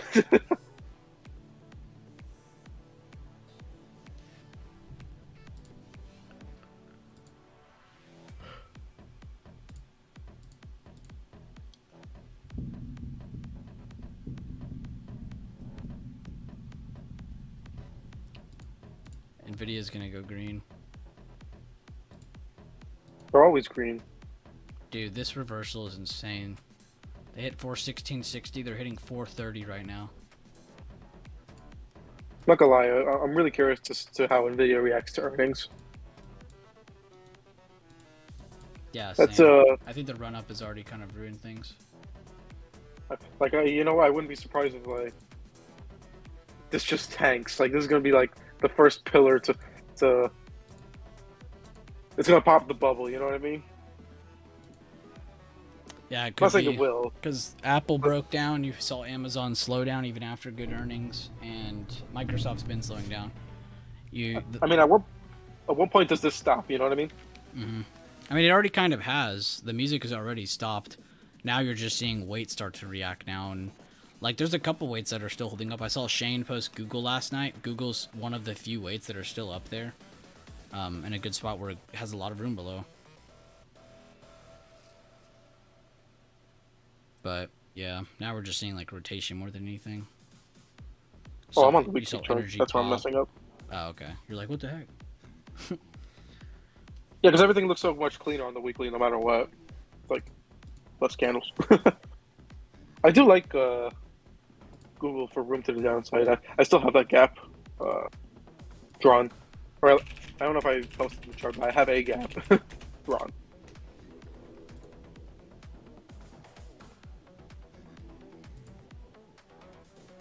Yo, good stuff, John Do. You've got to be the first person in forever that I've seen use this channel correctly. What's up? He posted something in post charts or something? Remember trade ideas. Oh, Nox has always done it correctly in there, but there's always like a few people who will like literally post like a gain in trade floor, not post a review in the channel, but then they'll go into member trade ideas and post like part of their trade. It's like, this isn't for you to show your review. This is for you to post a new entry, a new exit. This is for you to update. Go into the members review channel to review. Go into trade floor to talk about whatever you want. It's like people are using channels for like opposite reasons. So weird. Benny just said, this Nvidia move is just nutty. He's not wrong. who's texting me? Probably no one. Yeah, it's not one. It's your dad. Not surprising. Your Hey, dad chill. texted you. People care about me. His dad texting him to take the trash out. That was yesterday, but I already did that. So I think I did that like 3 in the morning. I woke up or something. Dude, you better take as much information out of your dad's head as you possibly can. He's the one who's with me on getting my Forerunner. Damn. Like he's That's- the one who's like, yeah, you're doing the right thing. You know, between the insurance and all that crap. Because I'm going to be paying a shitload of money in insurance. I'm only 24. That's cool. Your dad's like your dad and your homie. Oh, definitely. That's what happens when you're an only child. Can he adopt me? Nah. I'll be a good No brother. offense. I care about you, Shermie, that people's guy, though. I don't know. Jack talking that talks. He got that gold star. Check saying. Screw you, Jack. Uh, You're supposed to be nice. You're Canadian. Yeah, what the yes, heck? Daniel. I'll be getting an older Forerunner, but yes, I will be getting one. I drove one a couple of years ago to go to Orlando, and I've And then been he wanting wrecked one it. since. And then he wrecked it. No, that was a rental. That was. Let me tell you, like, I mean, I'm glad I didn't wreck it because I wasn't insured on that one, but You are I drove that. correct, Lucky Nugget. You are correct in that. My bad, Sherman. I was just showing Lucky Nugget how accurate his levels were. No, that's fine. I'm going off on a tangent anyway. It's in the slower part of the day, so Yeah, it's if there's chill. anything trade wise to mention, like, do interrupt me. Priority. I mean, yeah, we're here to make money. I'm talking about a foreigner, and meanwhile, there could be an opportunity for us to make enough money to buy a whole new Forerunner. I've been obsessed with that truck since I went to Orlando a couple years ago. You won't shut up about it. My dad's kind of annoyed with me at this point about it, but he's just happy I'm going to be getting what I want. Finally. That's why he's supporting you. He's like, so I can get you to shut up about this damn thing.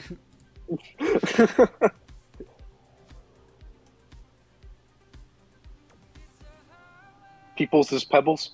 Yeah, I keep reading Pebbles as well. Here's Pebbles our from the plan, Flintstones? posting this review. He's Fruity That's a Pebbles. beautiful trade. I'm fruity. Yeah. They say. Yo, shout out to Peoples though. I haven't met many members that I've been able to ask, and they actually said yes to joining the stream. So I don't just I was ask scared the everybody. First time, dude. I mean, it's just chill, you know. We're just chilling in here. You can no talk about pressure. whatever. I mean, don't talk about whatever you want. Talk about stock market stuff, but Oh man, the opportunity was there for a second.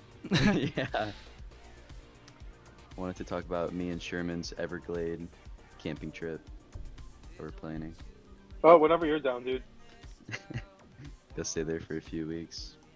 Come In home with Florida? some I'm fine. crocodiles. I'm fine with the humidity. I don't know about you, man. Bruh, I'm used to that Michigan weather. I'll get killed. Yeah, I stayed camping at the crap. What was the name of this island? Peanut Island, which is off the coast of West Palm Beach. Let me tell you, the humidity was terrible, but like, I could handle it. I don't know about y'all though. I'm not even gonna lie, like, because I was sweating my ass off still. I I hate cannot that. You're tan. wiping I your sweat, legit you're just still just sweating burn. everywhere. So like every time I go to Florida, I'm legit just a tomato. So bad. Gotta get your tolerance up, dude. Gotta increase my sun tolerance. Literally, yes. Let's look at people's trade review now. I Please. just sit inside all day looking at charts. Saw us break have above no Thursday's sun low, and we pulled back, making a lower high and another lower high. We then began to base above 435.75 and broke our previous lower high, making a higher high. We then had a short-term retest, making a hammer and a one white soldier confirmation candle, aimed for high of day. Let's see this. So yeah, you got your base because you got a low. It made a new low, so you had to wait. Made a higher low, good. Made another higher low. That's the entry. Got in on the green. Held into the high of day. Dude, perfect. This is actually what Lucky Nugget was saying he was missing out on. That he FOMO'd. That he missed out on. And perfect trade, honestly. Go. That's 10 out of 10, peoples. You really can't do a better trade than that. That's the picture. If I go over to Reason Over Risk, I go to the pinned messages, I go to the beginning, this is the picture. Buying at the higher low. Buying at the higher low. Beautiful. Oh yeah. Lucky Nugget goes, yeah, rub it in. Well, no, I wanted to give you a little bit of credit, Lucky Nugget, because you did FOMO it, but you don't need to take another trade. You just said earlier you already took a bunch of really big trades today. So it's good that you're just still sitting here visualizing. I don't see you as FOMOing. You might think that, but I think you're just getting good mental reps, which I think is more important than FOMOing or trying to catch another trade, because this is just as good as catching another trade. You've already done your damage for the day. There's no need to do more damage. There's no need to put yourself at risk. You've already done your work. Now it's great for mental trading, and you were right though about your levels. So I wanted to give you a little bit of credit on that, because you have good levels. I'm tired of people being in here and saying levels that don't make sense. I'm gonna ignore those messages from now on. I'm only going to be promoting people who are talking about the right levels. So good job on that, man. Keep it up. When I grow up to 6'2", I want to be cool like Pebbles. Where did this Pebbles thing come from, bro? People's Pebble. I would just get called Pebbles all the time. Yeah, Fruity Pebbles. Fruity Pebbles. Not that Pebbles guy. No one likes him. Not Jay. Not Jay. So you just need to have your name as just the letter J on Discord, and that would totally eliminate that problem. Maybe I just changed my name. What is Pebbles anyway? I told you that before, dude. My doggo. Oh, that's right.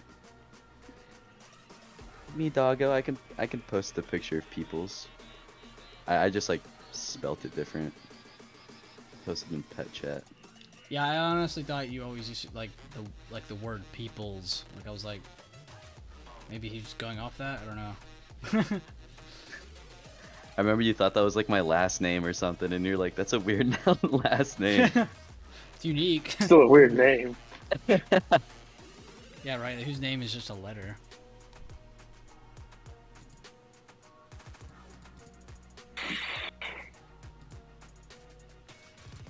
Here, I'll post this. I'm an idiot. There's a bearish kicker on Google right now. Why does that make you an idiot? Because I've been looking at it for the past half hour since we talked about Google, and it's like, duh, it's right in front of you. Hidden in plain sight, bro. I'm gonna screenshot this. I'll be looking at this one. I got targets set up for this shit. Because I have a whole gap fill rate of. Basically, it's like Clorox. It's like the same exact play as Clorox if this follows through. Gap fill.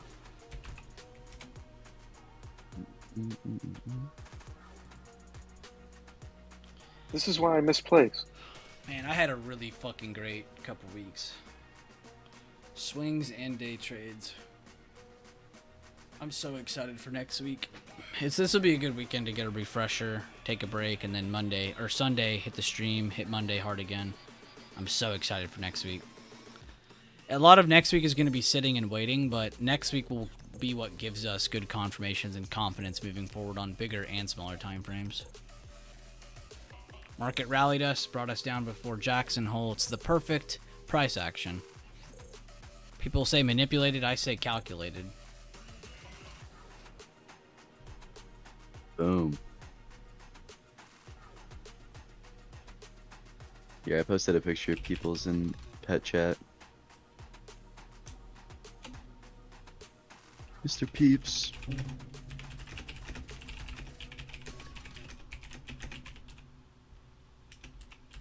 And the thing is, with the Google chart, this is like a retest of the 9 EMA.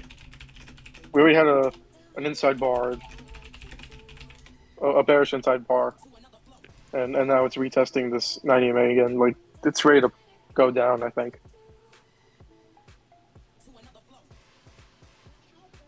But like, that's the pattern.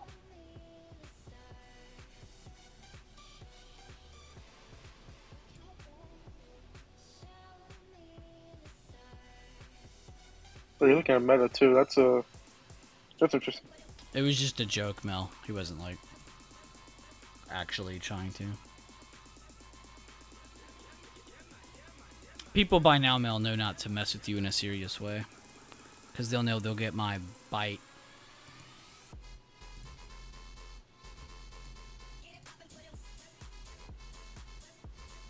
Is this like a star pattern forming on meta? What? Oh yeah. Maybe. I mean, it needs a higher open the next day. But what I like is that it's an indecisive candle at a very, very important area. Yeah. Meta gets a higher open, it could see 280, 282, 285, and 287. Meta's probably my top watch for next week. For day trades and swings.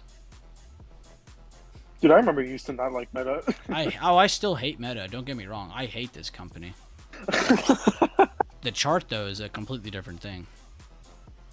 I love the chart. Oh, Company, okay. though, this has got to be by far one of the dumbest companies I think I've ever reviewed. I just don't understand how you have like such an advantage market share and then you just dissipate it because you thought you had a good idea that you don't have the technology or the money or the resources for. Great idea, don't get me wrong. Metaverse, cool, one of the coolest Ready Player One ideas that's ever came out.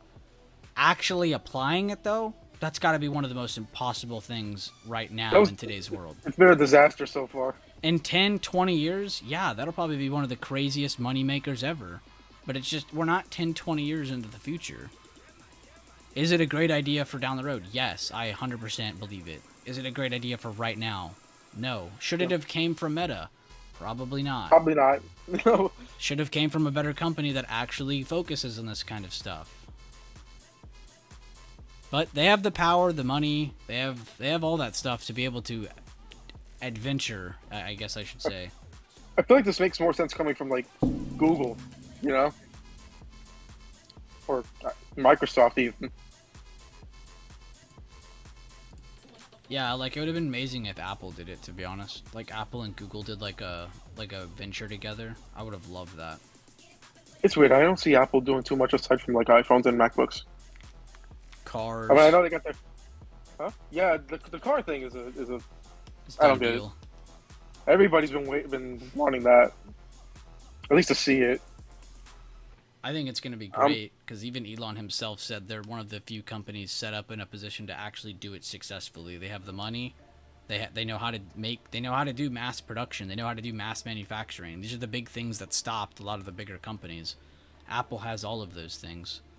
So I think It's always out of money. any company, they're the one. Yeah, it's all about money. They're one of the few companies I believe has a chance of taking some of the market share.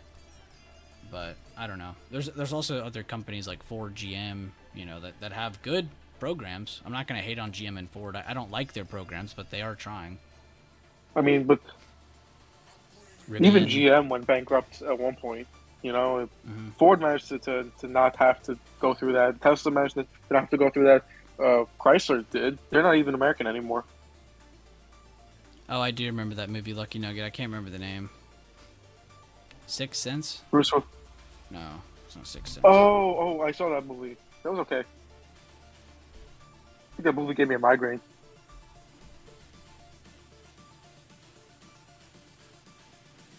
Yo, movies good always job, predict the future. Ace. Ace got a good setup. Everybody at my work says I look like the kid in that movie. I always get bullied. They bully you for that? It's Yeah. because of your haircut. They're really bad at making jokes if that's all they can bully you I- for. I'm going to the barber tomorrow, Shane. They're gonna get me right. Don't even worry. Possible lead test on the 5 in 1 minute. Not gonna lie, I just did cut my own hair the other day, so it's all good. Oh, what? Do you watch like a YouTube tutorial? Oh, Tali. No, I just have I always kept an undercut, so it's really easy Yo. for me to maintain. Shut the fuck up. Yo, Tali, good call out. Lead test in the spy 1 minute playing out. Alright, I'm sorry, Sherman. You good? This boy People's got you talking about hair. I got Sherman in trouble. My bad. No, Sherman can never be in trouble in my book. I'm not in trouble. Oh, Sherman in trouble. Sherman can literally never be in trouble in my book. He's one of the few people that has the I'll never die card. Lucky Nugget. If you miss it, just mental trade it like you're in the trade. Yeah. Take your mental exit appropriately. Yeah, remember, Lucky, you already did your damage. It's okay. Remember, right now, you're not emotionally stable enough to take another trade. You've already shown that in the previous trade and again right here. It's okay. You can mental trade it like they just said. you can follow along. But good call out by Tally. You actually said that before I read your message, or before I even said it. I think you said it as I was saying it, but there's delay, so you definitely said it before me. Good job though, Tally. Very, very good call out. I love that you guys are just focused on waiting for lead tests now, because it teaches you patience, discipline. It teaches you the fact that you don't need to look to take a trade every single day. Really, really good lessons.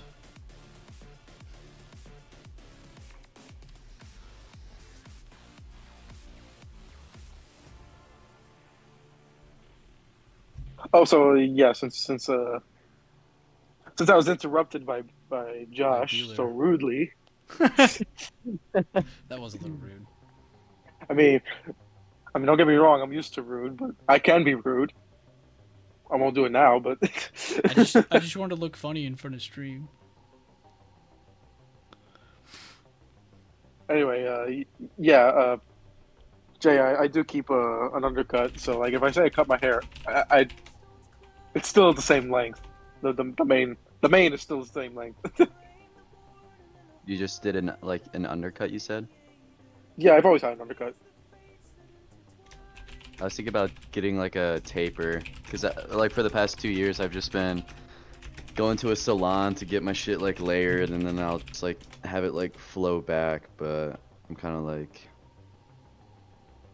tired of it because I have like straight ass hair too, so I don't want to wake up and blow dry it and do all that stuff. I just want to throw some sea salt spray in it and then call it good.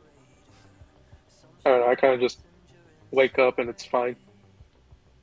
I'm not even I'm not exaggerating. Lucky as hell. Let's go, new low. They're flushing. Let's go. Let's go. My mental puts are printing. Oh my Damn, gosh. I typed in pets chat because of people, son of a bitch. I mean, well, I mean, your first take profit should have been at the low. 435.53. Yeah. Yes, sir. What's the next target? I guess low a day. Can't be that far. Next target would be Oh, not low a day. That low. The 435.20, 435 area. Oh, you're talking about this one. Yeah. Yeah, I was kind of looking at where resistance turns support right here. Oh, okay. So Makes it's sense. kind of between like here and then this low. So like between here would be like a good further out, but you're only making it to here if you have runners. You know, you should already be out of most of your position. Runners can go to here because technically, if I delete all of that, whoops, add that back. Go to the 5 minute. You'll see that we're actually trying to turn old resistance into support, which is what I said was possible for bulls to have any control going into next week. They need to hold this blue area, not just hold it. They need to get out of it and on top of it. They haven't done that yet. They've just hit it twice, doubled, now they're trying to hold the bottom of it, which is still okay. But we'll see if this ends up holding or not. I would love to see bulls try to hold this going into next week because this gives them a chance.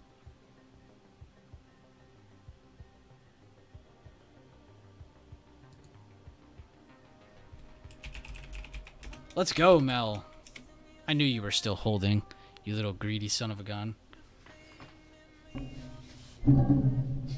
You're probably still holding even after saying that, huh? Now, I will say Mel's got really good hands. And good awareness at being able to average down. Because if he didn't average down, he wouldn't be up at all right now. He'd be down big. 3 bar stupid. I don't know what an F bar is. Oh yeah, buyer stepping in here.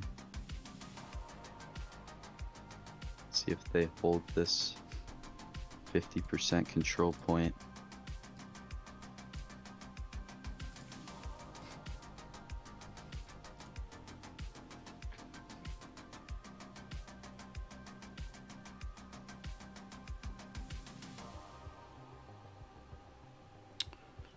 Honestly, this entry was aggressive, but I see why you entered. The positioning was great. But that was aggressive because you're coming off of a higher low. And though there is a lead test here, the low of day is here. But you didn't really get a bearish candlestick to get you in. It was just a good position. So I see that you were looking at a good spot, but there's not a good signal. So I would say that was a little early. Exit was perfect, though, because you instantly were like, you know what? I'm out of this pocket. I don't need to be holding this, even if it's against resistance. Some people right there would have been like, you know what? It's going to reject and dump. But it didn't. It was holding above good area. So good job on exiting, not looking to just kind of try to hold that. That would have been bad. Let's see. What was the second? Broke new high, so I swapped into calls. Closed calls for a little loss. That was a loss right there?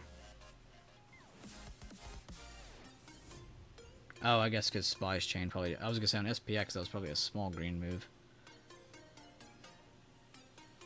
I feel like the second trade you were chasing just because of the first trade. But it wasn't a bad entry. I mean, it made sense why you entered it. I'm just surprised I didn't have profits going into resistance. Oh well. Let's see this other one. I want to see your mental trade. Oh, you just did the lead test. Okay. You literally took... This is the lead test that I traded earlier. It was this one, right? I just traded that too. I went from here to here. I like that it was still rejecting. And then we got a little bit of a dump. But you can see on the 5 minute, we have just picked up since then. The 1 minute is where I got that. No, Peoples is in here right now, Mark. Say hi, Peoples. What up, Mark? You can Hi, speak Peoples. now. Hey, sure, man. Don't do that.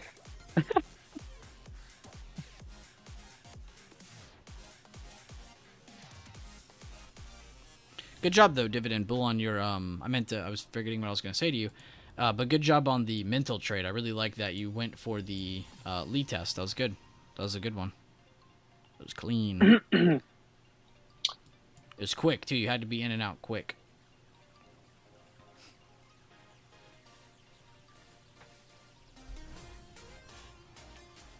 Oh god, the song's about to pick up. Why are you pissed, Mel? What happened? I am pice. Or maybe you don't mean to... Are you saying you're pissed? Did add more.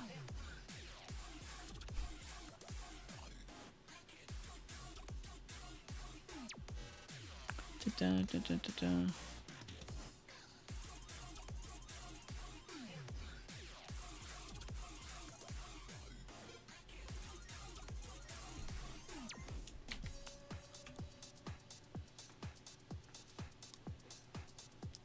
Mark Millie in the house.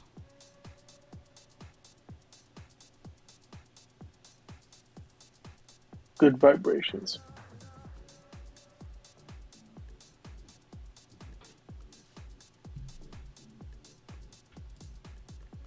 I was like, That where's my was corny. Discord? It's right here. Mick Mouse calling me goofy. Did I miss something? I did too. I didn't see any of this. I don't know. I was just assuming Dondu called him a name. I don't know. Dondu's joking though. I don't. Don't take it personally. It's all jokes. Oh, yeah, he Dondu's says, a homie, Mel. oh, he said, Mel, you're goofy, my man. Okay. Oh,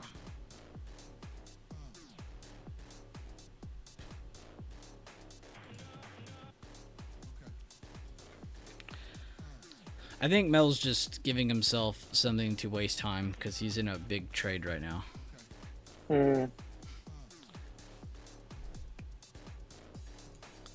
Come on, dump. Dump! Dump for my boy Mel.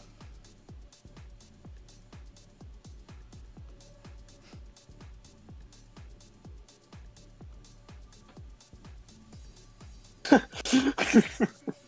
it's all good now.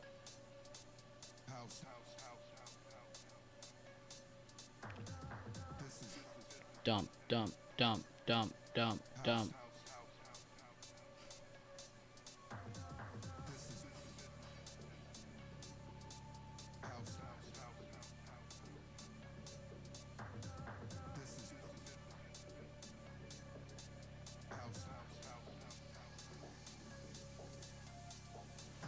Press my magic button, but 5 seconds. Give me 5 seconds.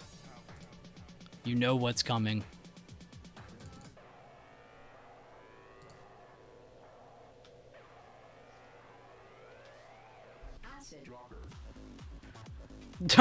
I'm sorry, Dondu.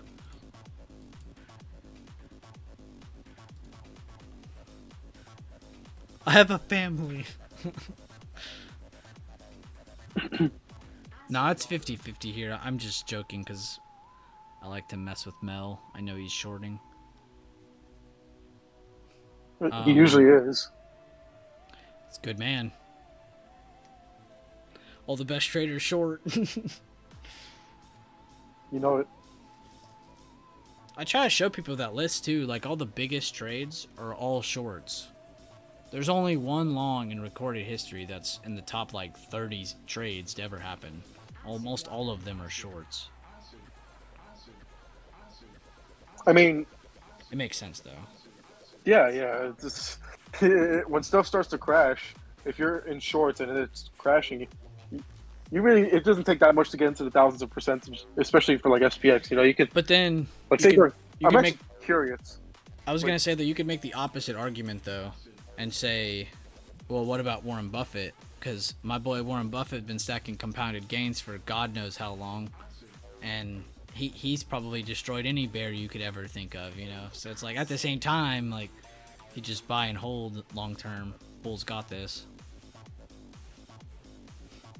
Yeah, well, I mean, the isn't the joke like the Bears are always waiting for a doom and gloom, and then it doesn't happen, and it doesn't happen, and then finally it does happen, and they get their money back. You know? Yeah, and not all of them are still holding. Like you'll just have a minimal amount of people still in it.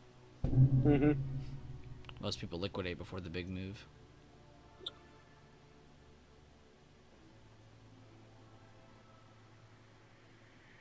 It's only a little over noon. We got a few more hours, guys. We've been in stream for a little over 4 hours. Be sure to drop a like on the stream if you guys have not already. Be sure to share the stream around to people around. But thank you guys again for supporting the stream, supporting everything. Definitely glad to have you all here. Let us know how you're doing, too. Everybody's just kind of chilling right now. It's the middle of the day. I'm going to go grab some water. Hopefully Sherman talks about his hair some more. I'll be right back. Mm-hmm. So y'all want to know the routine or what? Yeah, let's talk shit about him. Yeah, that levels guy. Nobody likes that guy. Dude, that Bueller guy? Who does he think he is? Yeah, for real. He knows nothing about trading or levels.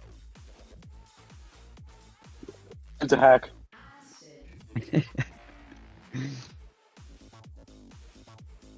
we dump already? So my mental puts can go crazy. I mean, we kind of already did. Wait, you still want to go for what, the 434, 46 or whatever?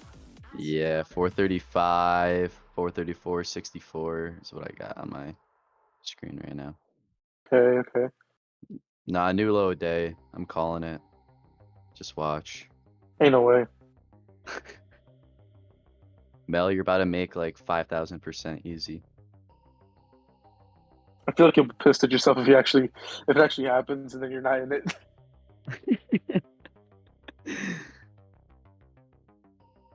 You manifested it and you didn't even use it. I'm not even in any real plays. You just have this These mental puts went crazy.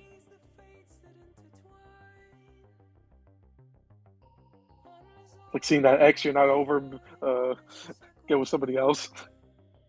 You have to be happy for them. Oh, nice, guys. That's awesome that you caught that, and then I'll just start crying. Yeah. Dang, Mel, you're out for Dandy right now, dude. You're gonna get smoked 1,000%. Hold that call. Oh, good job, 140%. That's what's up. Trust me, Mel, Dandy's a nice guy. He was just joshing around. Just how we call Leland, Mr. Lee Test guy. P-test, right? Yeah, P-test guy. I messaged him and I said that I paid him 20K to promote the P-test, and he's snaking me. So hopefully he starts saying it now. Keeps saying B-test. Going behind my back. Hopefully no one actually believes I paid him 20K. I hope not. That's the thing, you gotta be careful. I heard you paid, people's paid you 20K. If anyone, by the way, just to If anyone asks you for 20K, anyone in here, don't pay them. Yeah. They might snake you like Leland snaked me.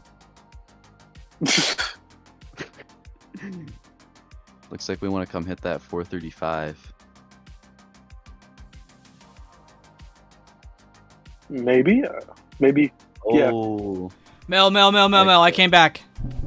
another take profit. Mel. It. Oh, Mel. Okay, stop. Jay, keep your mouth shut. He's back.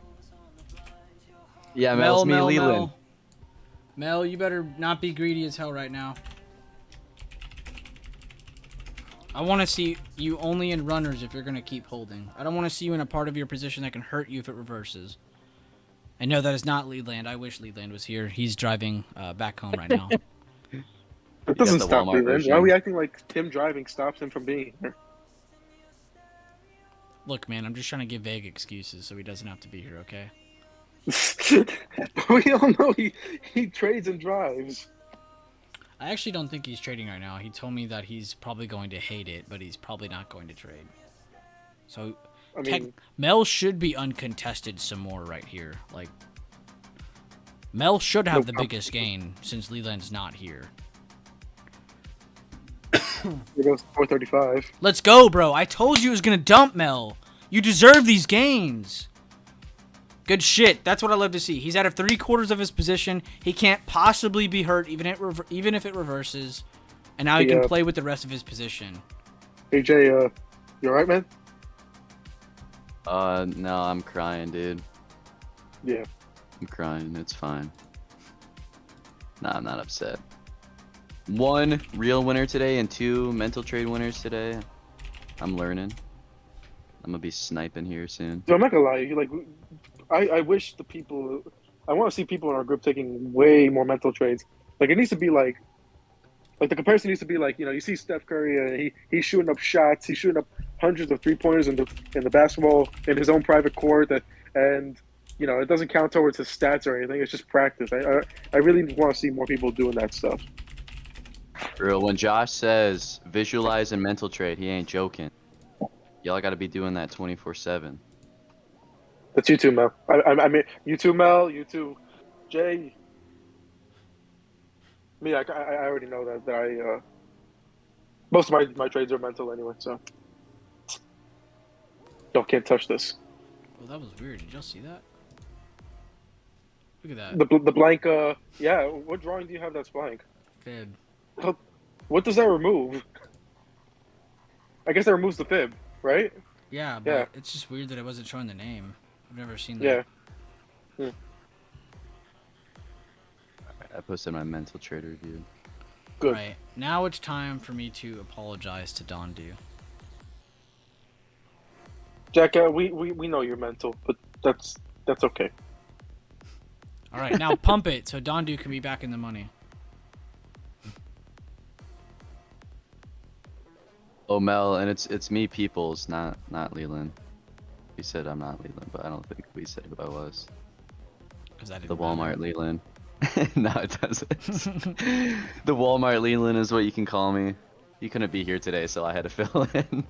My call leaps are down 3%. I like how you called them leaps. Bro, people do that though, Dondu. They'll be like, yeah, I bought 3 months out. They're basically leaps. Like, no, they're not. They're just that's still considered. I mean, it's not short term, but it's not quite medium term either.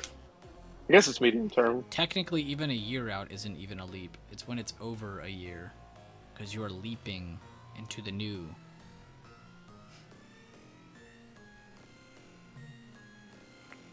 Get same week contracts. Yeah, these are basically leaps.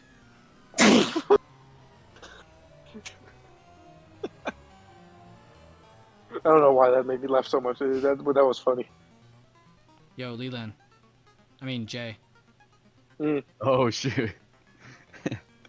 That's a pretty bad mess up right there, Josh. That was on purpose. Are you calling me Leland? That's a joke, I swear. Here, I'm gonna put this in our chat. I just sent this to Leland, like this trade I took before joining, because he was talking to me about trend lines. Look at that awesome bear flag I took. This is right before I joined the BB Cord. Fire Jay? ass trade. Yeah. Why is this named Fart? All I see, I know I'm not tripping. I saw it. No, the it's file not. It's not. It's Dude, not. yes. Dude, the file name is literally Fart. Oh, I know what it is. No, it's not. Is it? Do you not see the picture? Do you just see the file? Like, do you have No, to I see the download it? picture, but Oh, okay. that doesn't mean what I'm saying is wrong. I don't know what you're talking about. Okay. Everybody's gonna know what I'm talking about in a few seconds if you You might be pulling back to that larger fib if you draw on a 5-minute from the top of the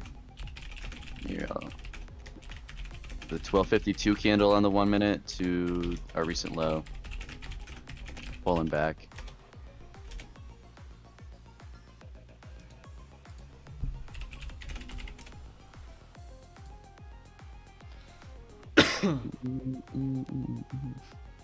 Yo, so Acid Nation did work. Yo, I'm pumping the market. Let's go. I told you, Don, to bring you back in the money. To be fair, we did hit a pretty good level here. If you look at where resistance was right here, and then we kind of held it as support, and then we held it again. This is where my trade was. When we took this lead test down, this is where it held support. So this is kind of where I was looking again just because of that instance. But that is where they caught the bid again, and now they're back over. I wouldn't say this is going to be a long-standing move until you see more consolidation.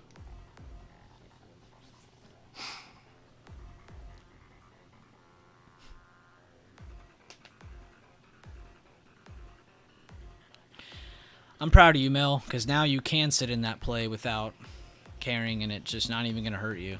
It's the greatest feeling in the world. You have control. That's something most traders don't have. They think the market has control.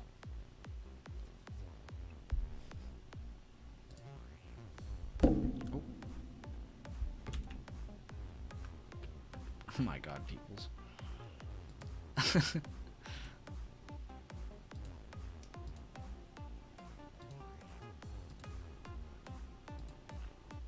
Yo, Dondu, if you want to like take your mind off things, you could send me some bigger time frame TA on some of those trades you took this week. I'd love to just get like a simple one picture look at your entry, exit, and then just so I can go over it.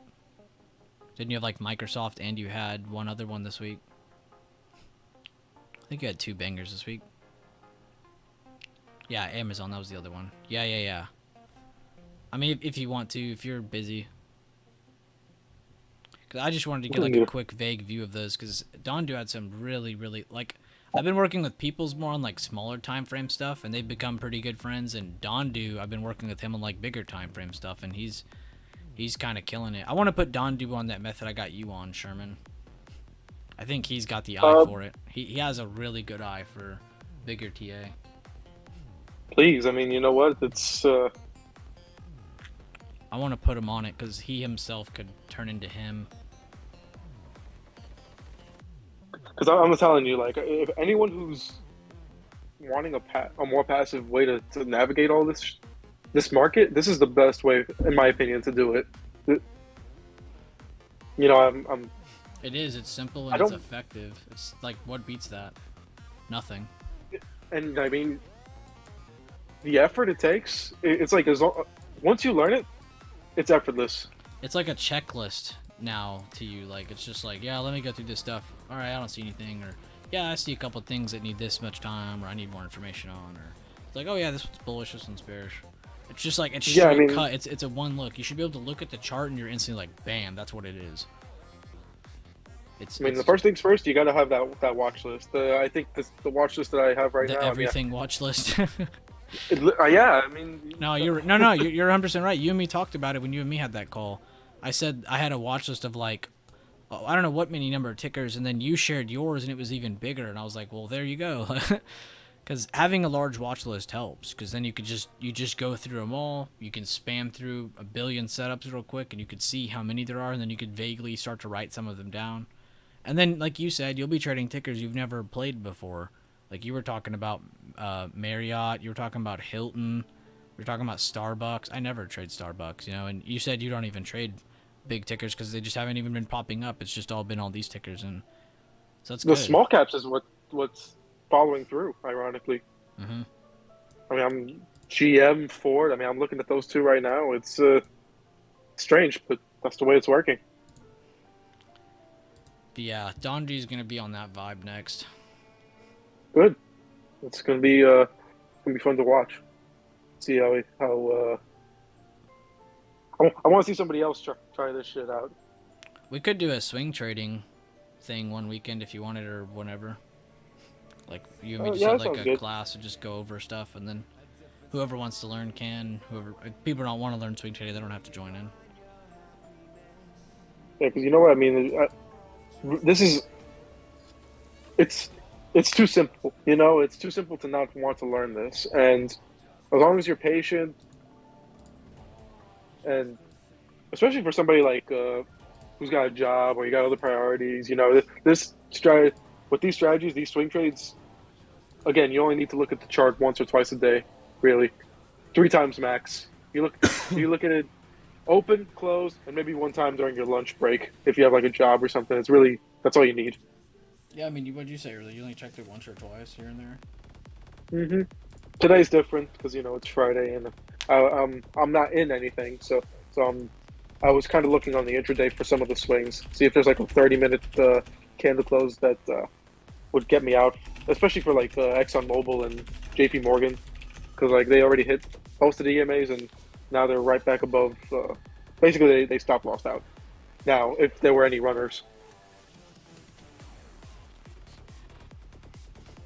but otherwise, yeah, these aren't things that I'm looking at more than 3 times in a day. So yeah, we could set up a weekend one of these days. I'm going to be busy this weekend, but maybe the next one.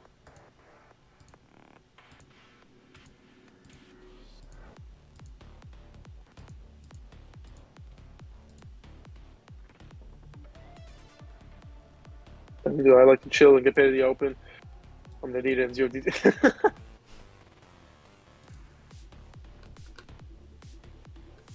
If you can limit what hurts you, you will grow.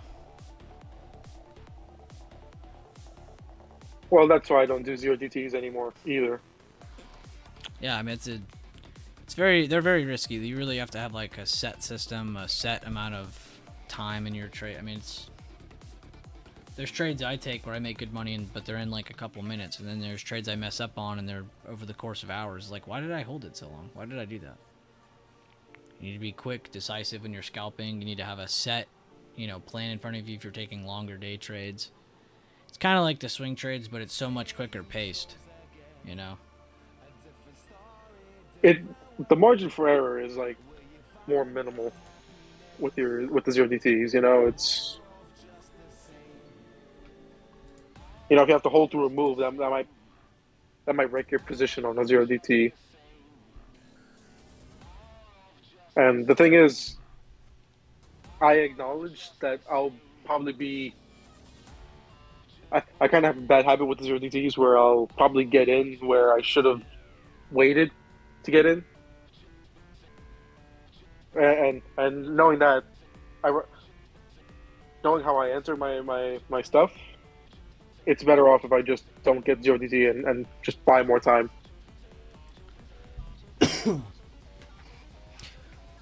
4.5 Yeah, hours on the right. stream. We got about 2.5 hours left in the market.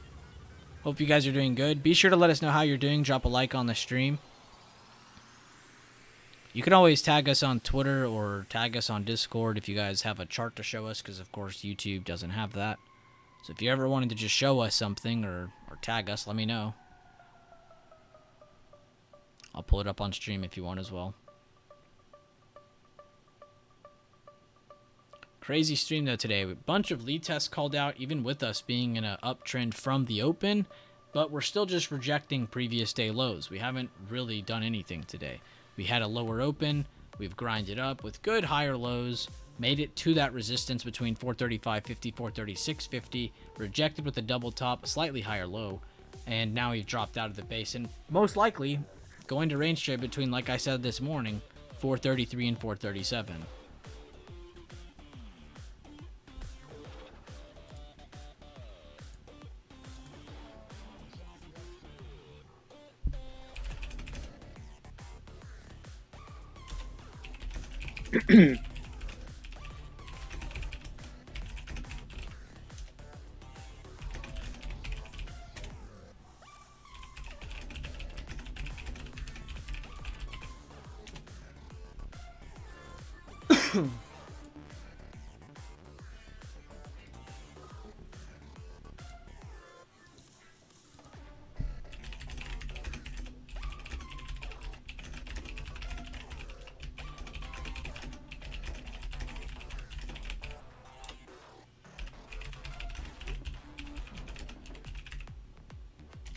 Google's just coming down too. Makes sense with the market going down right now. Yeah, they'll be below the 9 and 21 by the end of today if this continues. So 55 being a good target.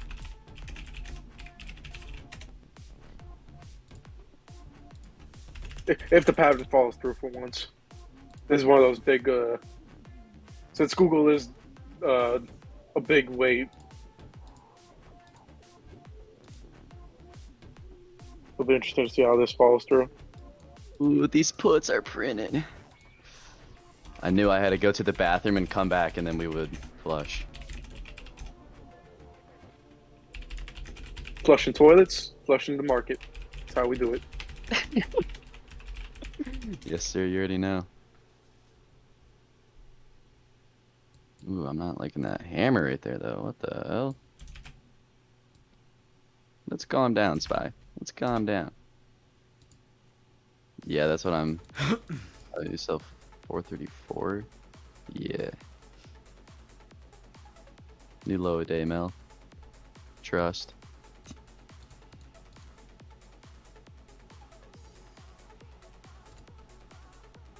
I'm just aiming for...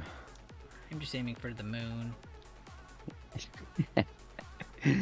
I'm just aiming for the moon, guys. Oh, Bueller, should I do the meow thing to get some donos going? I swear to God.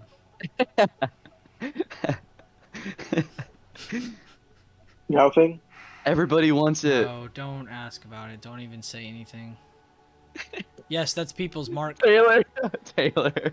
Mark asked about you earlier, people, so now he's back. What up, Mark?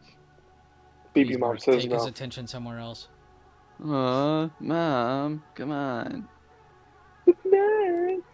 BB God says F no as well. Who's that, me? No, me. You? You're Oh. Jesus. You're really saying that too, Sherman? I mean, gotta Sherman go is with... he literally got the Jesus cut. You know, peoples, I could see why somebody might think you sound like Leland a little. You do, in a way, sound like him. I cannot confuse those two voices. I'm sorry. No, I do mean, not you sound it. can't, because we've already heard Leland too long. But I could see why somebody would think that for a half second, like, just hearing his voice first. Because at first you're like, oh, deep voice guy, that's Leland, right? I'm Mark, Leland's son. my dad hasn't really been trading. He's just adding to the UNH position. Just long-term shares. Big dicking the investment account, I see. Kinda, yeah. I mean, you know what? He hasn't really been trading SPY that much because that's all he trades if options-wise. Your dad is so fucking cool.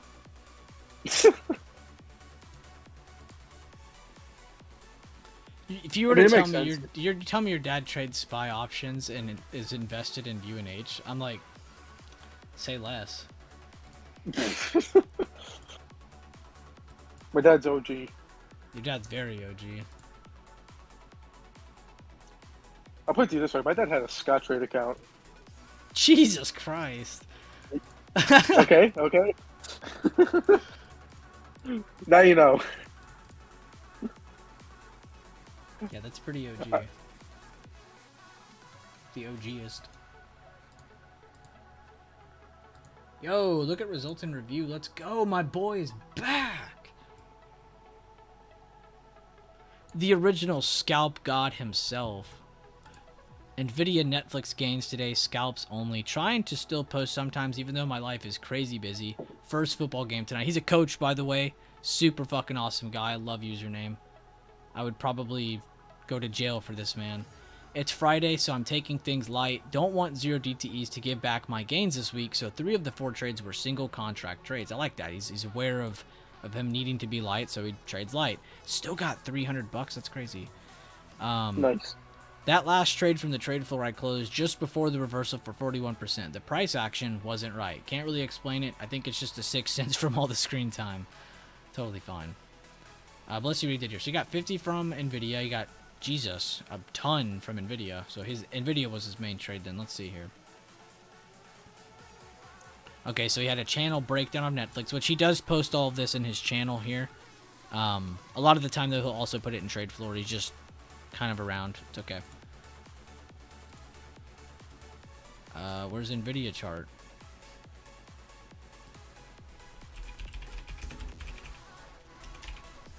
We're Nvidia.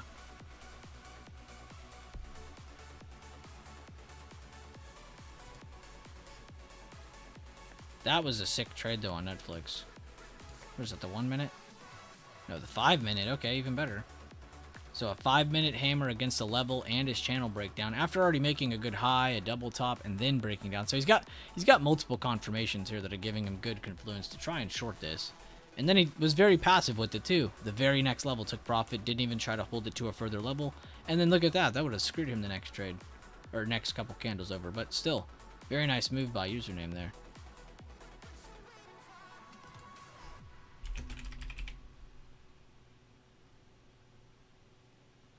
Is my Discord freezing? What the hell's going on? My Discord's freezing. Sick.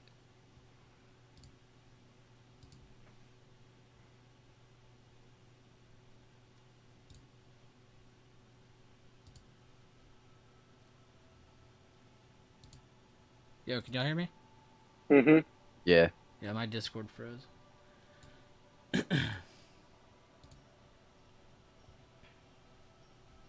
Nothing new.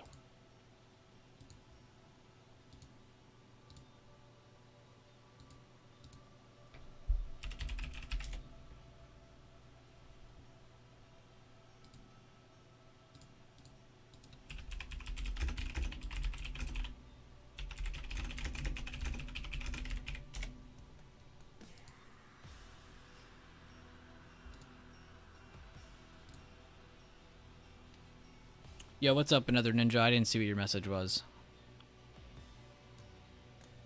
I was trying to answer somebody.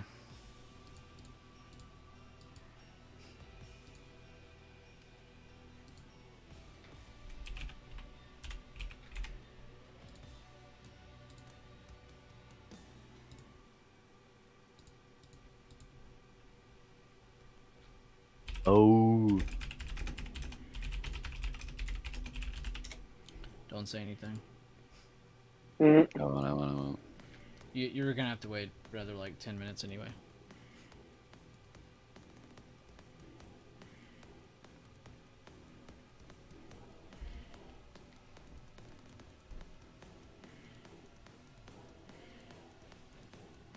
You didn't understand the Scotch trade joke? Oh, okay. Maybe I'll let Sherman's dad come on stream and tell the joke one day. Not really a joke. It's just a if you know, Yeah. you know type of thing. Yeah. That's, I guess that's what I more meant. Wasn't it just a broker that sold themselves to Thinkorswim or TD Ameritrade? Yeah. Yeah. It was a really old broker that sold to TD. And that's why you have a lot of really popular OG traders on this platform from way back in the day, because a lot of them were already implemented into the system. I don't Yeah, know if they were technically my forced to dad- make accounts or if they still had an option and then they could leave or what. I mean, don't get me wrong. My dad doesn't use.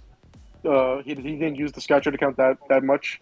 I think he left it with like a few bucks. Oh, So still funny though. so technically he's got a TLS account with like $3 in it. Damn, what a legend. They might have closed it Yeah. out and he's just got $3 sitting on the online part of it. Well, I mean, he uses Fidelity now, so Sherman's dad is cemented into the history books. Dude, he really is.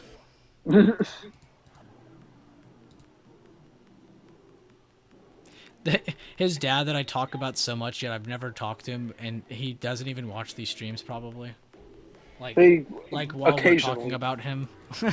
He hasn't watched the stream in a while. He's been busy at work. He doesn't know how much I hype him up. I tell him, Oh, you do tell him, okay. hell yeah. Yo, Dad, that YouTuber's hyping you up again. Yo, Tesla didn't do a whole lot today. I'm glad I didn't really watch them today. They really didn't do a whole lot. I bet some people got trapped in shorts down here, too.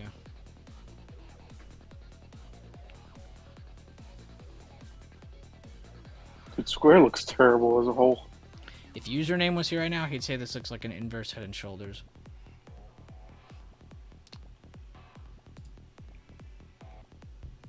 So calls?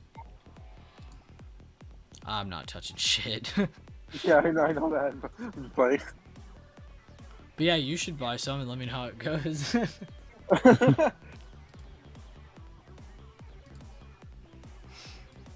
And then if you profit, you're What? gonna send me some, right? And if you lose, I don't want to pay for your trade. Wait. So you're not gonna get in with me so we can lose together? So I can feel better about my loss? Copium hardcore. You're not gonna hold my hand? I'll do better than that. Oh.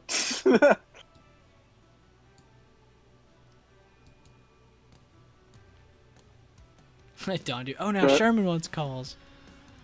Yo, hurry up and get off work. Don't like working the way you're trading. Yeah, what the hell, Don, dude? You know the saying goes, don't let your wife get in the way of finding the love of your life.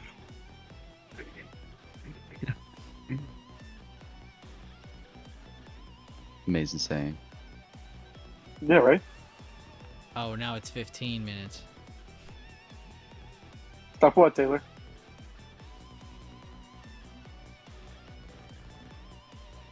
Mods, can we ban Taylor, please?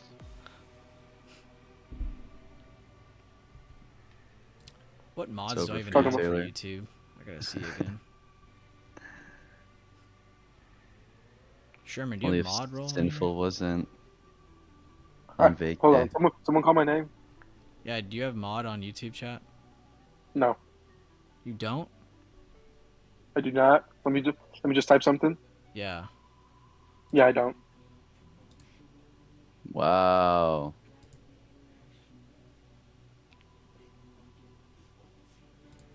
Damn, I made you the top moderator. You're not just a standard moderator. There's a new setting called a managing moderator. I'm moderator now.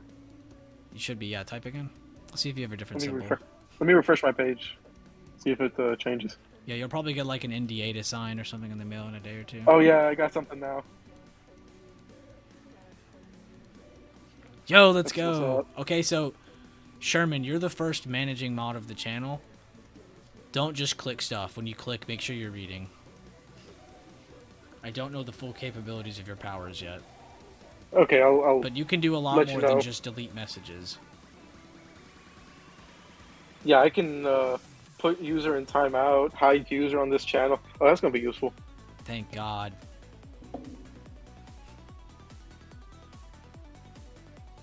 Yeah, Taylor, preach.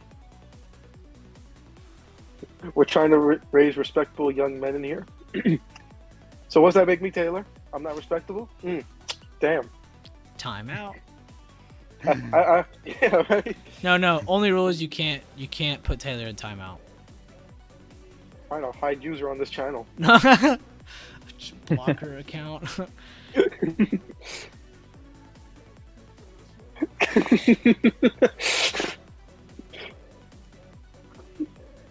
I'd rather get a gold star than a blue name. Preach! Another ninja, preach! Alright, you're in timeout now.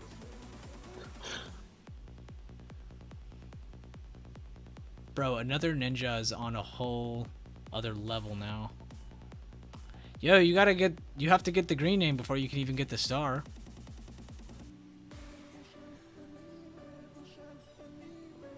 Oh, I know what you're doing. You're waiting for next week's giveaways. I would wait too, technically. You have a really good chance of winning because a lot of people have a membership on my channel. So if you actually wait, that doesn't do anything. I forgot. People that have already had it have won before. Never mind. You don't have any better or worse chances.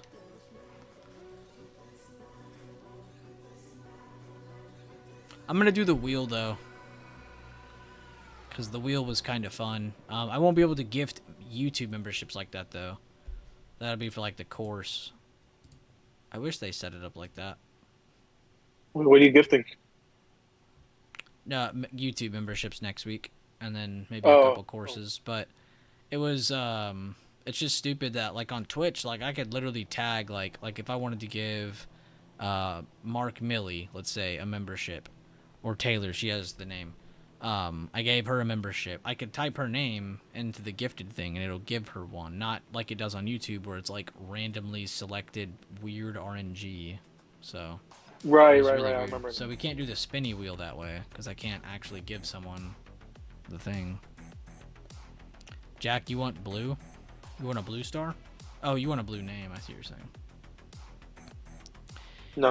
Maybe down the road if I need another mod. I already have a few, but I needed Sherman to be one because he's actually here a pretty good amount of the time. If I need another one though, because Sherman gets a life, then I will find another. I'm responsible enough. I didn't mean it to mod. sound like that, Sherman. That wasn't like. I definitely. I don't know why I said it definitely like that. won't ban Taylor. When Sherman gets a life. Okay.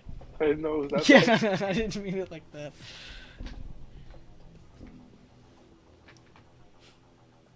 Wait, I was a member this morning. Let me go look. It must have like just ran out then. That's weird. I thought I saw your name in that too.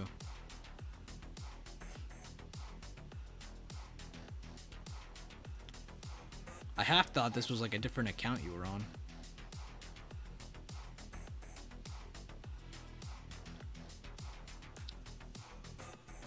We'll never get rid of you, Jack. There's no way I can get rid of you.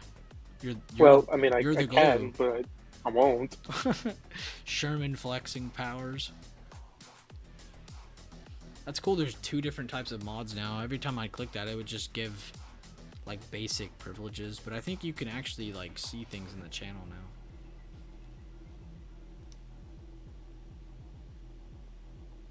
What do you mean, see things in the channel? Like your channel, you mean? Mm-hmm. Let's see.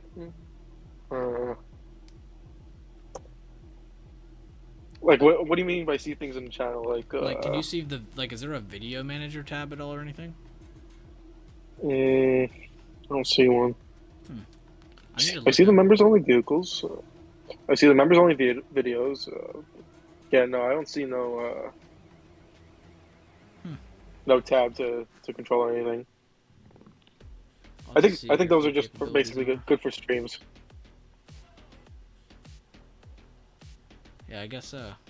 Well, I don't see the difference Which, between this and the other mod. Then the other mod can do half of what you did. I'm just gonna look it up. Yeah, I'm the same.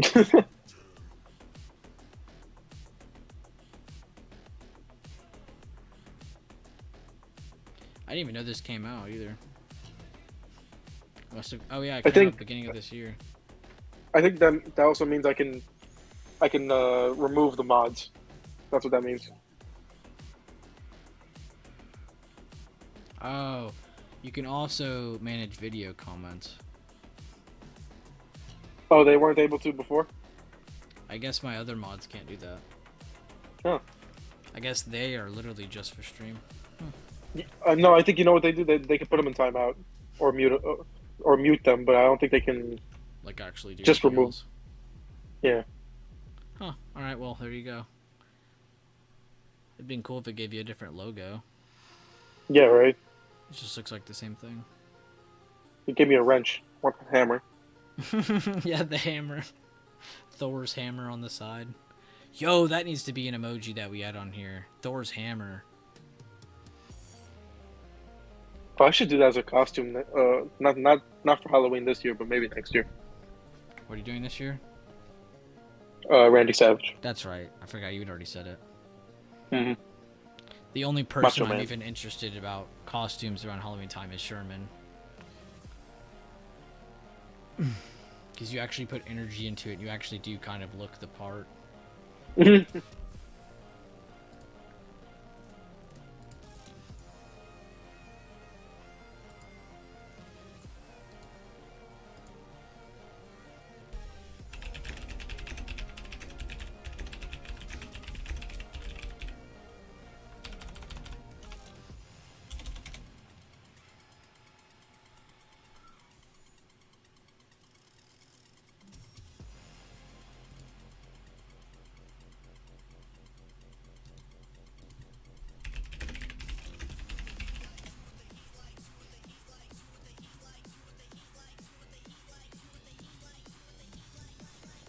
Yo, good shit, Burn. Oh, he's not on my stream. He's at work too. Cool, Bruno. Thor is your dog's name? It's a good name.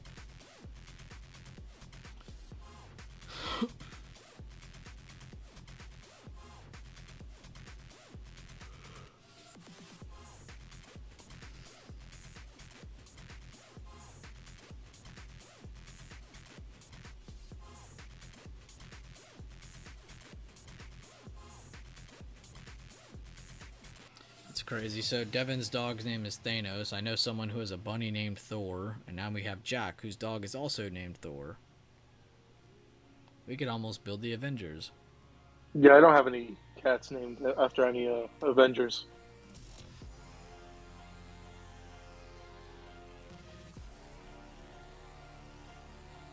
All right, last 2 hours of the day, everybody. Last 2 hours.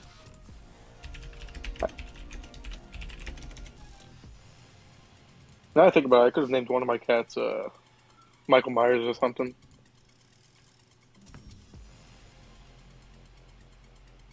Just a scary name to Michael name a cat. Myers. Yeah, because he walks around, like, he gets in a mood sometimes and he just does the...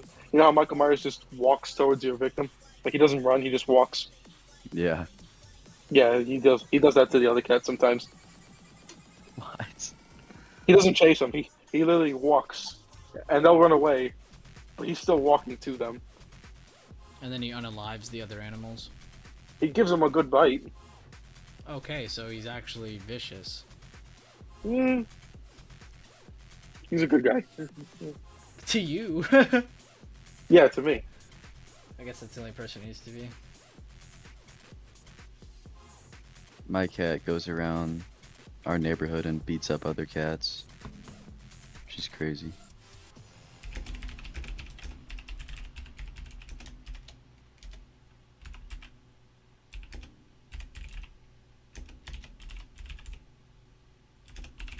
I just thought about that. That was just very funny. It just beats up other cats. There was one night I was coming home from the gym. It was so late. It was probably like 12 or 1 a.m. And she's like in our driveway, just like fighting another cat. It's like, what the hell? She's got to let him know she's the alpha. Well, my cat, we'll call him Michael Myers, used to be the top cat in the neighborhood, but we took him in. We should have our cats 1v1. Oh, my cats would beat your cat's ass. I'm sorry. It's not even close. Yeah, after I just heard that story, Peoples, I would bet on his cat. He just said it walks up to other cats and bites them. Just because. Nah, Yeah, Maggie for wouldn't take that. entertainment purposes. Maggie doesn't play like that. But The thing is, my cats are half coon cats. They're Maine Coon. The heck? Yeah, if you look up a Maine Coon cat, Maine like the state and Coon like raccoon, um, they're half of that. Oh, jeez. Yeah. My cat's just a Siamese cat. Damn, this cat is massive. What the hell? Yeah, one of them, she was 20 pounds at one point. Yeah, Mark Millie, my cat has street cred.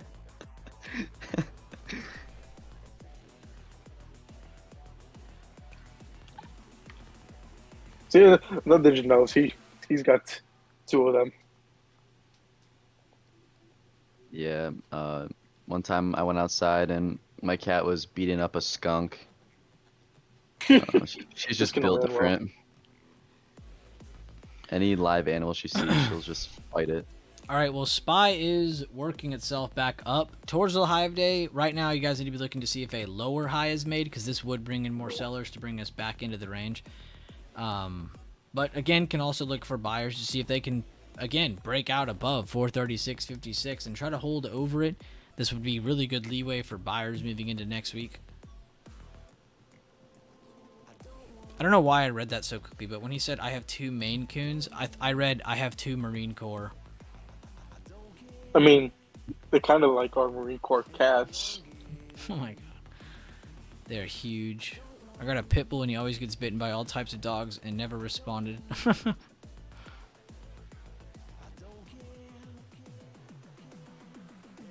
Yeah, I just showed the picture in the pets channel. You can see the size difference between, because that's Michael Myers. His real name is Simba.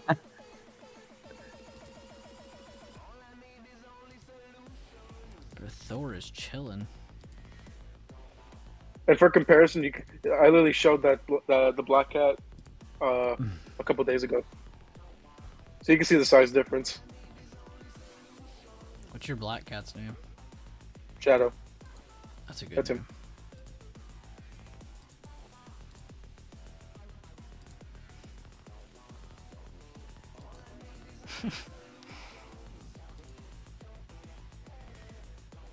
So yeah, you can see this. Leland's dog. This is identical to what my old dog used to look like. It even sat on my shoulder like a parrot, like his did. There's Faith. Damn, everybody's got cats, bro. Okay, here we go. Here's some dogs, finally. Huh. All kinds of cool ass pets in here. Oh, yo, this was funny. I remember when Dondi said this, and I was like, it looks like the dog from Hunter x Hunter. And Shane knew exactly what I meant.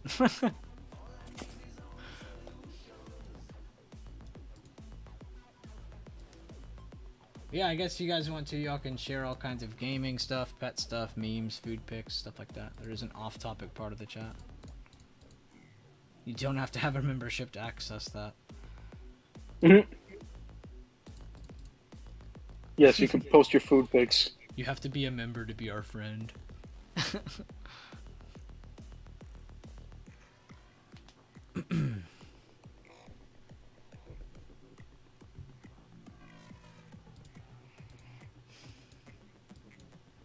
30-minute doesn't look too bad on Spy.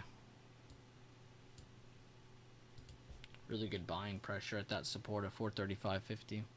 Just no new highs. Just haven't pushed. You get this kid out of here.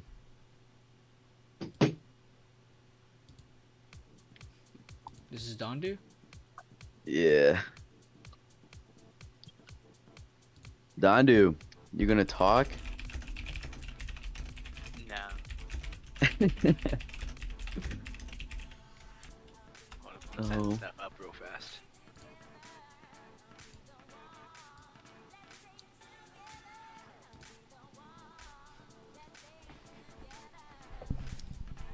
It's gotta be the most people I've had in a live stream.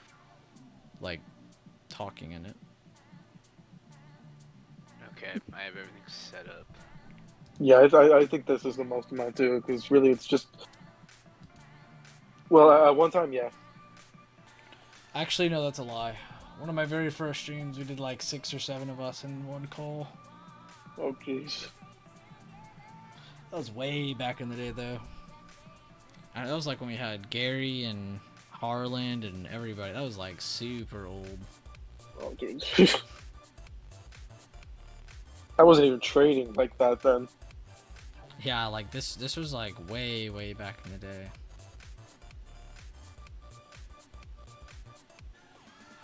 Good times, good times. Yeah. I noticed it doesn't get better. You definitely meet less good people, that's for fucking sure. hmm I gotta go through 100 people just to get to a Peoples, and you gotta go through like 1,000 of them just to get to a Leland. You only gotta go through like 1 or 2 to get a dandy though. Oh my god. I mean, there's a billion of me, so Osmosis. Yeah. literally. Legit. Hi, Taylor. Okay, guys, let's talk about my calls that I'm still holding. Hey, by the way, Jay, I'm up 8% on them. I was up 15, but that's okay. Reports. Is that Dude, my as long fault? as we get- Yes. We're gonna flush right here though. Dude, I'm watching the 30-minute. It looks kind of strong. I was just saying that. I was looking at the 30. I'm just staring at it now. I was kind of Yeah. going off of what you said earlier, though. Because you said it, like, way back there. When it was at, like, 435 flat. I am worried since, like, for the past, like, week, it hits, like, 1:30 my time, and we just, like, flush. Yeah. If it isn't stagnant, we do flush a lot. I think it's just people taking risk out. As well as Yeah, the down to- mock imbalances. Down to Yo, what's up? mute your whatever other device you got playing in the background. What's playing in the background? Is there background noise on me? Yeah, I can hear my voice or his like I hear the echo. Oh, No I way, hear it that's now. me. Are you kidding me? Give me a second. It could Yeah, be fix your people's, mic, I have no bro. clue. Oh my god! Don't tell me it's a mic. I don't even hear it. Maybe it's me. No, My I core hear share is it. very good.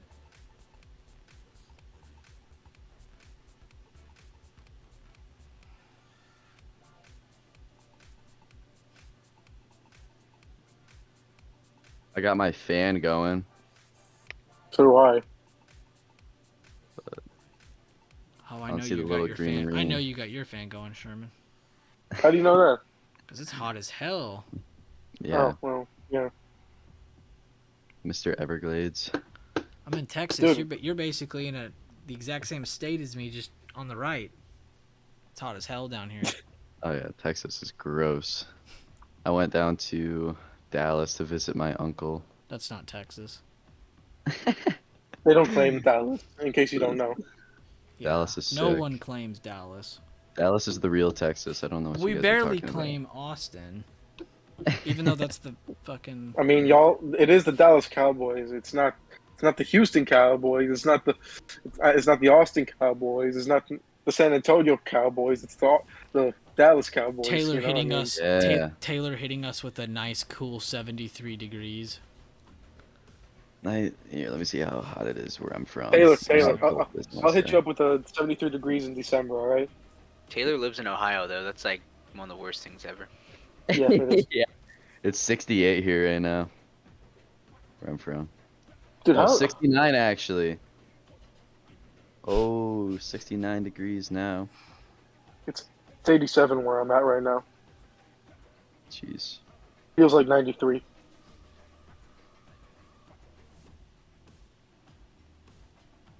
Shout So, out my Everglades, dog, let's go, come on. Jackson.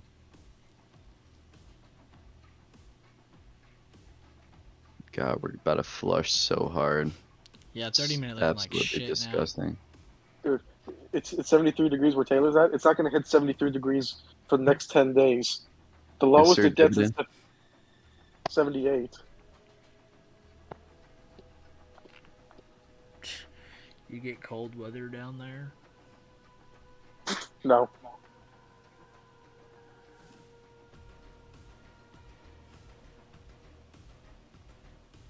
And the thing is, I'm used to the cold. I used to work in a freezer. XOM rolling over. Is it really? What's that mean? Let me see. I guess it is making lower highs now. Not to my liking, but yeah. Dude, that's crazy. That's crazy. Enphase is still doing bad on the daily. Like, look at that. It's still flushing. Check JPM again. Because crazy. 63 degrees in Canada. Oh my gosh. Oh shoot, Josh. Pull it. Have you looked at Dollar General yet? Yeah. So, It bounced well off that level. but DG. Bouncing. Damn, Tops, you're from Portugal? This is where we Damn. entered that first time. I traded it, was back here. Second time I traded it was here to here. I haven't touched it again yet. But it's back in the first spot. Cristiano Ronaldo. Suey. Now that we're closer to earnings, though, I think I am going to wait and not enter this. Because I think it'll probably cascade down towards earnings. And then whatever that number is, I don't care either. But after earnings, it will probably continue back up. So I think I'm going to wait till, like, right before earnings, and I'll get something with a lot of time to where I don't care about earnings affecting it. Or I'll wait till right after and get into a position with good time. But either way, I'm probably just going to keep aiming for 173 again. Nice. Can you show me what invalidates your PayPal play? Because you're holding that. You're still holding that, right? Yeah. So I'm watching this area here. I think it's this one. I was watching this low here. But honestly, it's really not hurting that position too much. So even with this dip, I'm only still down about 20%, whereas it could have been down like 30-40% if I'd grabbed the 2024s. Also, it's a 2025 contract. I have to remember that I have time for this to dip and pull back, and that's something I have to learn with leaps. So you just have to remember it's not really about the TA as much as it is just buying a good name and knowing you have a lot of time. So that's really my TA. It's not really as technical as you were probably wanting to hear, but yeah. Because yeah, it has dipped. I pretty much bought like the low of this day, and it's dipped more, but I'm still happy with this play. I still like this company a lot in this area. Jim Kramer. Whoops, that's not right. Yeah, he hates finally it. said he's done with it, because I mean he was hyping up at 300. Yeah, he's stupid though. If you ever like go back and look, every time he says he hates something, within 9 months it's back at like highs, like up 50% from there. So it's just like, I don't know. I think you said he hated Meta. Yeah, that was the most famous one. But what I hate when he says that stuff though is he recommends worse shit. Like he'll be like, I hate PayPal, but you guys should love Visa and MasterCard. It's like, what? You're literally giving us worse companies with smaller market share. What are you talking about? Why would I go from one company to the worst one? You know, that just doesn't make sense to me. So like, I get his opinions, but what I don't get is the recommendations he gives off of those opinions. That's what I think is the scummiest shit. He's actually ruining, like, all right, so let's say you took everything he said literal and you took it all, right? Let's say you get out of PayPal. You're right. You're like, he's right. And then you get into Visa and MasterCard, and those continue lower with PayPal, right? Well, now you just cut one of your positions, got a worse one, and now you're holding that. So now you're like double losing. It's not even just a single loss. Now you're taking 2 losses. I just don't. That's what I don't get, and that's what everyone overlooks. Like, yes, he's very bad at calling out stuff, and I honestly don't understand how his show still works. It's like, how does grown people call that show? It's like a 10-year-old entertainment show. It's weird. People call up, he hypes up a stock for 5 seconds, says super vague facts about the stock that's literally from Google. You can look up the shit that he says. And just says vague stuff. Untimely as well. Very untimely. And you know why it's untimely? Because they're being requested by random people calling in on his show. I don't understand how that show works. But that's kind of going off topic. But he'll recommend, like, buy this, sell this. But it's like the same sector, and he's giving you the one of the worst part of that sector. It's like, what? That's the scummy part. He's not just bad at calling out. He's, like, literally... I don't know. It's like he's doing it on purpose. Like he's a shill. Like he says things to help big money liquidate positions or to not liquidate positions. Like that's how he acts. But yeah. That's what always I didn't get, interesting. because I did see the PayPal thing, and I was like, all right, whatever. He said it, like, cool. But then he said, like, the Visa MasterCard thing. It's like, okay, what? I hate this company, but y'all should love these. But that's my main invalidation for that play, though. Was just, it's really just because I have a lot of time, so I'm gonna give it a few more months, see where it's at. I would like to sell that position though, middle of next year, if I can. That's what I was telling you in DMs though. I was like, I'm paying for this PayPal position because the last like 3 or 4 days, all I've done is just scalp and get quick, swing trades to just capitalize on small gains to collect in case that position doesn't go my way. And I pretty much have already collected 2 times the losses that it's already picked up, so I'm not even worried about it right now. So that was another thing, is I was trying to like make other trades to even more cover that position because I really want that position to work out. The main play I wanted to take on it was shares, but with the account I'm playing with, I really don't want to get a large position in that because it would be most of my account. To get a cost-effective position, picking up 10 shares isn't going to do shit. Need to get like 100 or 200 or so. That's why your Neo play and Pen play worked out so well, because I mean those are cheap companies that you can just buy a shitload of shares. Hi And they're good Rambo. companies. Which I actually cut the rest of the runners on Penn just the other day. So I'm out of that one right now. At. Well, it had the But they're news. back, like, It jumped to 35, and then it came all the way back down. They made a new low, so I'm just kind of it's at chilling. 33 now. Wow. What's up, Rambo? Rambo back. Back again.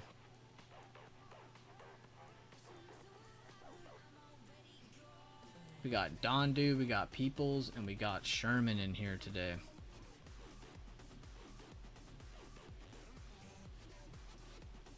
Three degenerates and 1 Bueller. I thought you were going to be like 3 degenerates and Sherman.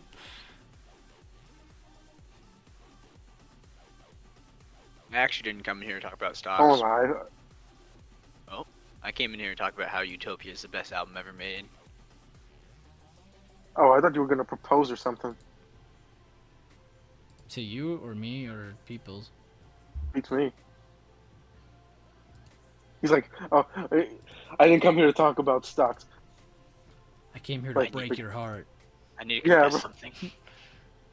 Yeah. Next week, It's like I have an announcement. Oh, this looks interesting. Meta's definitely top watch next week, dude. I'm so excited about this one. I kind of like the look of FedEx here. Side or FedEx. what? Yeah, alongside. Well, I mean, day trades, it's both sides. Watch for this to bounce off support. If it breaks under here, we're definitely shorting. Dude, what the hell? UPS and FedEx do not move with each other. FedEx. Spy's starting to scare me on the 5-minute. It's not really breaking a new low. It's not really popping a new high. It's getting tight. Getting worried.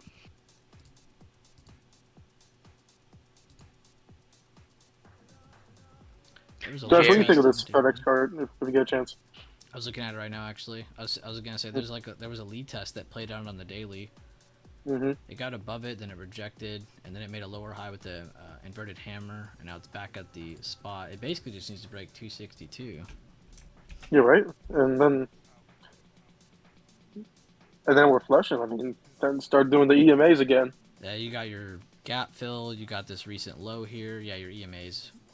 That's probably the better targets, because then you'll have more of them too.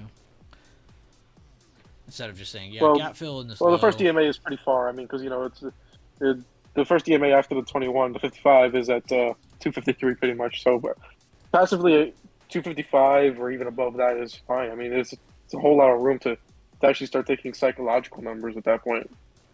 257.50 or something, A lot of good callouts on today's stream. Basically talked about the range between 433 and 437. It's pretty much all I've been preaching today. Because again, not looking for a breakout on either direction.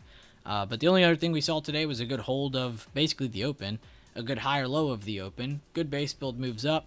Called out the lead test in the stream, called out a second lead test in the stream. Since then, we've just kind of been chilling, waiting to see how the market's going to react, really how it's going to close. Looking to see, based on this blue area, which is a combination of a bigger time frame level, previous day low, previous day close, this will give us good insight to see, can we possibly get a better bullish close or a better bearish close. If we close under this, not looking too hot because this is possibly turning good supports into resistance. If we can hold over, then it's maintaining those supports.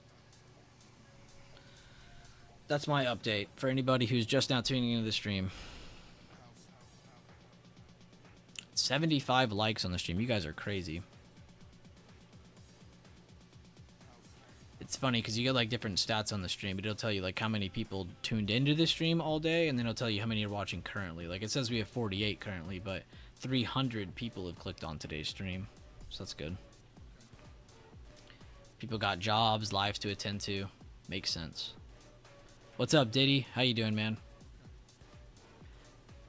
I was actually just talking good about you to Leland the other day, Diddy, because I was talking about how my other video didn't even get that many extra views, but I saw who was all grinding on that new video. You were one of them, Dividend Bull was one of them, there's a few others.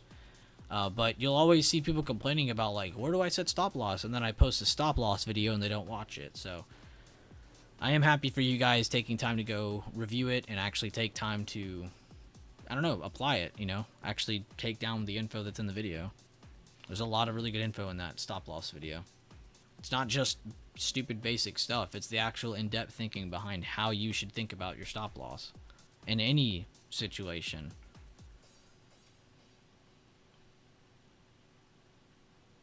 But glad to have you in the community, man. Always happy to have another hard worker in here.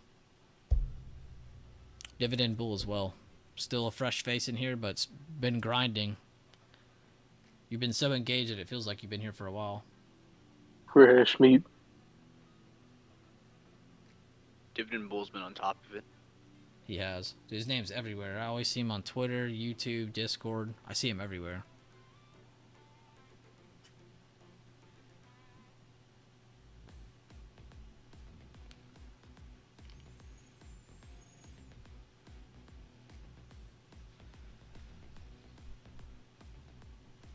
I called it Twitter, not X. Sue me. Yo, the app logo is sick, though. I don't care what anyone says. Yeah, they changed the picture. I was like, what the heck is that? It's like granite or marble. It's kind of cool looking.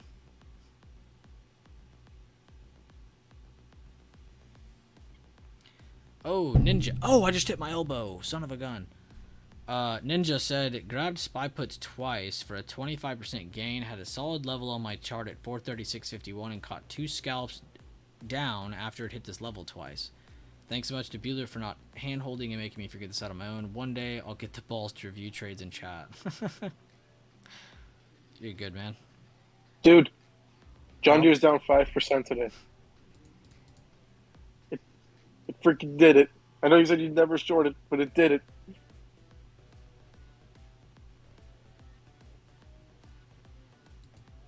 I was waiting on that. What did you short?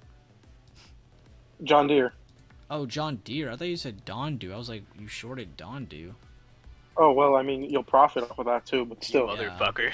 That's some extrinsic value waiting to be nabbed.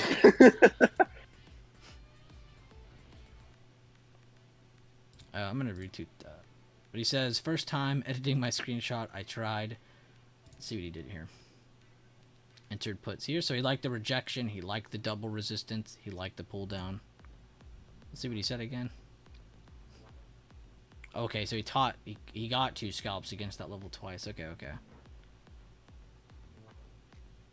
Dude, that's still an amazing trade. And you say you exited too early, but in my opinion, you didn't. In my opinion, that was the perfect exit.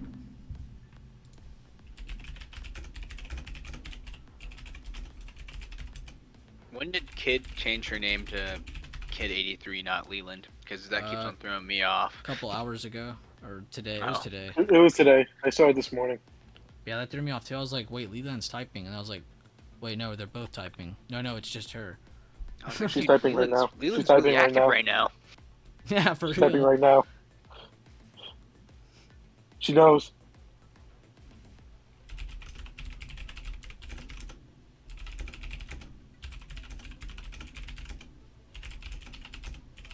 Yeah, Bueller, we were talking about John Deere like last month. Oh yeah, I've been talking about it like every day almost now. Yeah, but you told me you didn't want to short it, so I was, which makes sense. I mean, it's Oh no, yeah, I did see that it kept breaking down though. If that's what you're gonna say, I didn't see today's candle though. Holy God! Oh, that's that's what I'm earnings. saying, dude. It's crazy. All right, it's time to buy the dip on them now. This is what I said Yeah, right. because this is the old We're resistance, and this is I the mean, old. This is the newly made support, and we're at it. That's a pretty good risk reward trade on John Deere. sheesh. People would be like, "No, don't buy it. It has earnings." That's why you want to buy it. That shit's over with. For shares, yeah, or options. What are you thinking? Oh, I'm doing options. Oh, I always give it a day after earnings or so. I mean, Oh, I don't know if I'm entering today. I just mean like if I am going to play this, I can't. I don't know if I could cost effectively do shares. I didn't even realize market closes in an hour and a half. Something's about to happen. We're gonna start moving here soon. Yeah, the market's about to pump. you see Caterpillar. You said go see Cap. Caterpillar's. There's still a gap filled on Cat, so They're at a pretty good risk reward part of their chart, but yeah, there's some down risk there. They're actually Grab not some done that bad. water. This Yes, is sir. a reminder to drink water. I don't know if Bueller said that today. I haven't actually, but yeah, make sure you guys hydrate, drink some water. Stretch also. Stretching is a great thing to do.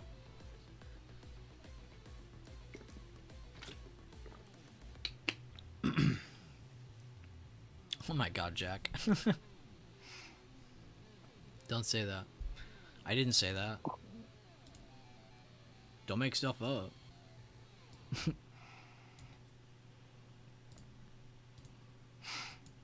Charlie Sherman doesn't have a life. Yeah, I just read that. I mean, apparently, right? I can't take back what I said, okay? I mean, it's all under recording, so. Yeah, it's like literally on a live stream on my own channel. I caught myself in 4K.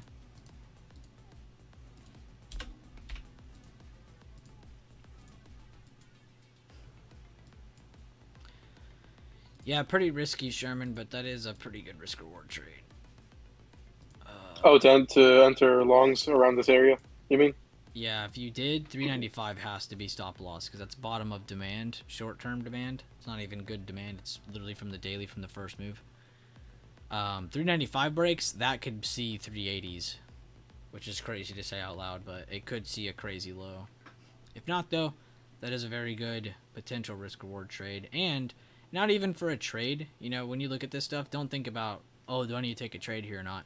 Think about what the chart is telling you. This used to be a resistance. It used to be a support. It turned into resistance again, turned into support again. Is it turning resistance again? Is it possibly trying to hold support for a second time in a row? Something it has not yet to do. You know, so it's also just information. Like, just looking at it, it looks good for a bounce. Like, really good for a bounce because, I mean, you got the gaps, you got everything lines up for a bounce here, even with the higher volume today. Yeah, it could continue. It's just that's where I like more. The risk, yeah.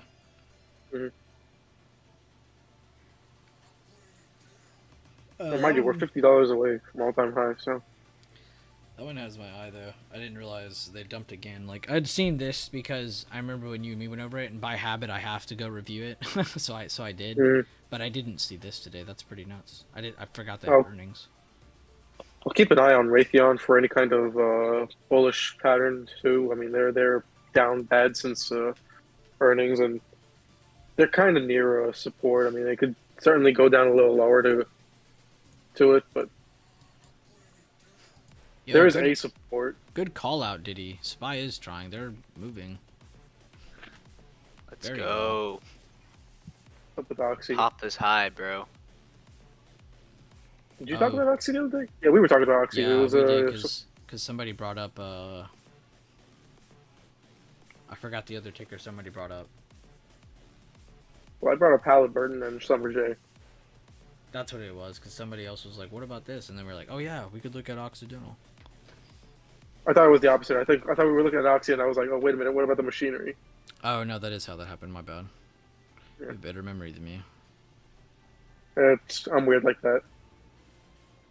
I'm really bad with short-term memory. Long-term, I'm pretty good. It's weird. Yo, Jack, don't joke with me. Rambo, so in here we have me, Sherman, and then there's Dondu and Peoples. There's actually 4 of us in here. Yo, what's up, Rambo? My Rainbow. guy. Love Rambo, dude. He helps me out like so much with like just posting the most like random stuff. Yo.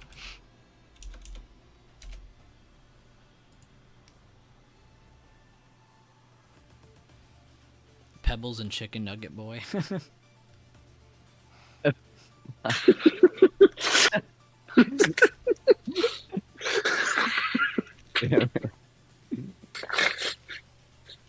Oh my gosh.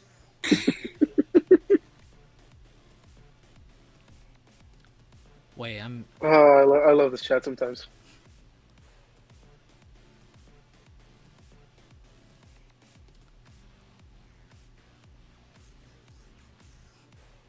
Yeah, honestly, this is the channel to spam, and is the YouTube channel.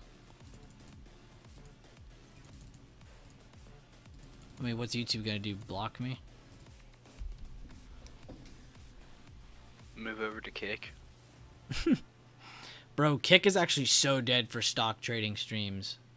That one stream we did was the most popular stream in the stocks hashtag. Oh, what? It No put you at bullshit. number 1? Yeah, we were all the other streams had like 100 views or like 9 views or 19 views, and it just blew my mind. I was like, there's no way, like, this is not the place to be. YouTube is still the place to be for stock trading streams.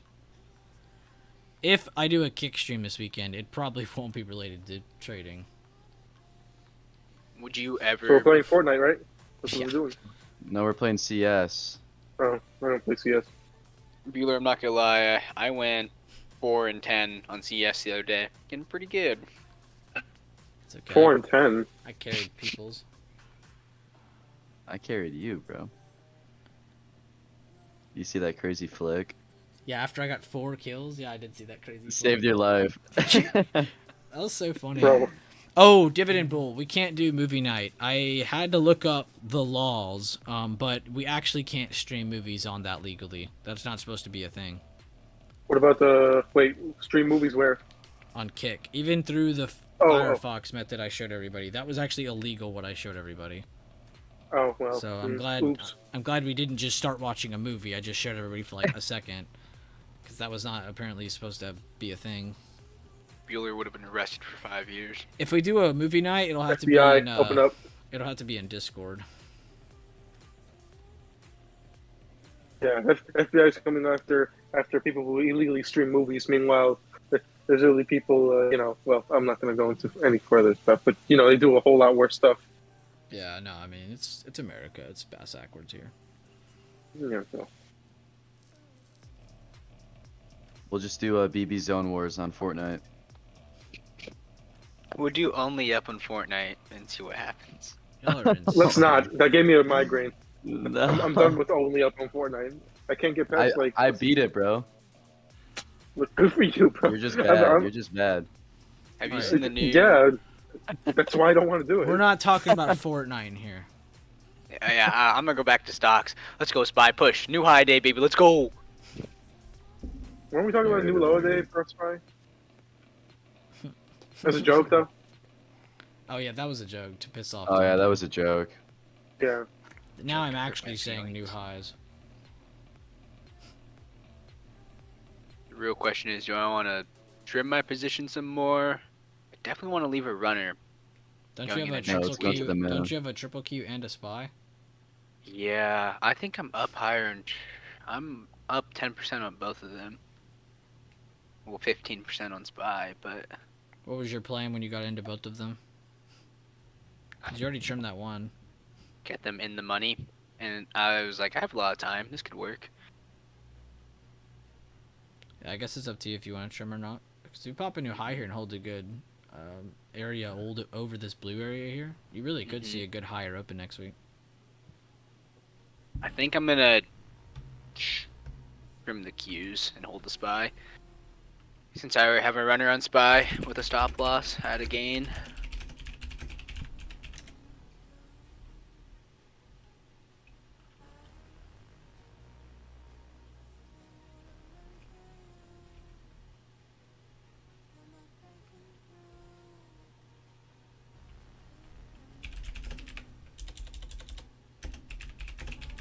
You know, I mentioned earlier that I was looking for like a bullish pattern for CL to go back up to the 9 EMA.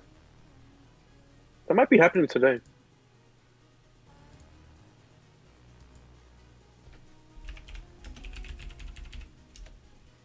Audio candles already above yesterday's open.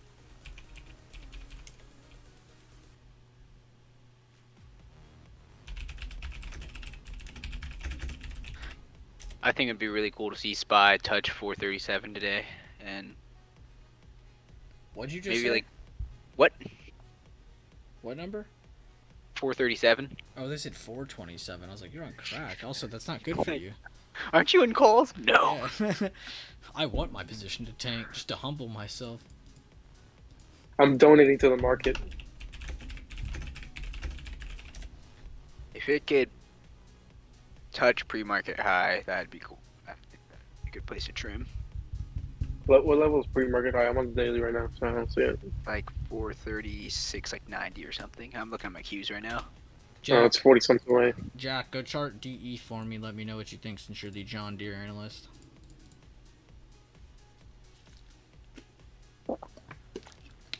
Jack, maybe like $200 or so on that trade that first time.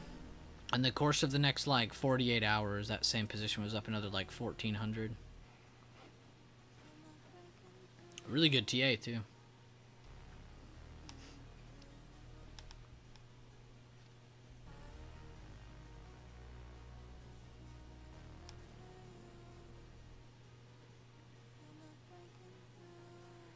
Undo?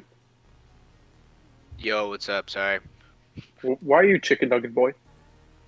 Bro, they just think I like chicken nuggets for some reason when I've never said that. Don't say y'all. It's just Jack. Do you No, not like Let's chicken believe nuggets? it. It's sinful. No, I love chicken nuggets, but it's different. Oh, okay. That's what I mean. Who doesn't though? You know, like. No, Yeah, he I goes to could go for fancy some. restaurants and only orders like chicken tenders and nuggets. Bro, Jack. it's called boneless wings. It's because I'm broke, alright? Leave me alone. Let's go, Lucky Nuggets.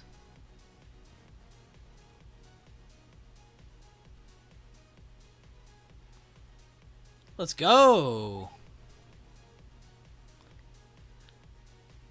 Make sure to show me some reasoning too. But I'm very happy for you, bro. 110%. We Yeah, eat UT tendies fellow. 5 days a week over here. You know it, Taylor. Yo, Lucky Nugget getting the nuggets right now. Except People's. People's eats. I don't know what People's eats. I eat the best food. It's not Man food. eats ground beef. It's not food. It's not, It is. it's not food. That's Hey, real listen. food right there. You can barely call it fuel. What? Ground beef, eggs, Greek yogurt. That's that good stuff, dude. It is seasoned, Taylor. I get the taco seasoning packets. There you go, another ninja steak and eggs twice a day is the Listen, way. salt doesn't Bro, count I'm as just seasoning, okay? I'm just not balling like that yet, another ninja, so I can't be dropping all that money on steak, so I just substitute it for ground beef. So what It's about not the eggs? plain Greek yogurt. What about the? I never Eggs? see you have eggs. I You got just had eggs pictures the in other here day. somewhere. Yeah. Yeah, dude. I'm not triggered, Taylor. I'm joshing. Probably because it isn't seasoned. Oh my god. Hashtag triggered. Taylor knowing how to get to the pissed off part of his head so fast. Taylor knows how to get me going. Alright, Lucky Nugget, Alright, I'll here. review it for you then. Look at this bussin' meal. Sure, man. Oh my god, I'm afraid. eggs, bananas with honey. That's like 6 eggs right there. Sigma energy, what the hell? Okay, this is probably like the most tolerable thing you've shown me. I actually have nothing, no problem with this. Then my other meals are just like beef, rice, and Okay, there is one fat-free problem. What's in your trees. eggs? They look so dry. They're not, bro. They're creamy as hell. I cook them like low, and then I keep stirring. Don't stop stirring. Okay, Super okay. good. Okay, then we're cool. We're cool on this one. Look at these burgers I made. Those were disgusting. Honestly, beautiful Yeah, job, they look- Lucky Nugget. Because this is kind of that resistance that we were talking about. This resistance, this support. You know, just seeing who had control of this for short term. We didn't keep those levels, Mark. We're just kind of leaving our cursor up. But I see multiple candles after this hammer, of course. Beautiful job seeing that. 2 indecisive candles, a third. You took your risk on it. I like that a lot. Keeping probably a stop around here, maybe here for a loose one. And then taking your profit into the high, not waiting for just moon. I love that you had the conscious mind to actually sell and not be a greedy piece of shit. So good job, dude. That is a fat gain on a really good trade with good reasoning. First green day in 4 days. I'm so grateful. Great job, man. That was a very clean trade. Thank you for sharing that with us. Good job, Lucky. Yes, sir. Good job. You're so lucky, Nugget. You're so lucky. And look at that. We're You're just so Nugget rejecting lucky? again. We're just rejecting again, Lucky Nugget. Your trade's already back to break even, most likely. SPX moves very fast. XPX knows how to break a man's heart. It does. Yes, it does. I one time sold for 5%. Could have made 1,000. That's everyone that's traded SPX. I think I was at the gym when I traded it. So, yeah. Good job, Lucky Nug. I'm very proud of you, man. I'm glad we got to go over it together. Make sure to look at your reasoning the way that we just did there. To go over it, entry, exit, to look back at what it held, what it didn't hold, what it hit. You know, just to go over it again. No trades this week. Just been studying price action, taking mental trades, and watching vids. I'm so thankful for this channel. We're glad to have you, David. The army of David continues to rise.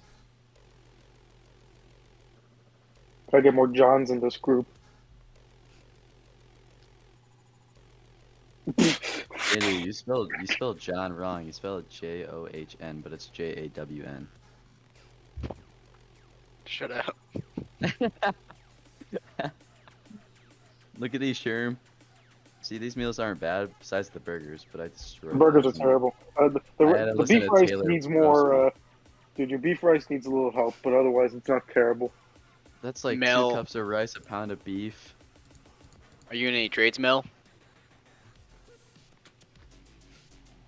No, we don't want to get lucky. We're not getting lucky. We You don't should do be done. that. We don't do that around Should be here. done. No, I think he's joking. Because I just said you're lucky, Nugget. But no, no. We're not doing that. No luck, no hope, no emotion. You should want to get nuggets, not lucky. We're cold robots trading a systematic approach. This is what gives us our edge. This is what gives us our advantage. Come on, man. Chicken nuggets are good, man. I think he was answering me when I asked him if he was in a trade. Oh, right. I thought he was. Sherman Okay, taking yeah, that well. so personal, bro. Dude, that's like my go-to at McDonald's. The macros are legit. Sherman definitely goes to a steakhouse and is like, "Can I get some chicken tenders?" I do not. Listen. Now, Josh, I'm gonna let you take over this one for me because you already know. Adam West eats food in his tinfoil. That's our guy. No, Sherman actually is vegan. Wait, what? Oh, I was supposed to back Also you up. vegan? Sorry. Medium rare. LeBron's better. Who are we answering? Who are I'm we just trying to answering? help you out, my boy. Oh, first of all, LeBron's not better, but yeah. Try to imagine how that affects his legacy, though. Dude, it changes everything. Yo, are Jack, your where's thoughts? this chart at, Jack? Oh, you tagged me. Never mind. I'll shut up.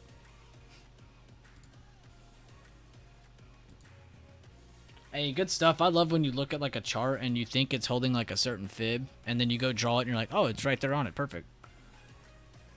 That's good. You're starting to get the eye for it.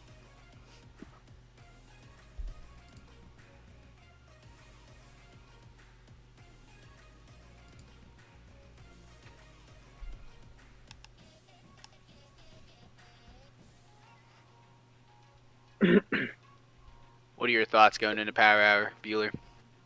Don't trade. Well, yeah, but what's the chart saying to me? Big thing to watch for the rest of the day, and I kind of said this a while ago too, is really just need to see who has control of this blue area here. It's good that we're holding 430, 330s, but we've been holding that all day. Now it's time to see, can we hold this or not? And if not, then it's a kind of a rough close. If you go to the bigger time frame chart, it'll put us right under a good resistance. So that's not really the greatest thing to stop at from this buy reaction, because this could cause a lower open going into Monday. And then that'll cause, of course, indecisive trading. We'll need some basing, which, again, I said is perfect for Jackson Hole. Bringing us down before Jackson Hole is the greatest thing that could have happened, because now, next week, we don't have to expect crazy movement. Next week, if you guys try not to trade as much, or trade lighter at least, so you can still, take opportunity that you see in front of you, you'll have a great week following that, because the week following that will be the move that moves. We're not going to get a big move next week for the most part. You might get a bunch of ranging. You might, by big move, I mean a single directional fucking move, not just, oh, a move here, a move there. That's ranging. That's not a move. That's testing and moving lower. So, personally, we're set up for longs risk reward for Jackson Hole, but I want to let everyone know that both sides could get jam-packed next week, because whatever comes out, the news doesn't even matter. That's the big thing. It's the fact that there is news is the point. So all of next week, you just need to try to just survive and then watch what range we maintained that week. So end of next week, we'll have a lot more info. Because we're not really at, like, the best resistance anymore. We came up here, consolidated, bearish kicker, bearish engulfing, bearish kicker. Went over that in stream, went over that in chat. Both of those are broken down now. And they had consolidation, so it had strength to make it down to the next area. We've made it down to even further levels. I think I said 438 would be a great area to test. We've broken under that and tested the next area below, and now possibly making a higher low at this old area of short-term demand. So we could get really good risk-reward for longs here going into next week. Next week we could just be running into the resistance at 442, 445 area. We could just end up hitting that, coming back down, staying inside the middle of this range, which would be very excruciating for that next following week, as Lucky Nugget just said. But that's really what I'm focused on. I think next week's going to be a good bullish week. I just don't think it's going to be pretty. And if we do happen to break down further, watch to see if we break these gaps, break this short-term consolidation here. There's a lot of really good levels to watch if we do keep falling. The question that's going to make it a little bit more annoying is, does Jackson Hole put us in a spot where we reject all the way up here and are right here at the end of that week? Or are we going to completely push through 445? That would be the big question. So, but that's my thoughts on Power Hour and all of next week. Yeah, next week's gonna be interesting. Looks like on the 10-minute for SPY, and since I'm watching QQQ since I'm in it, kind of like an evening star in the 10-minute. Might play out. Especially at the top of that demand.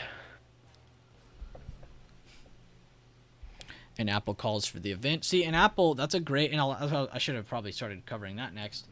A lot of the weights are at really good risk-reward spots to their charts, too. It was only just a few days ago where everyone was saying how good Apple looked, and then it dumped further to the next area. So there is a lot of good weights also at spots of their charts where short-term upside is very possible. Nvidia, who's been more bullish than anybody than Nvidia this year? Nobody. And even they have come back and tried retaking good levels even after a day like today where they fell all the way to 416. This was red on the day at one point. It's green right now. That's crazy. Well, it's slightly red, slightly green. But it just shows how strong a lot of these bigger weights are after a lot of these pullbacks. Is more downside possible? Yes. risk reward wise though for new trading moving forward, I would say longs are in better position. But trade light. Try not to trade super heavy next week. If you could survive next week, you're gonna have a lot more fun the following week.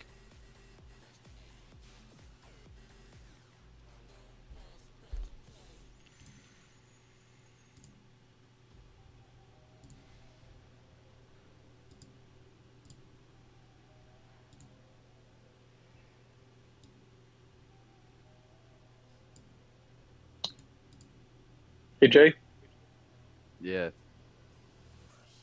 why are you the way you are? What? What did I do, bro? It was just a question. I just need to. I didn't answer. No, Dana, you're supposed to be on my side. What the heck? I listen, bro. For the sake of everyone else in this YouTube video, that they're in this stream that they are watching this, I just need you to answer that question. No context. Yeah, nice keyboard. Mm. Sure, Oh, man. thank you, man. That is a nice keyboard. Got my Apex Pro. So I'll still be waiting for an answer to that question. Nothing's wrong with me, man. I just be I didn't speaking say- facts. Wait. I didn't say there was anything wrong with you. I said, why are you the way you are? What's Wow. up, Charlie? Mr. Charles. Let me see if I actually got blocked. If so, I'm gonna be sad. I wouldn't be surprised. I mean, dude. Oh no, I haven't been. Bro, Sherman, why is your mic? No, dude, no. It was a joke, My Taylor. bad. It was a joke, Taylor. Don't caught a It glimpse wasn't, there. but...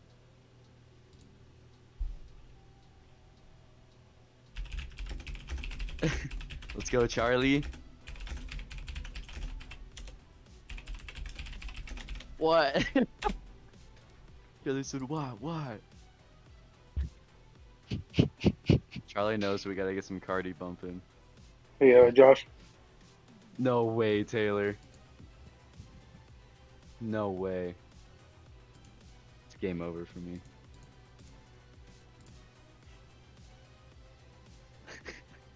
Should I switch strat? I got Oh. blocked. No. Me and Taylor have real beef now. Oh my god, did you like spam I mean- like everything on her story or something? I mean, it beats. I mean, y'all have beef, but it's better than whatever beef you were cooking. I mean, I'm not gonna lie. Unseasoned. Even said unseasoned beef. Taylor, should I make a food story? Please don't. Let all the She ladies know can't. I can She cook. has you blocked now. Oh yeah, she came and view it. I'll spam her on Discord. Get blocked. What's up, Charlie? How you doing, Charlie? Josh, got my name wrong. I got your name wrong? For sure, I'd love to follow you for my secret account. Jesus. No, it says Sherma, Oh. which my dyslexic ass reads as Shamu. We haven't seen a low today and definitely could expect a liquidity hunt with a flash crash. Good luck. Calm down. Don't say flash crash if you don't know what it is. Liquidity hunt, yes, I will accept that one. That is still very possible for Power Hour. I'd love to bully you from my secret account. I see you, Charlie. What you looking at this Power Taylor Hour? You got any hates me. swings going, or are you just looking at some just analysis just for information? Most likely. Hopefully the rest of the people in here can stay on track for another hour.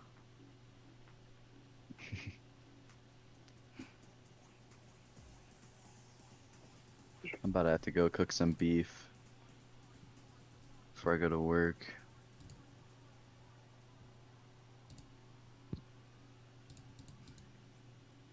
What if I don't want you to go to work? I'll call off, man. No, you need to go to work. You need to get your hours in. I've seen that bank account. Yeah. Oh, oof. I got Yeah. $25 to my name. I've seen your live It's account, all in my bro. trading account. Oh my god. No, it's not your fault, Taylor. It's their own fault. It's really Taylor people's. needs He's to unblock kind of me. an instigator, and I let him. It's my fault. Just watching, maybe learn something new I'll here. just leave, guys. Well, I can go over Spy for you, Charlie. I kind of just covered it, but I'll go over it again if you want. Just so you have good updated info for next week. But basically, we're just seeing a good buyer reaction. I would say risk reward is definitely on the long side going into the beginning of next week, but downside is still possible. We have a couple tinier gaps here, a really big area of old demand that was just held short term. So if we can continue holding this, great area for longs to start stepping in towards this resistance between 441 or 442, sorry, to about 445. And if that can happen, then that'd be a good move for them going into Jackson Hole. And then we could just range trade between pretty much 430 and 445. But kind of just managing between those two areas for now. Again, all of these levels are drawn from the monthly TA routine. Some of them you can see I redrew just to kind of re-highlight the levels that are covering areas of supply and demand. Most of them are from the weekly. You can see I drew a couple gaps just to kind of display them a little bit. And then I drew one supply from before that was pushed over. They tried to hold on top of it, and this is essentially where they ended up breaking back down, was this area. So kind of seeing next week, do buyers step up into here or not, but we'll see. Next week is definitely a risk off week. Any trades should be seen as higher risk just because of what's going on. Let's go had some downside yesterday. Didn't even realize. I was waiting on that one. I kind of just thought they would keep going up, to be honest. But I'm not really surprised to see us sticking in between 433 and 437. This was the big area I've mentioned pretty much all day. You can see it here too on my little BS list. PML, it's 433 basically, and then 437. You input smell? Ooh, maybe breaking down below previous day low. Holy crap, did he?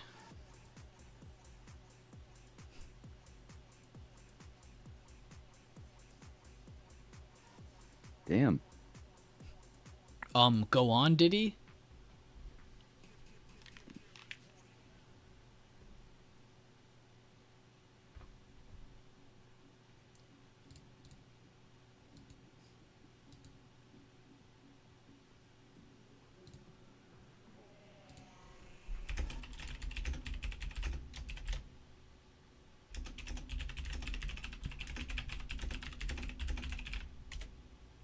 So, if they're gonna make that Bitcoin ETF, does that mean we'll have the ability to short it with options?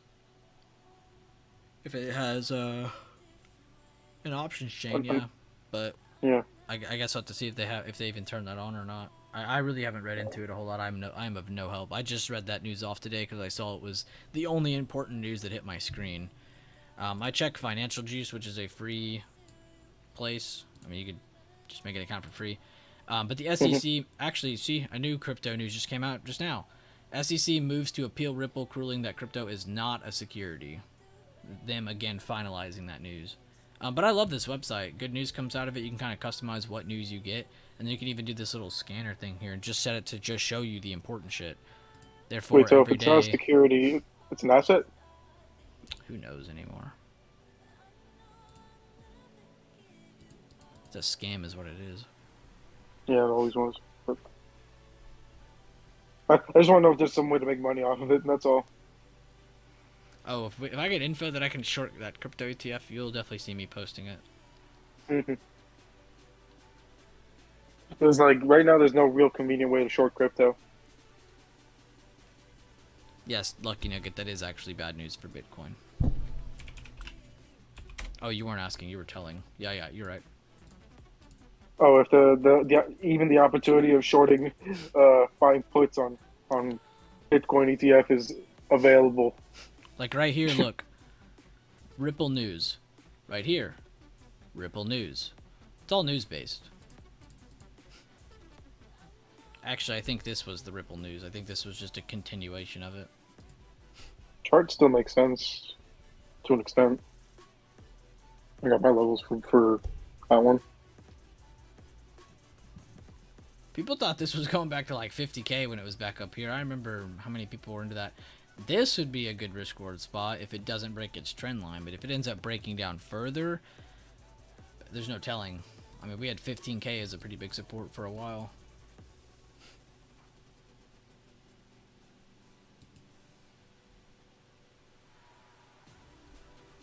Yeah, I gotta head out, guys. I gotta cook. All right, man. We'll Alright, see you. man. Thank you for Man. tuning Good in. food. Yes, sir. Thank you for having me. Later. Peace out. Later.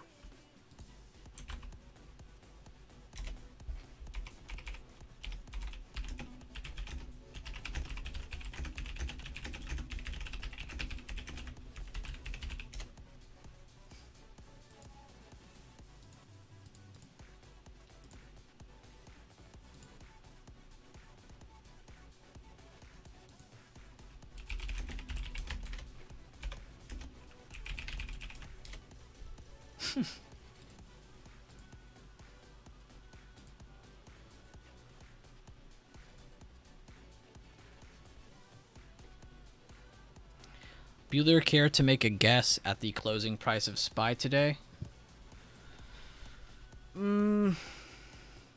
Spy really hit the bottom of that demand. SPY closing price, if I had to just throw a number out there for a fun guess, not an actual estimate, I would say there's like half of me that wants to say 435.75, and then there's a part of me that wants to say 436.25. Those are only 50 cents a piece, but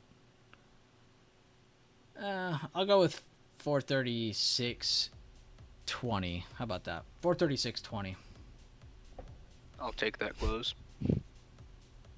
I'll take that bet and raise you 10. I'll be risky. I'm saying pre-market high. 436.75 or whatever it is. Mel said 434. Mel's been preaching that all day. If that hits, oh my gosh, she's gonna be. I mean, he already makes good money off this.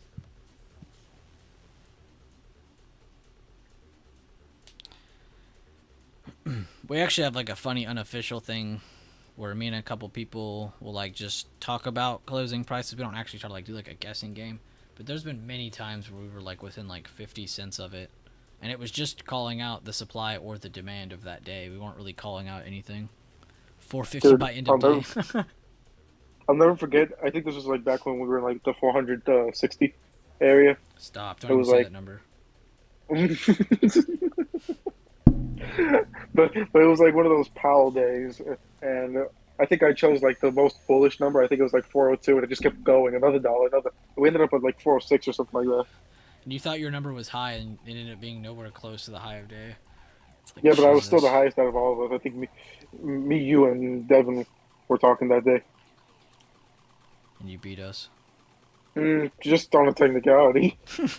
Just on the fact that we were super bullish. Yeah, if Marco was more bullish than me, go figure.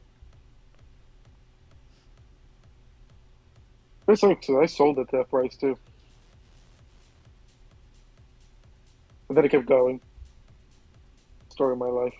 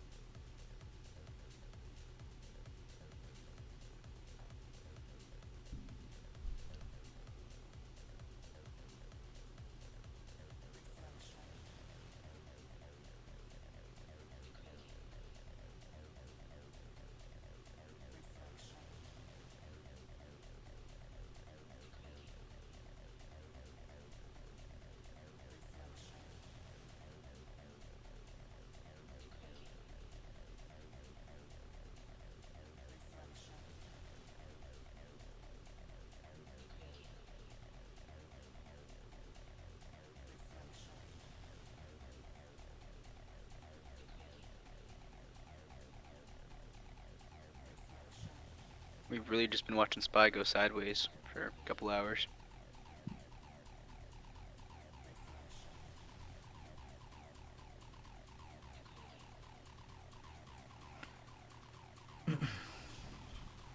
I had that level mark from the previous dip and bounce, cut my position profits. Good job, Diddy. Love the reasoning behind you exiting.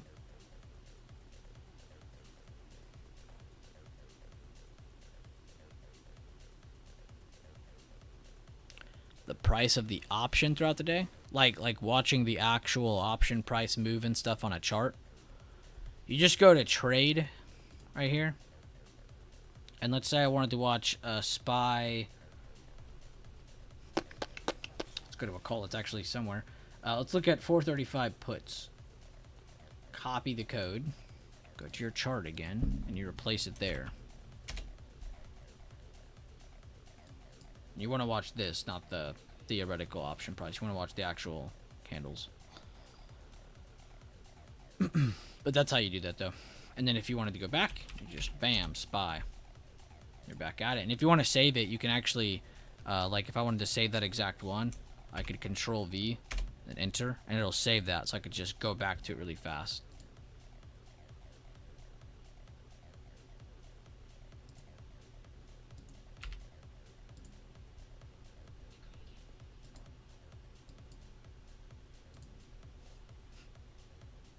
Oh, my bad. I mean, you could just go back and stream too, but so you go to trade, and then whatever option you're looking at, you know, make sure you're looking at it, and then right click it, and then you want to find the code where it says copy. It'll have the little papers, so it's easy to find. Click that, and then go back to your charts, and you can save this. I was showing as like a ticker. You could save it here, and then quickly click through it, but you just put it right here where the ticker goes. And then don't watch the theoretical option price. This will make you think, oh, I'm up so much, but it's down here, not up here. And then you can watch like this. But this is how a lot of people do it with like active trader. They'll have like one chart open, and then on this chart they'll have their active trader going with their option price showing. If that's your style, I personally don't do that. Adds too much emotion to the trade. Then you're more focused about your gains. You're not even paying attention to what trade you're trying to take. Because if you're sitting here updating and you're not saying like what it's like Diddy, he's a great example. He said, I had that level marked from the previous dip and bounce, cut his position profits there. See, that's a reason why he got out. He didn't say, I got out because I was up 20%. No, he got out for a reason. That's what you want to trade off of. Reasoning, not, you know, whatever the hell this is. But you can't look at that chart, though. I'm not trying to take that away from you. I just wanted to, again, reiterate that. Because it's definitely a red flag when I'm watching someone update something they're doing, and all they're updating is their position. All they're doing is updating their percentage or their gains and all that stuff. It's like, okay, but what's the trade doing? Like, I see that you're doing good or you're doing bad, but what's the actual chart doing? What is your plan doing? You know, because I'm sure you planned something beforehand. How close are you sticking to it right now?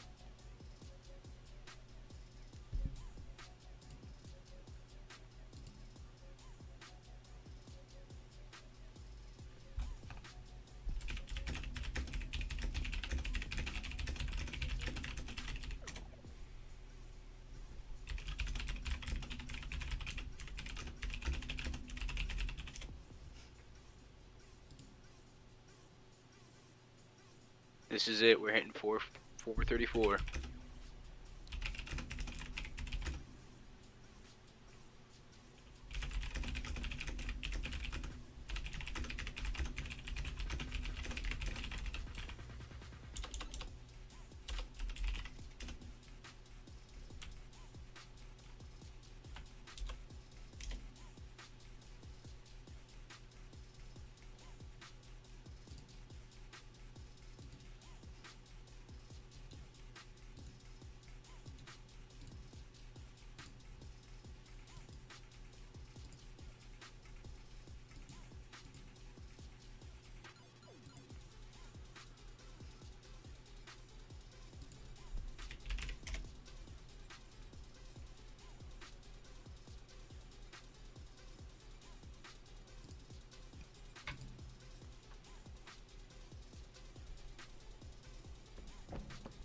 Most likely. I know Power Hour likes to dump at the very end. Have to also pay attention to the mock imbalance and stuff, but I'm not even going to call those numbers out.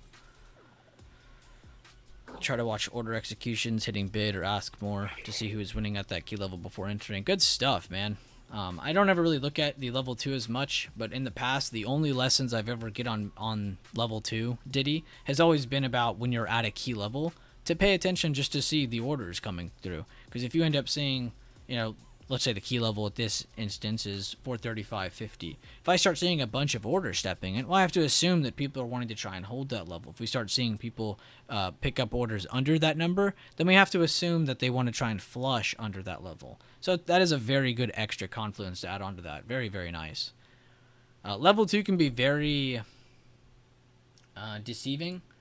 It could give you, you know, a lot of signals that are kind of confusing, but if you watch it enough around the right levels, that is when it can be the most helpful. Good job though, Diddy. I love to hear that.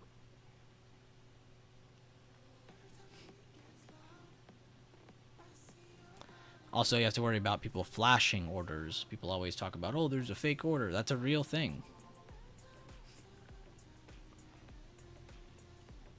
Also, I would not watch level 2 when it's after hours. I see a lot of people always like, oh my god, they're buying so much at this price. Those could also just be orders that were done during the day, and they're just now getting around to reporting them. So it's not just about, you know, fake orders. It's called flashing. Spoofing is another word, but flashing is the actual term. But yeah, spoofing, that is exactly what it is. I don't know why Bookmap calls it spoofing when the literal term is flashing, but spoofing is a great other word for it though. But that is exactly what it's for though. So you have to also worry about those kinds of things. Oh, I thought you were saying they're holes. Because essentially they are holes, but yeah, a-holes. Exactly, at key levels it helps give me confluence, but it's painful to watch continuously. Exactly, because not everything you see going through is important. It's only important when you're at the right areas, you know. So when you're approaching a support you have on your chart and you know is good, then you know you have some good action. You know, if you start to see 435.60s print and you're sitting at 435.50s, then you know they're trying to.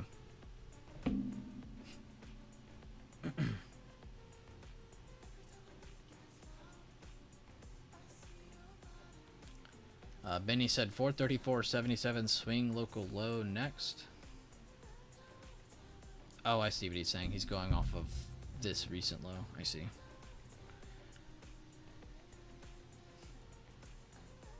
I like that too. Benny's not just saying, oh, it's going to flush. Just if it does flush, this is where it's probably looking. That's good to point that out.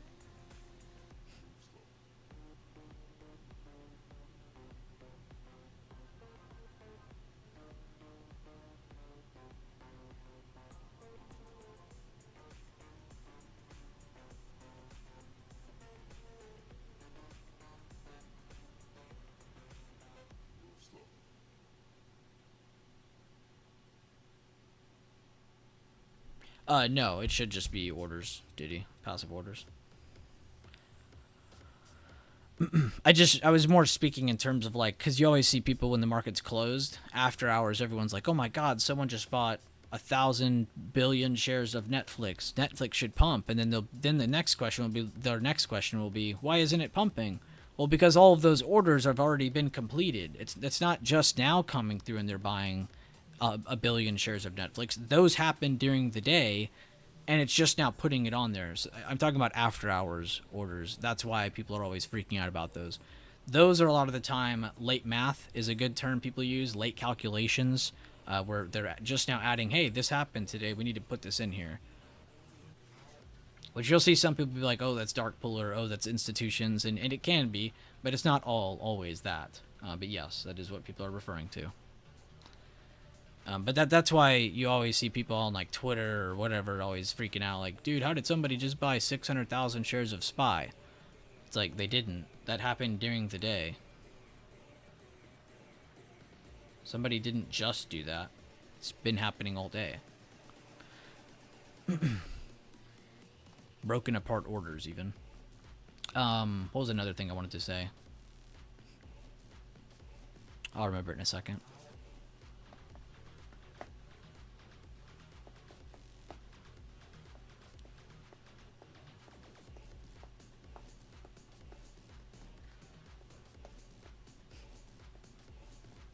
Oh, filings. That's another big thing. People are always freaking out about filings. It's kind of in this general area.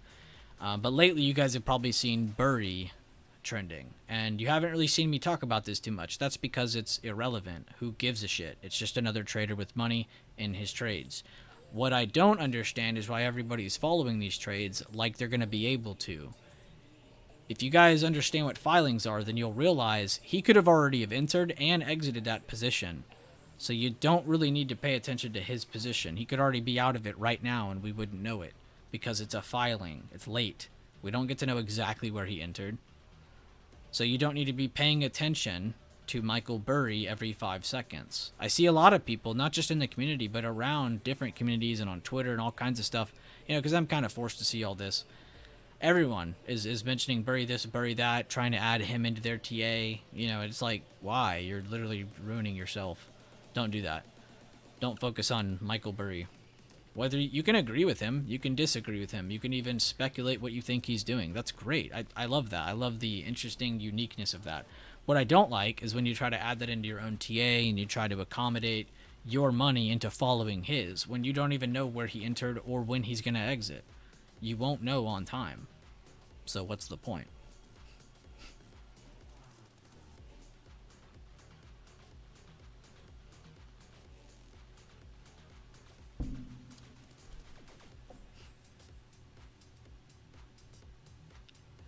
Can we just appreciate Bueller's levels for today?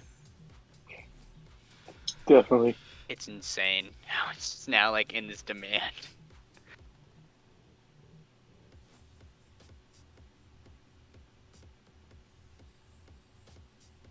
Mike was saying in the Discord that we're probably gonna close sideways, and I didn't respond to him, but I'm pretty sure he's right. Oh yeah, no. Mike R? Yeah, love that guy. He wants his red name back. Yeah, I heard.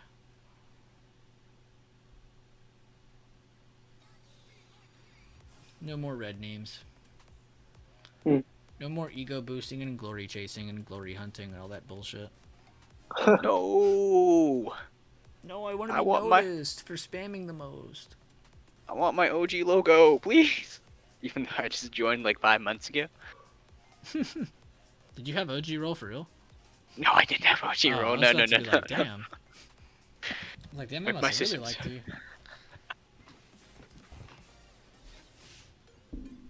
Yeah, less than 50 people had it.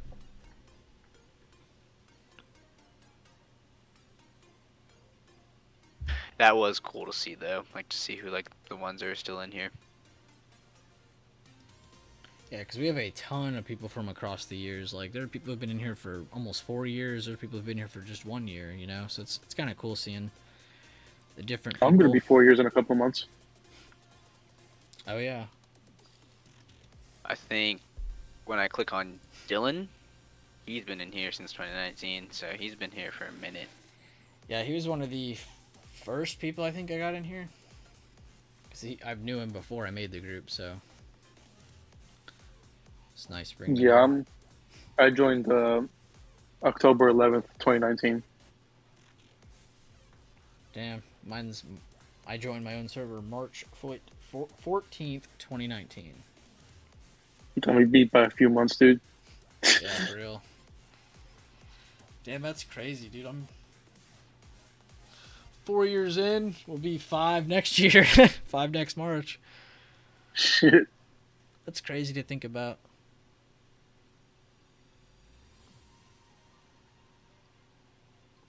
Like, it seems like such a long time, but in the grand scheme of things, it isn't shit. It's not long at all.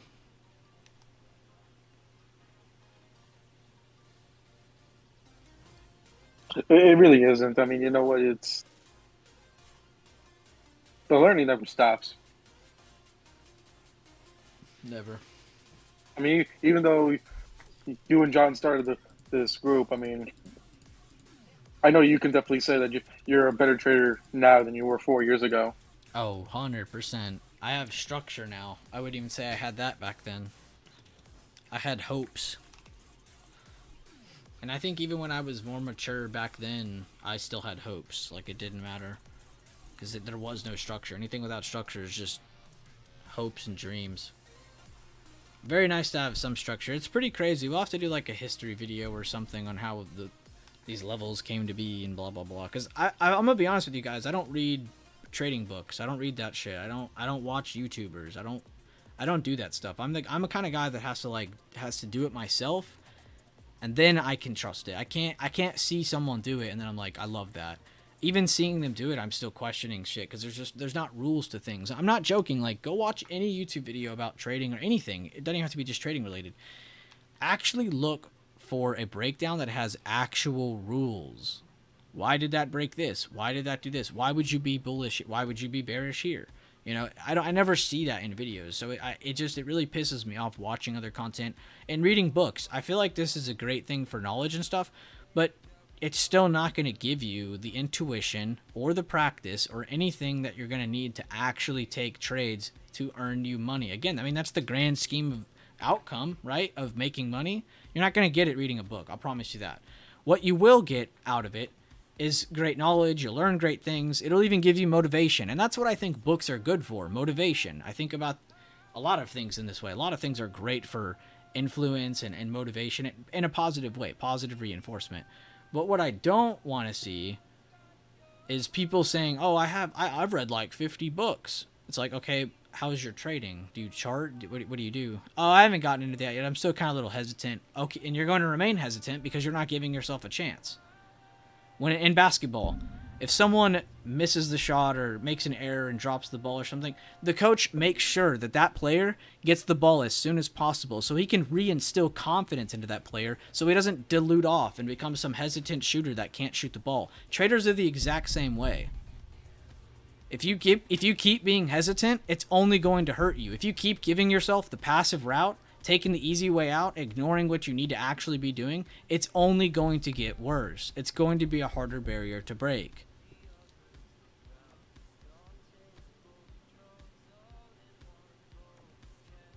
Going off topic, sorry. Check out CVS. I thought you were telling me to go to off topic. Like, you need to be an off topic with this. No, check out CVS. I'm pretty like as like a maybe even a shares play. I don't know. Oh, I must have already charted it. I don't remember doing it. What the hell happened here? This came out. Some news about Amazon Pharmacy. Oh, yeah, more market share. It's gonna pull on CVS. Yeah, so they and then there was a downgrade as well. So probably because of it. Ooh, it's Walgreens. Yeah, instantly it made me think of Walgreens.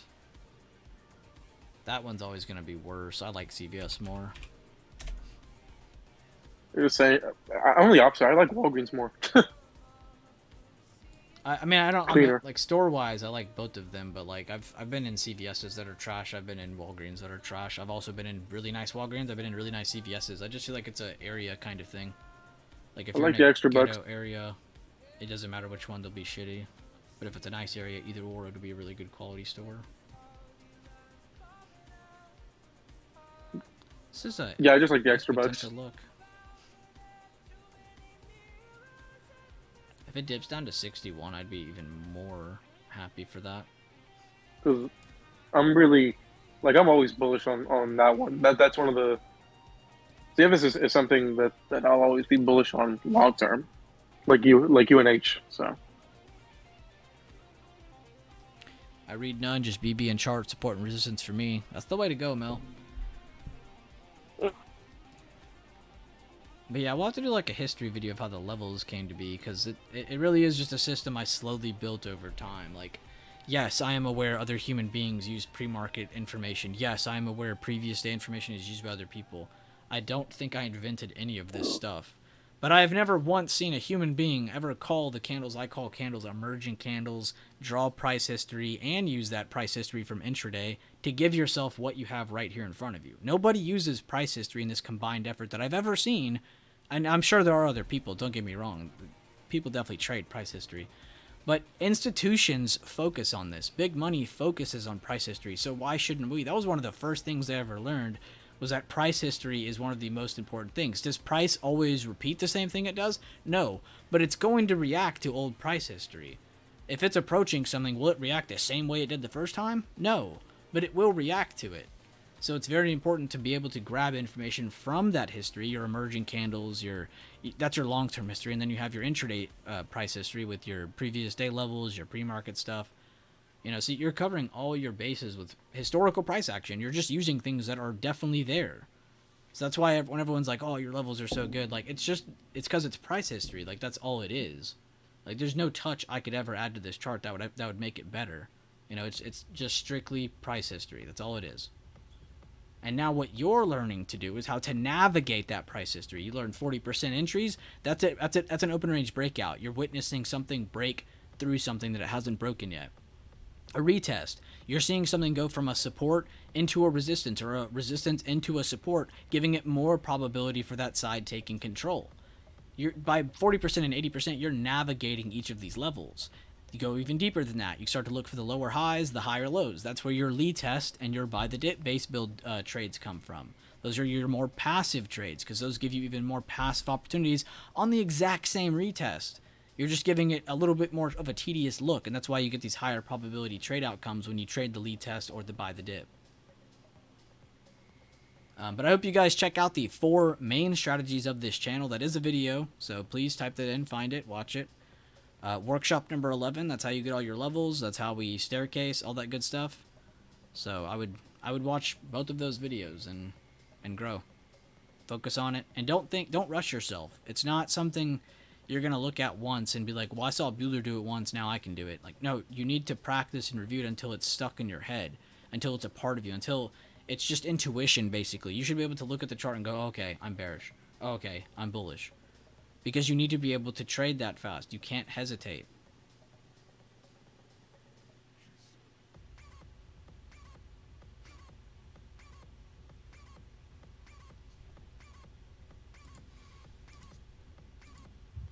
Mel, are these 0 date contracts, or are you like in any trades or anything?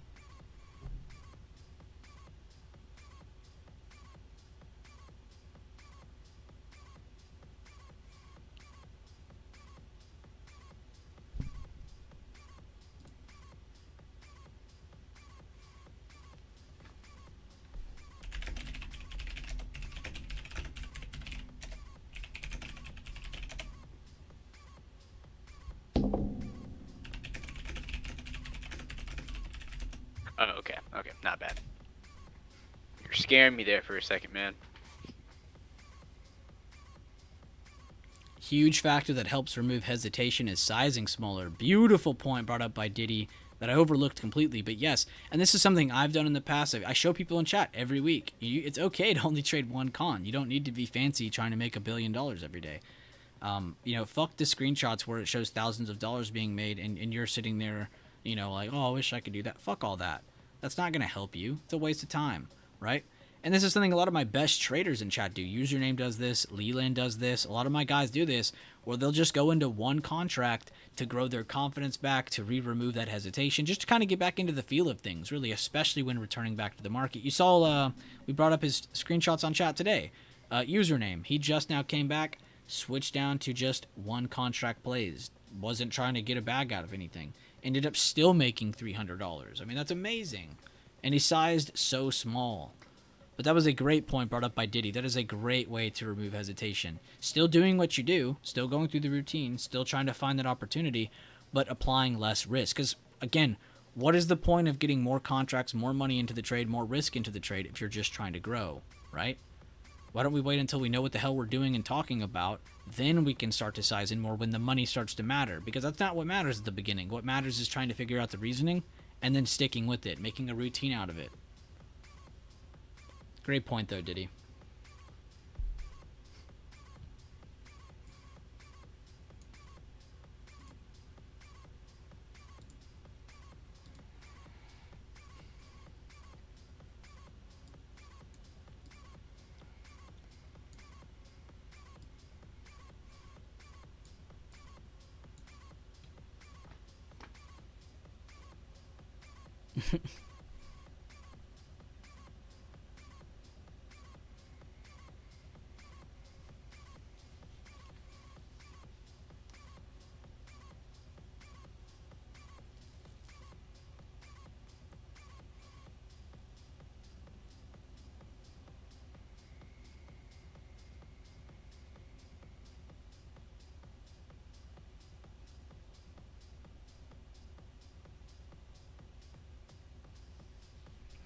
And we're in the last 26 minutes of the market.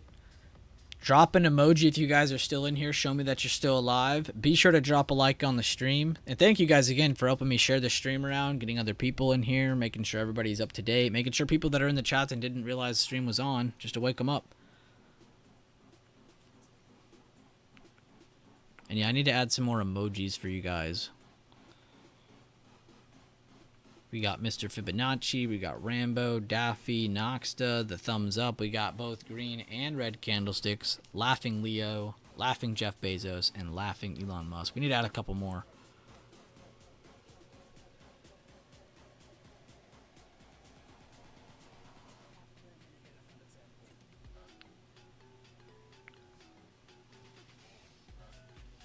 I need to get with Blink and see if he can get me some more.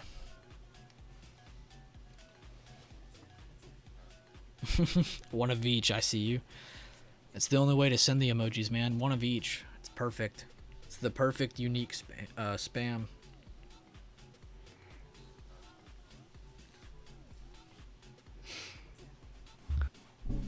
Anybody got anything cool planned for the weekend? You guys just chilling? You guys watching the UFC fight this weekend? Oh, shit. Who's fighting this weekend? Preseason football. It's... I can't remember. Darren, help me out here. Isn't it Sean and yeah, it's someone, Sugar Sean and... I can't remember the second name. I need Darren to type it. all the Michigan boys like Jay, Charlie, and Dividend, they're all going to the Dream Cruise, some car event in Michigan. Just crazy how many people live in Michigan that are in here. Sterling, Aljamain Sterling, that's who it is. Thank you, Tops. I couldn't remember who it was. I knew it was someone I didn't like, but I couldn't remember who it was. I don't really care for either of those fighters, but it'll be a good fight, hopefully. Who you got winning, Darren? The Dream Cruise too, yeah. Wedding party tomorrow, car show Sunday. Damn, Jack, you got a full weekend. Darn, wine festival, darn. That should be fun. I get a day drink all day? Dang it.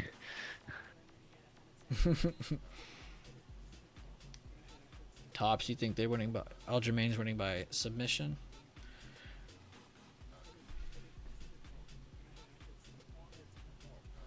Interesting fight because they're both not liked. They really are. Darren also says Sterling. So we got two people betting on Sterling. I guess I'm putting my chips on Sterling.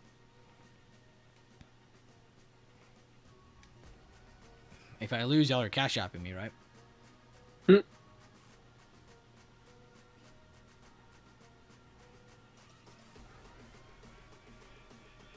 Good take, Lucky Nugget.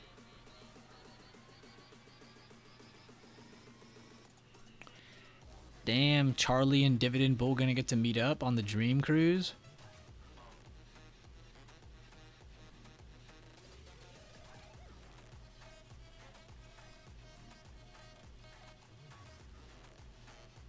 Yeah, bro, put the bet in. They have insurance for this type of thing.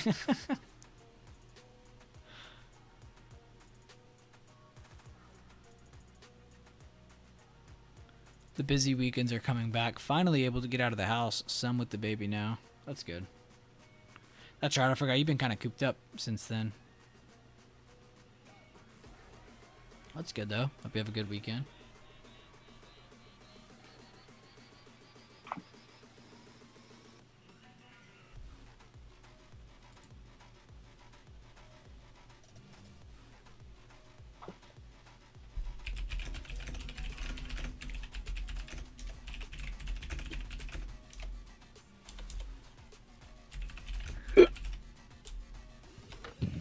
Nvidia back at 432 432, almost at 433. That's crazy. It's like it didn't even move. Except it completely hit 416 this morning. That is wild.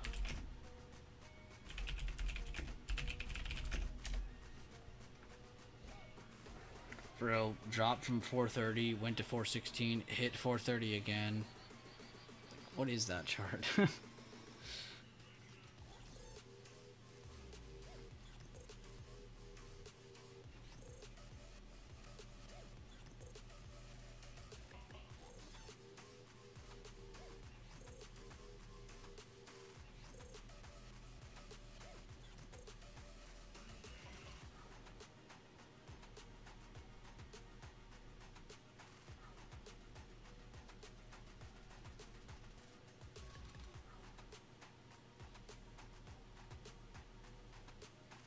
Nvidia's staying unhinged. It's wild. They just love to be the most wild thing to exist on the market. It's so just insane. I like it though. I mean, we gotta have one of those. It used to be Tesla and Amazon. It was Amazon way back in the day. Then it was Tesla, and now it's Nvidia.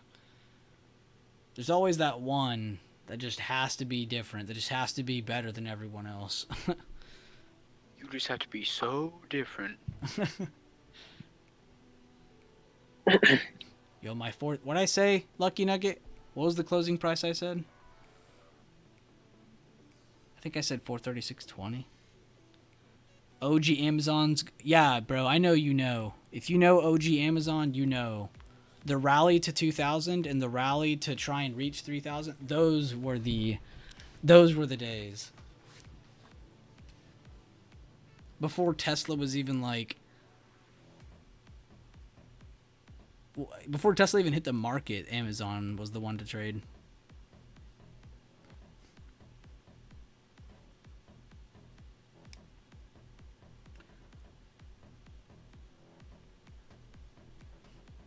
Bum, bum, bum, bum, bum, bum, bum.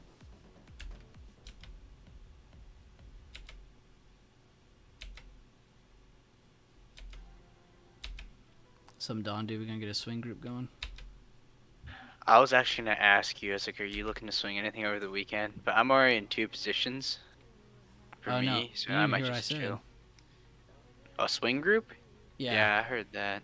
Oh, I'm scared. you just heard No, not swing scared. and we're instantly like, wait, what are we seeing?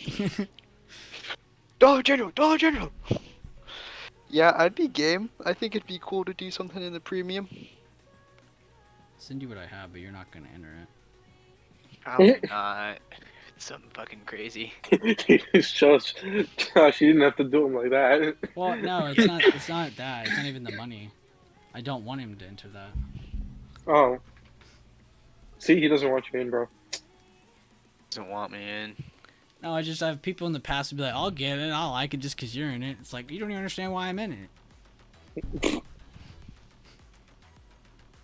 I would think the Just same hate thing that. from the other way around. If Dondu posted Microsoft and market was just about to close, if I was to enter that before even looking, it'd be a little bit risky because it's like, I'm not even actually trying to see for myself if I understand it. I'm just going off of the fact that Dondu likes it, you know? Let's go. But then if I had a little time and I look at him like, oh, I like it, and then I enter with him, well, now it's not just me following Dondu. Now it's me and Dondu both trading a setup we both like. So it gives you a little bit more confidence. I mean, he can enter if he wants. Just forget what I said, though. It's his money.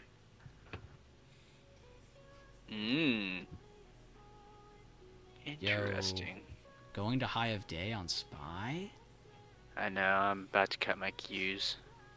I'm gonna show you what I'm paper trading this one. I'm gonna show you. You show me and I probably will enter it. Sounds good to me. I have seen this man post more insane examples than I can remember.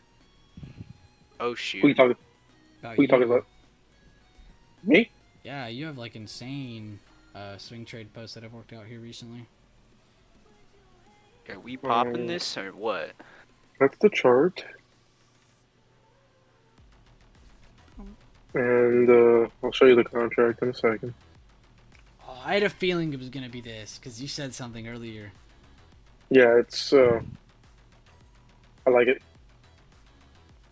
Shane was actually looking at this the other night. He was looking at this and J&J. I didn't see nothing on J&J myself, but Yeah, I didn't want to swing that's just another me. healthcare after I was in ABBV. I was just chilling after that. Why my name is full? How to change it? What do you mean? Oh, Q's just popped. Let's go. So let's see how we do on that one. I'll keep it updated.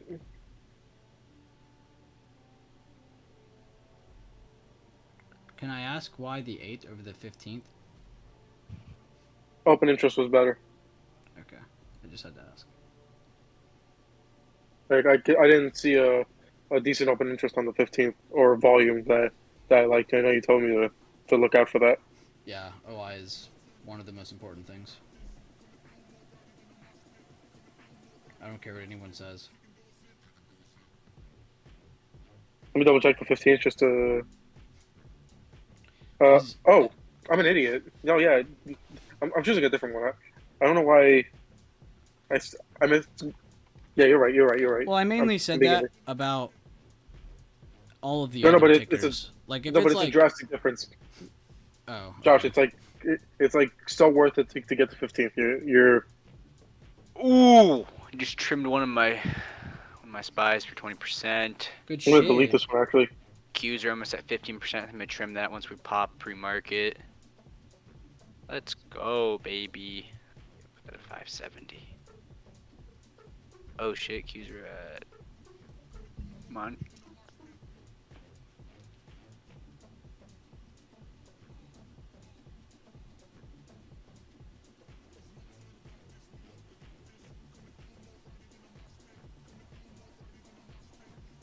Yeah, I'll do it 125. That's fine. I'm still gonna make my point though. As far as the When you're looking at open interest, it really doesn't matter as much when you're looking at like this kind of ticker, whereas when you're looking at like HLT or MAR or something not as because popular. there's a high cap, right? Exactly. That's the only reason. But it's still important to note, like you just did just now. It's like where it's an exponential difference. Look at them pump it. Let's go. Bro, I'm at 25%. I think I'm gonna hold these though. I have a runner. I have a cushion at $150 gain on my spy. So yeah, I think I'm gonna let this run. Okay. I see you. I see you. Don't be greedy, Dondu. I know. I'm selling Q's at 20% for $100 gain, or whatever 20% is. Oh, it's there. I'm out. Let's Yes. go. Nope, didn't feel I lied to you. Stupid limit orders. Do you do limit sells or market sells? Limit. Depends. Interesting. Okay. But I always sell it on the cheap side, so I don't have to worry about getting out. So even if price does keep going against me or the other way, I'm not sitting there freaking out. You're selling the bid. Yeah, I sell the bid. Oh, interesting. Okay, just sold the bid. Nice. That's 19%. Now, if you know you're on the momentum, though, like it's pushing a new high and you're in calls, you could sell it whatever the hell you want, but you need to do it that moment. You wait any longer and it starts to slow down, you're not going to get to sell at that price. It's going to come back down. So, it's all about momentum. Like, I do use market orders, but you can take advantage of how limit orders should be traded. You need to be able to know the momentum. Like if it's pushing, you don't need to really worry about it, you know. Just sell it whatever you want. Sell into the momentum of it. But if you know it's going to be fighting against you, you don't need to be trying to sell it for that extra couple bucks. It's not worth it.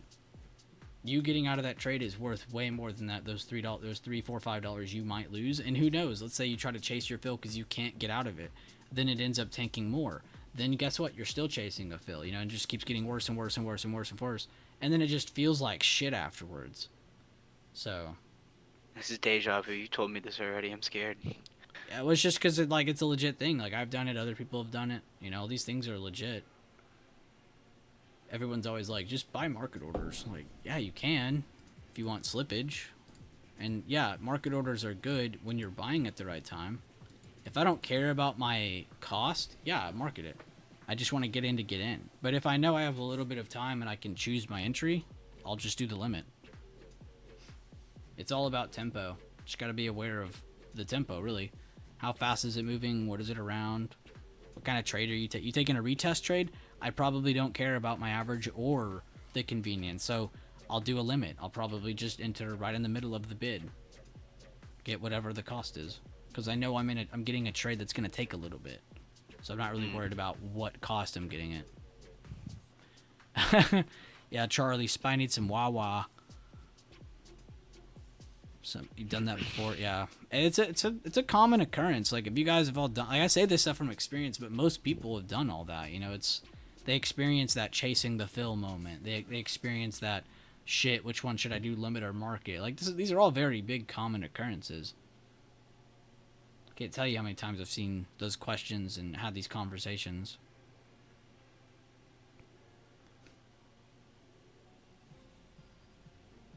As a scalper, I love market orders because I can just get in and get out, you know, and I try to trade the momentum. As someone trying to catch better trades, like some slower trades, you're going to try and take more advantage of the limit. But again, to each his own. You can really do a million different things with them.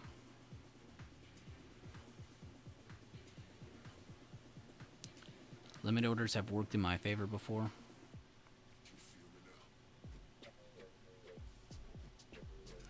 You'll always see, the thing I always see is when they'll get into like limit orders for the first time, and then they instantly just start complaining about not being able to get out. And it's like, oh my god, it's because you don't understand it. Like, you need to go over it first. Why are you using these orders? You don't understand how they work yet. So make sure you guys understand how market orders work, how limit orders work before trying them.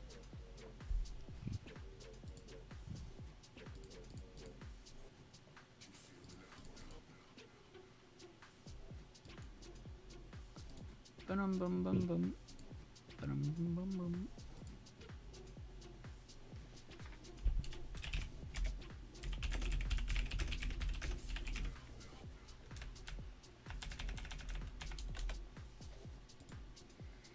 Last 10 minutes of the stream, Dondu. How was your first stream? It was chill, bro. Told you. Wish I didn't work all day. Just kind of just vibing here, which is nice. Made good money. This is my second day in a row. Like, my account's been beefed up. Let me send a little something in here. Not trying to brag. No, it's good. It's good to be happy about your accomplishments. What I was gonna say next is next week though. Don't even think about what you did this week. Oh yeah, no, 100% clean slate. None of this matters. I was just saying it, like, regardless of you know, having an ego or not, it doesn't matter. Either way, think about that, because resetting yourself is like the greatest. This weekend is perfect timing for you, because now you're gonna have plenty of forced time off the market to where you have to take a break. You know, so this is perfect for you. I think next week's gonna be a great week for you if you can just trade light, be small, try not to take too many trades next week because all the stuff. But I think if you survive next week, that next following week will be just a great add-on to this momentum you're building.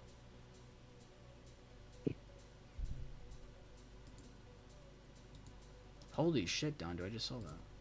Yeah, no, I've been That's insane. getting my ass kicked Damn, for like did you make more than me today? month. Let's see. I don't know. I made whatchamacallit 180 on those Nvidia calls this morning. You made $10.50 more than me today. Let's go! I didn't even do 0 dates. Yeah, I and that's the funny thing, because I did. Oh god.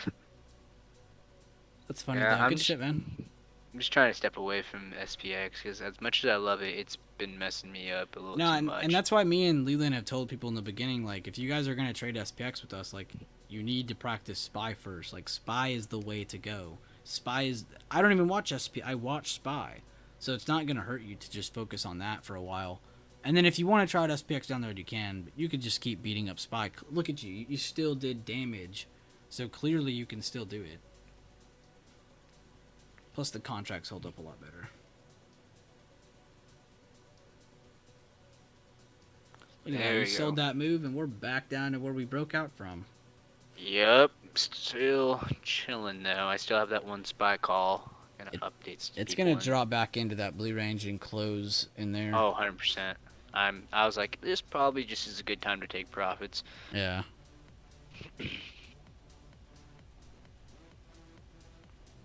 Good stuff, Lucky Nugget. I'm happy about that, man.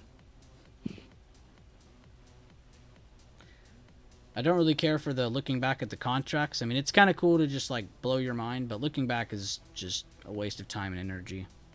But still, very proud of your results today, dude. You killed it.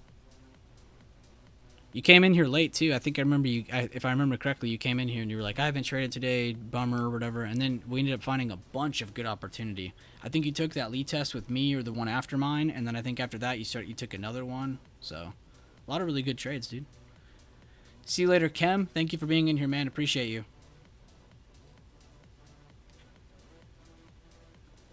Those are the viewers I respect. The ones who don't talk and then they just show up and like, all right, yo, see you later, man. But they've been here the whole time and just getting good information out of it.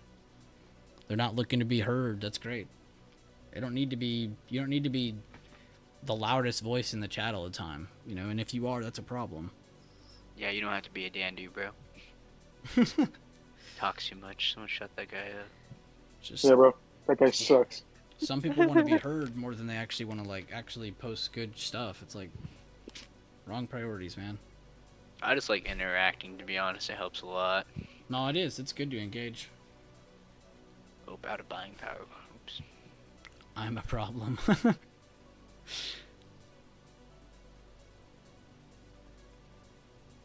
Good, Lucky Nugget. I'm glad you're happy with your results and you know that there's still room to grow. That's good, man. That's a very, very mature mindset to have. God, that 30-minute gave us everything Don do.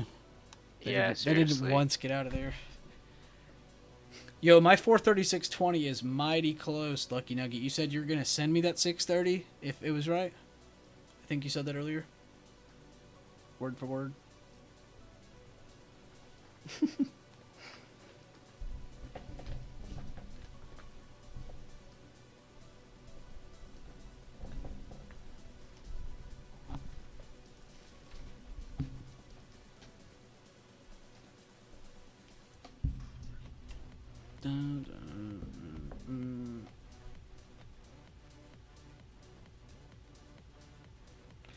I'm playing CS:GO when this stream ends.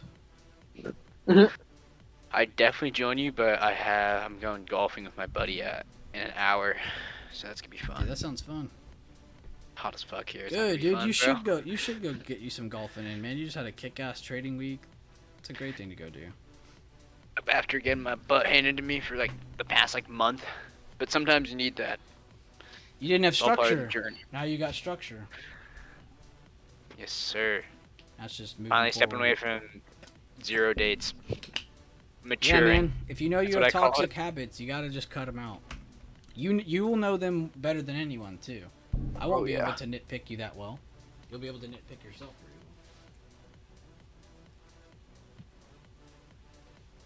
well. What rank B? I'm like top gold. I don't know what the hell those are called. Hold up, I gotta look at the names again. I just dropped my rank because we all stopped playing before CS2 comes out, but I did get to...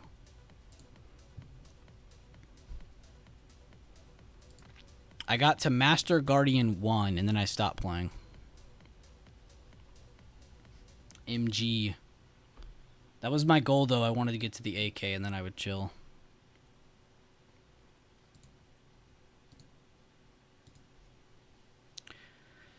See you later, Diddy. Thank you for tuning in, man. I had a lot of fun talking to you.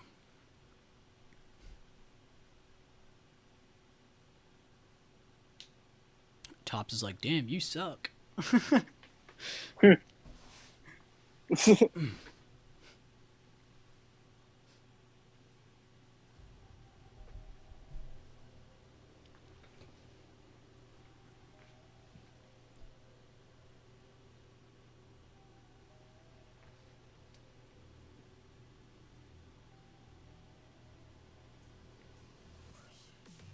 Man, I should have put a bet on 436.20. We've been here for 4 minutes straight now.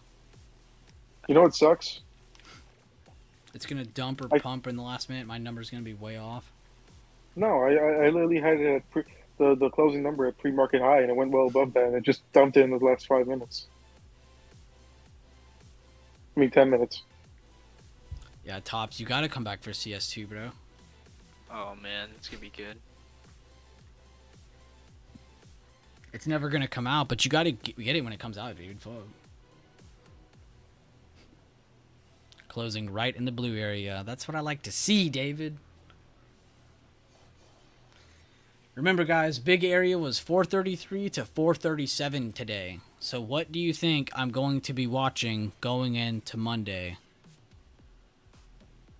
I will let you answer that for yourself. So right now we're in the last minute of the day. I have time to fix my charts. Let's go. So I don't have to do this on Sunday night. I don't have to do this Monday. I can just get it out of the way right now. So we need previous day low, so that's staying. Well, I might adjust it a little bit. I might actually put the real low. But the mix of the day low and the open will be important. This was surpassed, so it doesn't matter anymore. And then let's zoom in to our current day. Again, that top blue area, not deleting it because it didn't get touched.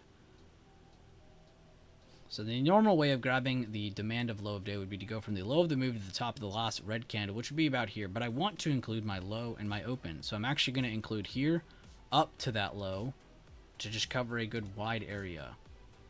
We're going to add a couple days to it so we make sure we have this for next week. And then I'm going to zoom in again so I can see the high of day. Normally, you would grab from the high of day to the open of the last green candle, and then this would be my supply. But since we had this breakout at the very end of the day, I have to include this. So how can I do this without making shit up? Well, I'm going to go from the high of the day so I can still include that information that we just said impeded this information, and we're going to go down to the next bigger time frame level. Now, I would like to go all the way down to the close, but that's under this level. I'd like to go all the way down to here, but then that's just adding too much information. So I'm just going to include what's close. The day's high, and then that level. What did we close at, by the way? I was 27 cents off. Alright, well, you owe me 630 minus 27 bucks. So we'll just call it 6 flat, Lucky. But I'm going to include this, though. Let's add that level. And then edit this. Whoops. Add a couple days so we have it for Monday. And bam, now we're good to go. Monday's chart is ready to go. I don't even have to worry about this anymore. So regardless of what extended hours do, I don't care. On Monday morning, that is what I will be planning around. We can add our pre-market high, our low, if it's relevant, of course. But that's all we have ready for Monday. So guys, that's what we have for the smaller time frames. One more reviews for what we want for the bigger time frames going into next week, and then I'm going to end the stream there. But basically, guys, we had a really, really nice lower open again to start the day off right at our next bigger time frame level, right around 430, 330s. And this is where we saw a good hold and just really a slow grind up day into resistance where we saw us just basically range trade the rest of the day. If you go down to the smaller time frames, you can see exactly that. Just holding that bigger time frame, we grinded up. Once we got near this area, we started range trading more. We went into it a little bit once and then closed just under it. So next week, we're going to be kind of focused on the area between 437 and 433. But I will see you guys next week. I thank you guys again. Say bye to people or Dondu and Sherman. Have a good one, Later. guys. And love you all. a Again, good thank you weekend. guys again for supporting the streams. Be sure to drop a like, share the channel around to your friends and different traders. We'll see you guys later on. Thank you again for the amazing full day Friday stream.